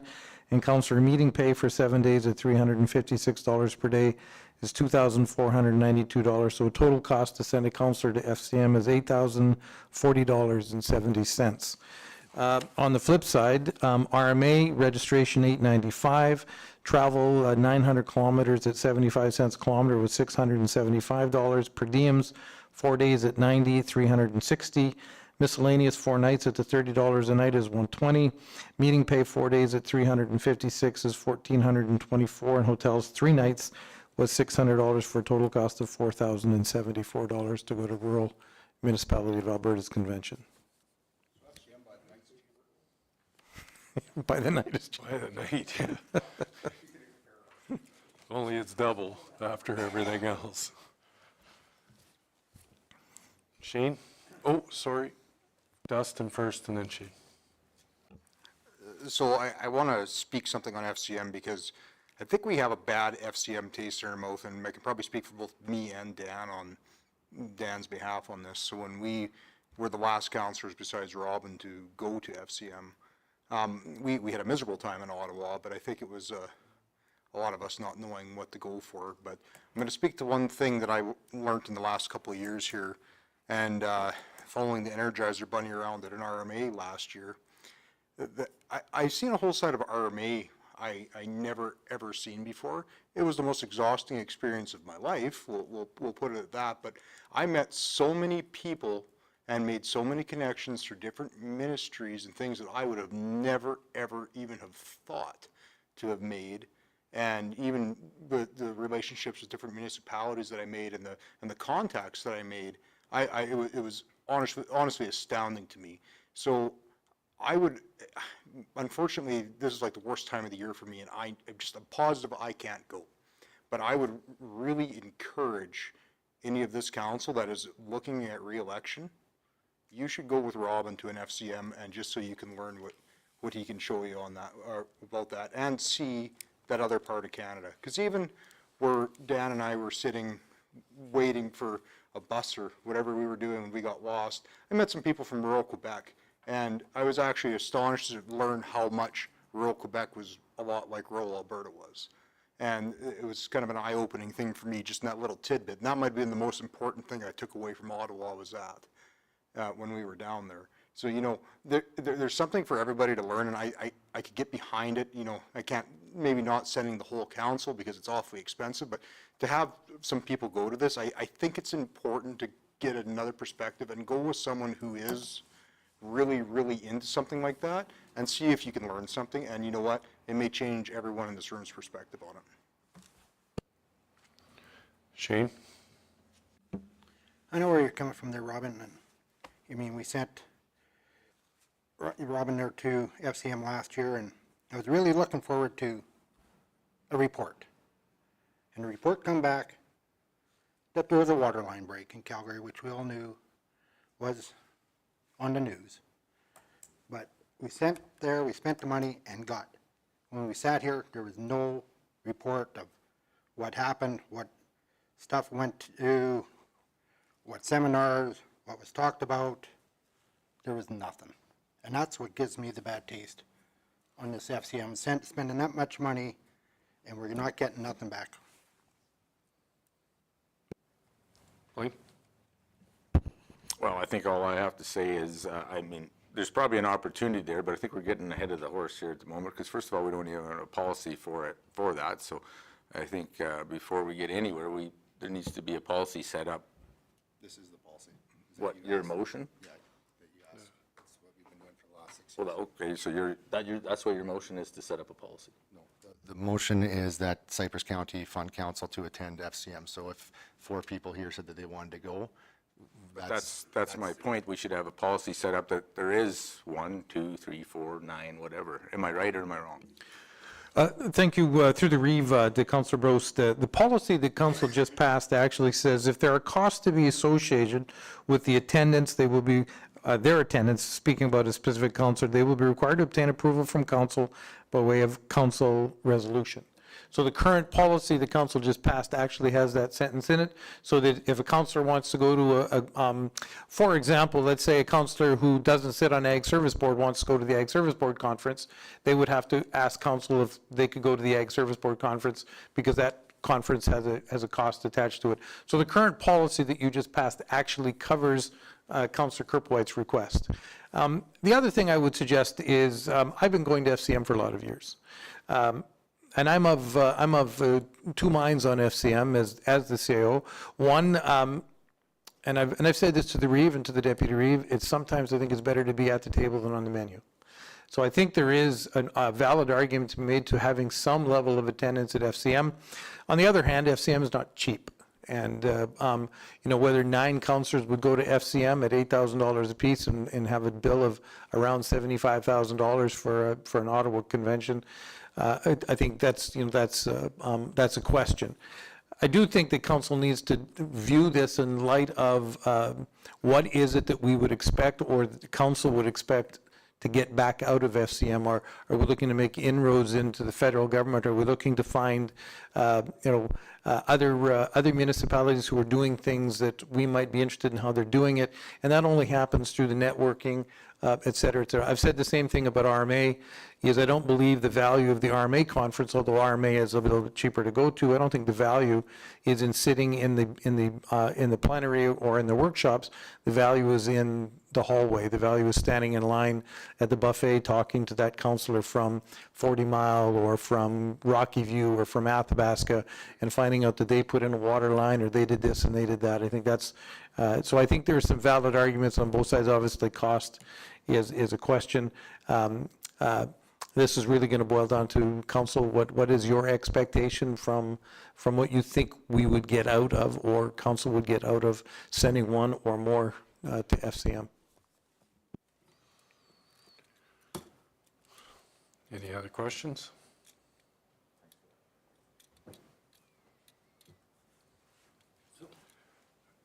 Shane?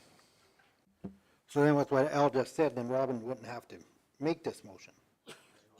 No, he still has to make. Still has to. Okay. Yeah. It's not one. Yeah, and I made the motion, and I sincerely would love the opportunity to take somebody with me. I know, timing wise, last year and the year before, calving season, seeding and stuff, it is complicated. FCM it's hard to describe my experience in it over the last 6-7 years and the value that I know we have in it. I have no question that if I needed to, based on my current network, that if we needed to meet with the federal minister, we could, with the connections, the relationships. We're 2 weeks out from a pretty major election in the country right now, where I have no idea what our government is going to look like. I sure would like to make sure that we have the same inroads and access, that if we wanted to take something up to the next level, that we could. And I'd like to be able to prove that. With regards to reporting, Shane, honestly, it's hard to give a report on RMA. Okay, well, we went to, different breakouts. Like Al said, a lot of times it's the conversations in the evenings and afterwards, and who you're meeting, and I have the biggest impact that FCM has given to me has not been through the conventions. It's been through the board work and the committees, for sure. And that's where they all assemble and they all get together and they work together. The conference just gives you the opportunity to meet in that common space. And if you get something out of some workshops, great. That'd be fine. I don't know. I could definitely bring back hey, I sat through this conference and here's what they spoke on, but I don't know that that necessarily brings more value than meeting those individuals and having access to that network down the road. Dan?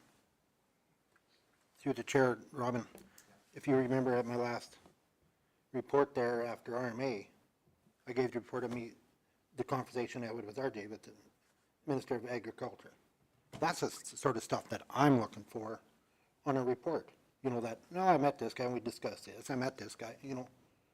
That is what I'm looking for. That when we go to these conferences and we do that we report it so everybody knows we're doing something. I'm okay updating on conversations that we've had. That might just be a very long report, so I'm fine with that. Okay, I have a motion on the floor. Is there any more questions? Oh, sorry, Richard. I always struggled with the agenda of what was there. I struggled with trying to find something on the agenda that I could bring back to Cypress County ratepayers to say that, yeah, I got our money's worth out of this. It's a definitely a high-end, different type of agenda. I look at RMA and some of the other ones we go to, Foothills Little Bow, trying to think a couple others, just can't get in my head, but I see the value in those. I look at what the opportunities are to meet federal ministers, but I look at the amount of people that are down there and the amount of people that those government officials would be in contact with for those 4 or 5 days that you're there. And I just struggle with the value of, are they listening? Are they going to recognize? Are they going to remember what has been brought forward to them? Like there's got to be just so many people questioning and asking and trying, like being in there, not being in their face, but just being there. So that's where I struggle. Okay. Robin? Thank you, Mr. Reeve. Just in response to Deputy Reeve Oster's comments, I believe we have the exact same conversation when we talk about meeting with the Minister of Municipal Affairs, K-Division, all these things with RMA, yet we still get in front of them. The advantage that we've got was that we have 6 years of history, and when I see Dominic LeBlanc, he says, hey, Robin, how are you doing? I've met with him over a dozen times. I've met with the leader of every party in the country. We have established relationship. This is not something that I'm going and meeting these people for the first time. Not to mention the fact that it's not just going and meeting with other municipal councillors, it's meeting with FCM staff and advocacy team and government relations staff who have the relationships with all of these people that if down the road all of a sudden we have a project that's going on, I can say, hey, I need to give Matt a call and find out who we can meet with within this department, and within 2 phone calls we have a phone call or a meeting made. It's not complicated. It's staying in front of them, having that contact, that relationship. When I walk in there, the entire board comes over and says, hey, Robin, how are you? We've missed you. We haven't seen you for a couple of years. What's new? What's happening? That's what I want to stay on being familiar with. It's not a question of whether they remember me. They remember me. It's a matter of going out there and just continuing to push, having conversations. If you think that I'm going to FCM with hopes of selling a project to the Minister of Infrastructure, you have grossly misunderestimated and understood my drive on this. That's not where you sell them. You sell them after the fact. It's going out there and making sure that you're at those events, staying out late, having the conversations, building relationships so that when we call their staff later, not them, their staff, that we have the inroads to the departments to have the conversations we want. So That's about it. I think that for the most part, everybody's known me for the last 7 years. You understand where I'm at. My goods and my bads. I have my flaws, but I also have my strengths. So, yeah, the motion's made. I'd love to bring some of you guys with me. It'd be great. Any more questions? Vote. As a point of clarification, so just to be in alignment with the new policy, I would prefer to have actually, if other counselors are wishing to attend, a name. So it's Councillor Kirpywhite, obviously, or just you want to authorize up to 2 or 3 members, or is all of council going?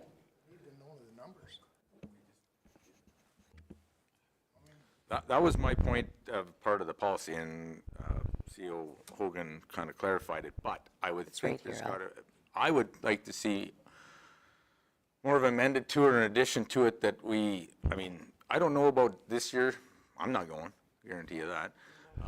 But who knows in the past, maybe all 9 want to go down there, and now we're spending $70,000. It doesn't make sense to me. So if somebody has the passion that wants to go, I am okay with that. But I believe, to Leslie Ann's question, that we should set some parameters to it. If somebody wants to come next year or go next year, they can make the motion. According to Leslie Ann, we all could go if we wanted to. According to the... I threw the reeve to council, if, according to the current policy, if every councillor wanted to go and council approved it, yes, every councillor could go. However, to provide some clarity, maybe it would be best to add to the policy 1.4 and add Federation Canadian Municipalities to a maximum of 3. Maximum of 4, maximum, whatever council would like, but maybe in addition to the policy 1.4, that would just say Federation Canadian Municipalities to a maximum of, and then council, you tell me what that number is, if it's 2, if it's 3, if it's 5, and maybe that adds some clarity. Or we just, does anybody else want to go this year? Dustin said no. Just for past history, before a lot of you guys were on the, or how this used to read was that we would send 3 counselors to FCM. I was just going to ask that.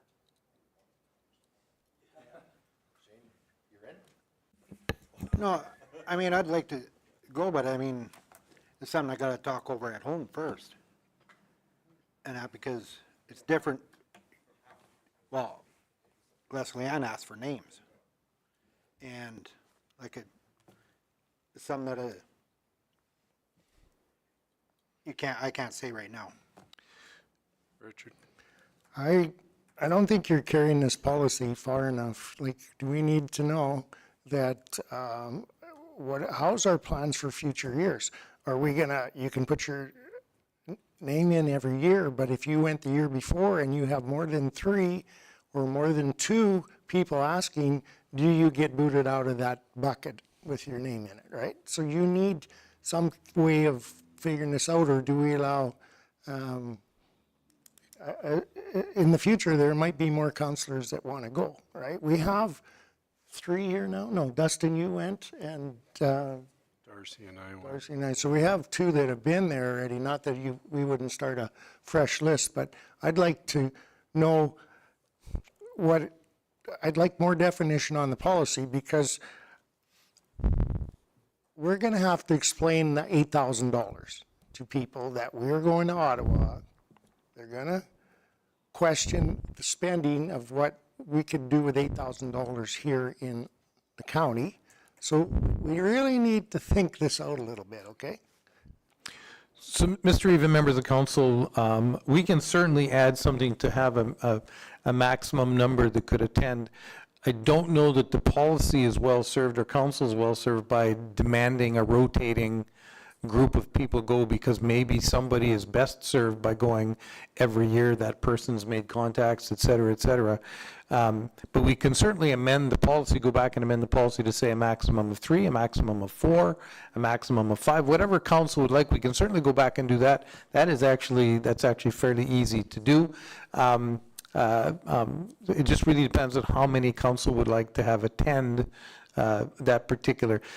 To a second point, in one of the reasons that this is probably timely is my understanding is April 23rd is the registration cutoff. So you literally have a week to decide if other people are going to go. Otherwise, you won't be able to get into FCM. You'll be able to go to Ottawa and you could walk around the hallways, but you wouldn't be able to get into anything because it's all scanned. You have a badge that's all scanned. You can't get into anything without your badge being scanned. So April 23rd is the cutoff for that. So if members of council needed to go and check back at home as if they can get away, et cetera, we still have about a week to do that, to get registrations in. Again, we can make a 1.4 and add to the policy that Federation of Canadian Municipalities up to a maximum of, and that could be 9 if that's what council wants. It doesn't matter to me what number council would like to send.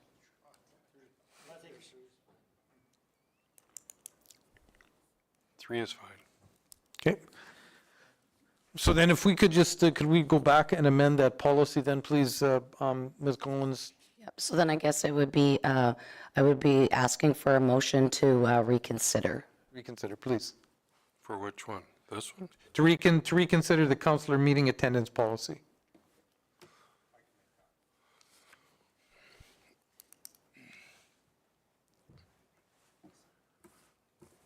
Any questions on it?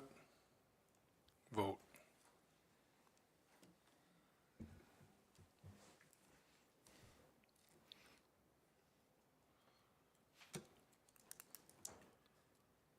It's carried. Now, the amendment that I would recommend for that policy would be under policy 1.4, Federation of Canadian Municipalities to a maximum of 3 councillors. Who's making the motion? Robin? Vote.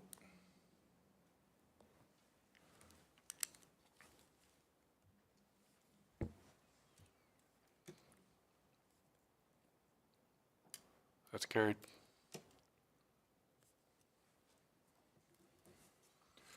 Okay. Thank you, Mr. Reeves. So for those who would like to go, and I'm assuming Councillor Kerpwhite is one of them, there would be, according to the new policy, there are now 2 slots available. We would need to know probably before the end of the week as to get people registered. 10.2. Thank you, Mr. Reed. Members of Council, 10.2 is a new reimbursement and expense claim policy, COU 10. Administration is seeking approval for the reimbursement and expense claim policy. Overall, the new policy promotes greater fiscal responsibility and transparency. It includes more clearly defined roles and responsibilities. For example, for directors and managers, it explicitly outlines what expenses are excluded, such as fine, tickets, and alcohol. The new policy now covers all county business-related expenses extending beyond just travel and conferences. In addition, the policy has broader scope, applying councillors, committee members, and employees alike. It emphasizes budgetary discretion, particularly for the Reeves, CO, and managers. And the personal allowance has been increased from $30 a night to $50 per night, with no additional incidental claims permitted beyond this amount. There is no immediate financial impact. Any associated costs will be managed through existing budgets. And the policy supports Cypress County's strategic priorities by enhancing workplace culture, employee engagement, and organizational effectiveness. Our recommendation is the council approve reimbursement and expense claim policy CO10 as presented and rescind subsistence and travel policy COU10. I would point out in the policy, one of the reasons we changed the amount from 30 to 50, it's been 30 for a bunch of years. It's difficult to get laundry done in a hotel, and that was one of the issues raised in the previous policy. The incidental, that $30 a night, was for things like laundry, et cetera, et cetera. So that was the one change. The other one was that it is now the responsibility of the employee and of the councillor to complete and submit their expenses to the appropriate administrative part of the organization. We are not covering, so partner program registration fees, including actives, materials, banquet tickets for RMA conventions would be reimbursed, but but nothing else. And councilors may claim business meeting meal expenses for meetings with residents or other Cypress County commercial business operators and other municipal representatives with the approval of the reeve. The old policy said that any councilor could meet with anybody in business and expense a lunch, and we didn't quite understand when we looked at this policy what a councilor would be doing with somebody in business and buying them lunch. So now those expenses would have to be approved by the reeve if it's a councilor. We also limited gratuities to 18%. I don't think it's an issue, but it's up to 18%. You could still give a 5%, a 10%, a 15%, but we limited tips to 18% that would be reimbursed by the county. Yeah, go ahead. Which is good, because if you have a party of eight or more, they automatically charge you an 18% gratuity.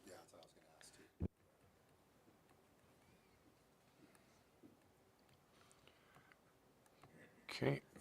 The other change that I'll just add really quickly for council with staff is we promote training and we promote staff taking courses, but we won't reimburse the staff member until that staff member has actually passed the course.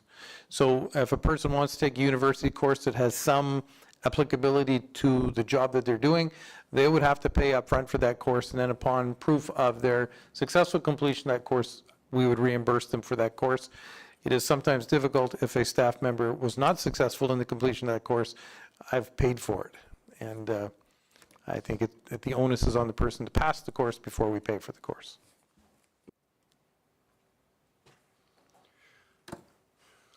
Okay. Somebody want to make the motion? Keith is making the motion. The first one. Council accepts the reimbursement and expense claim policy COU 10 as presented and rescinds travel and COU 10. Okay, just so everybody knows, when this is passed, you fill out your expense reports and get them in. If you don't get them in, you're not getting paid, and it's not staff's fault if you didn't get it in. Plain and simple. Well, people blame staff that it was their fault that it was missed, and it was not their fault. The paperwork's in your binder every 2 weeks, write it down every 2 weeks, and at the end of the month, you hand it in when the binder goes in, so. Any questions on it? Vote.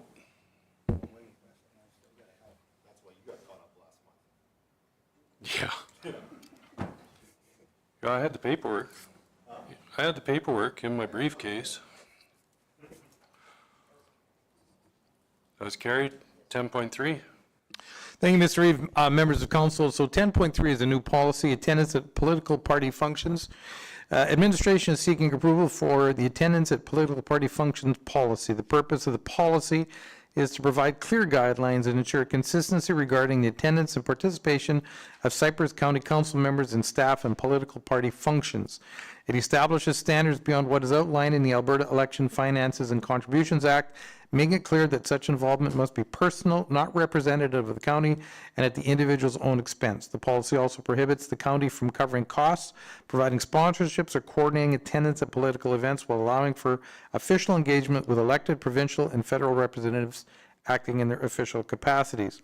There is no immediate financial impact. So we are recommending that this new policy be accepted by council. If there's any questions about the policy, I'm happy to answer them. Dustin? No, we're not paying you for you to go to a Carney rally, Dan.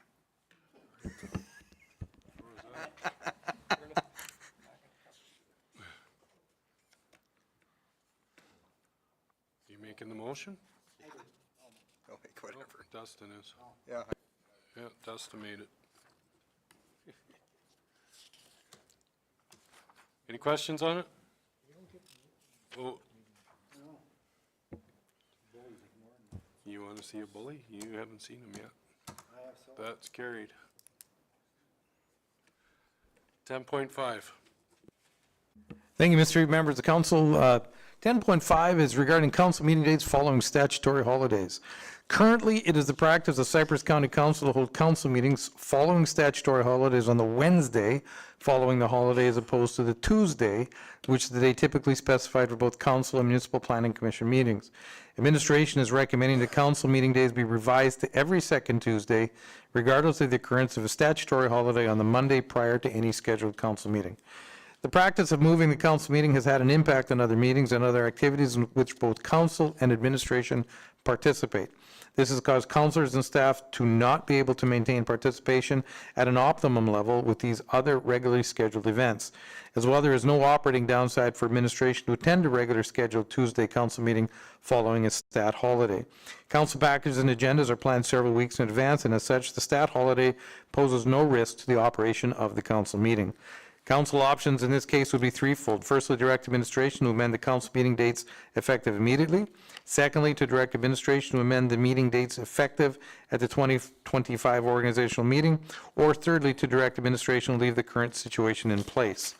Our recommendation is that council directs administration to amend effective immediately the council meeting dates to having all regularly scheduled council meeting dates on every second Tuesday regardless of the stat holiday, and to further direct administration to advertise the same. Thank you. Michelle? I will make the recommended motion because I'm one of the ones who is affected by this. I missed more short grass meetings because of this. I'm very, very thrilled that it's hopefully going to go back. Any questions on it? Vote. I don't want to put less than hand. I don't want to overwork her. I got to vote no. That's carried. Everything's consistently on a Tuesday, is the only way I keep track of time. Yeah, 11. pretty much. Thank you, Mr. Members of Council. The next one is just correspondence and information. And there's the council action items, the minister grant approval letter, and MPC minutes.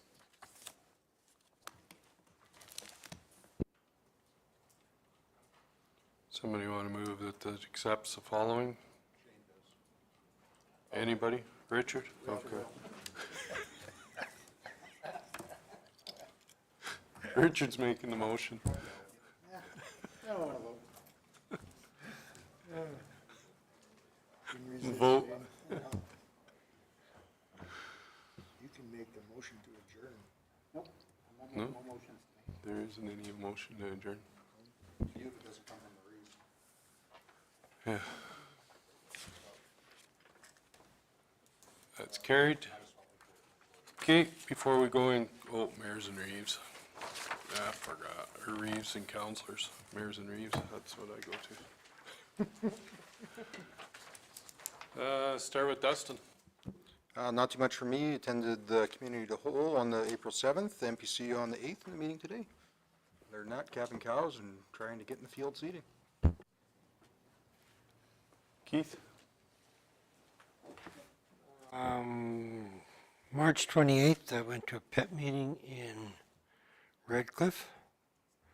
On April 3rd, went to seed cleaning plant meeting through Alberta Ag Service Board, and Committee of the Whole on April 7th. And that was about it. Shane? I'm ready. Went to the community of the whole, had a rec board meeting up in Redcliffe. And I must say, there is a lady that's taken over the reins. Oh. Okay, I'll repeat myself. I attended the community of the whole, community of the whole, and also the Redcliffe Rec Board, where there is a lady up there that has taken the bull by the horns and really got a lot of different events going on in Redcliffe this year. It's going to be busy from back to the Santa Claus Parade to the Redcliffe Days to Show and Shine, and they got a lot of stuff going on, which was nice to see. Trying to get community spirit going back in Red Cliff, so hats off to that. And I missed the Highway 320 meeting due to a doctor's appointment, but waiting for an update on that.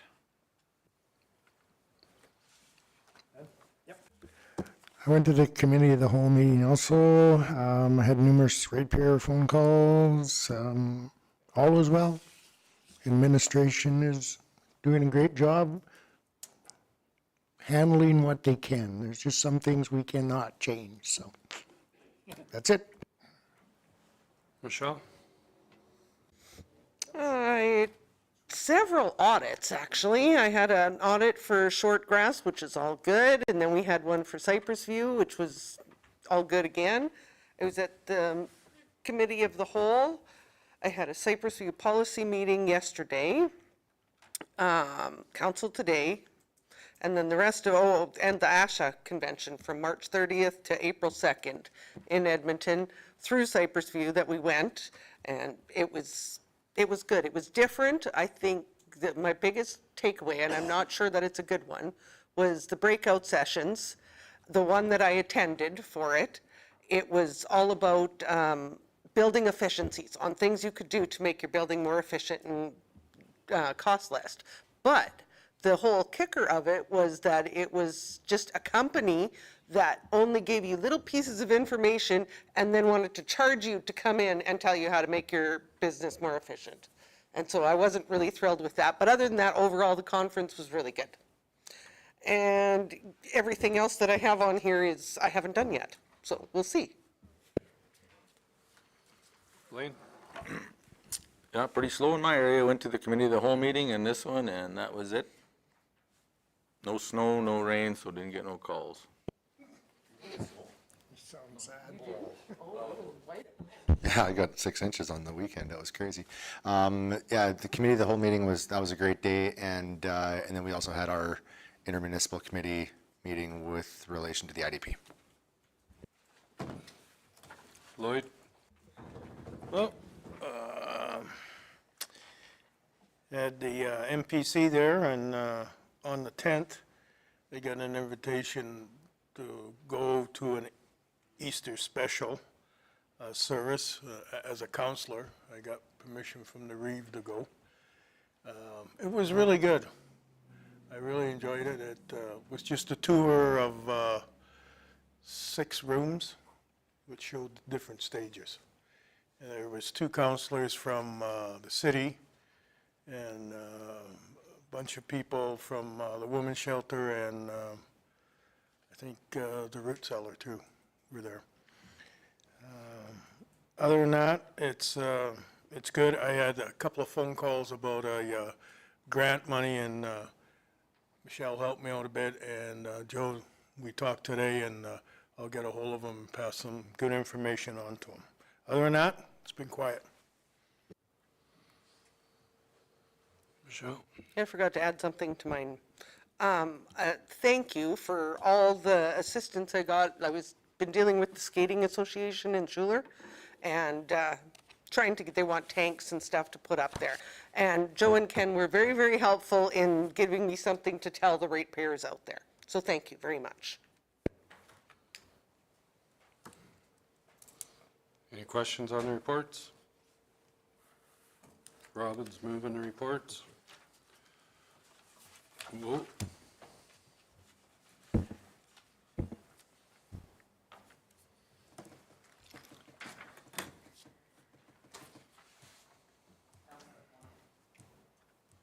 Lloyd, do you want to vote today or? Carried. Hello, Lori. We'll take a 5-minute break before we go in camera. Did you put any mileage or anything on for your ASHA thing? No, I'll wait No. to see when Okay, they- that's, I'm going to tell Les that. Not yet. Fucking guys. And you put it in forever now. And you guys put it in forever now.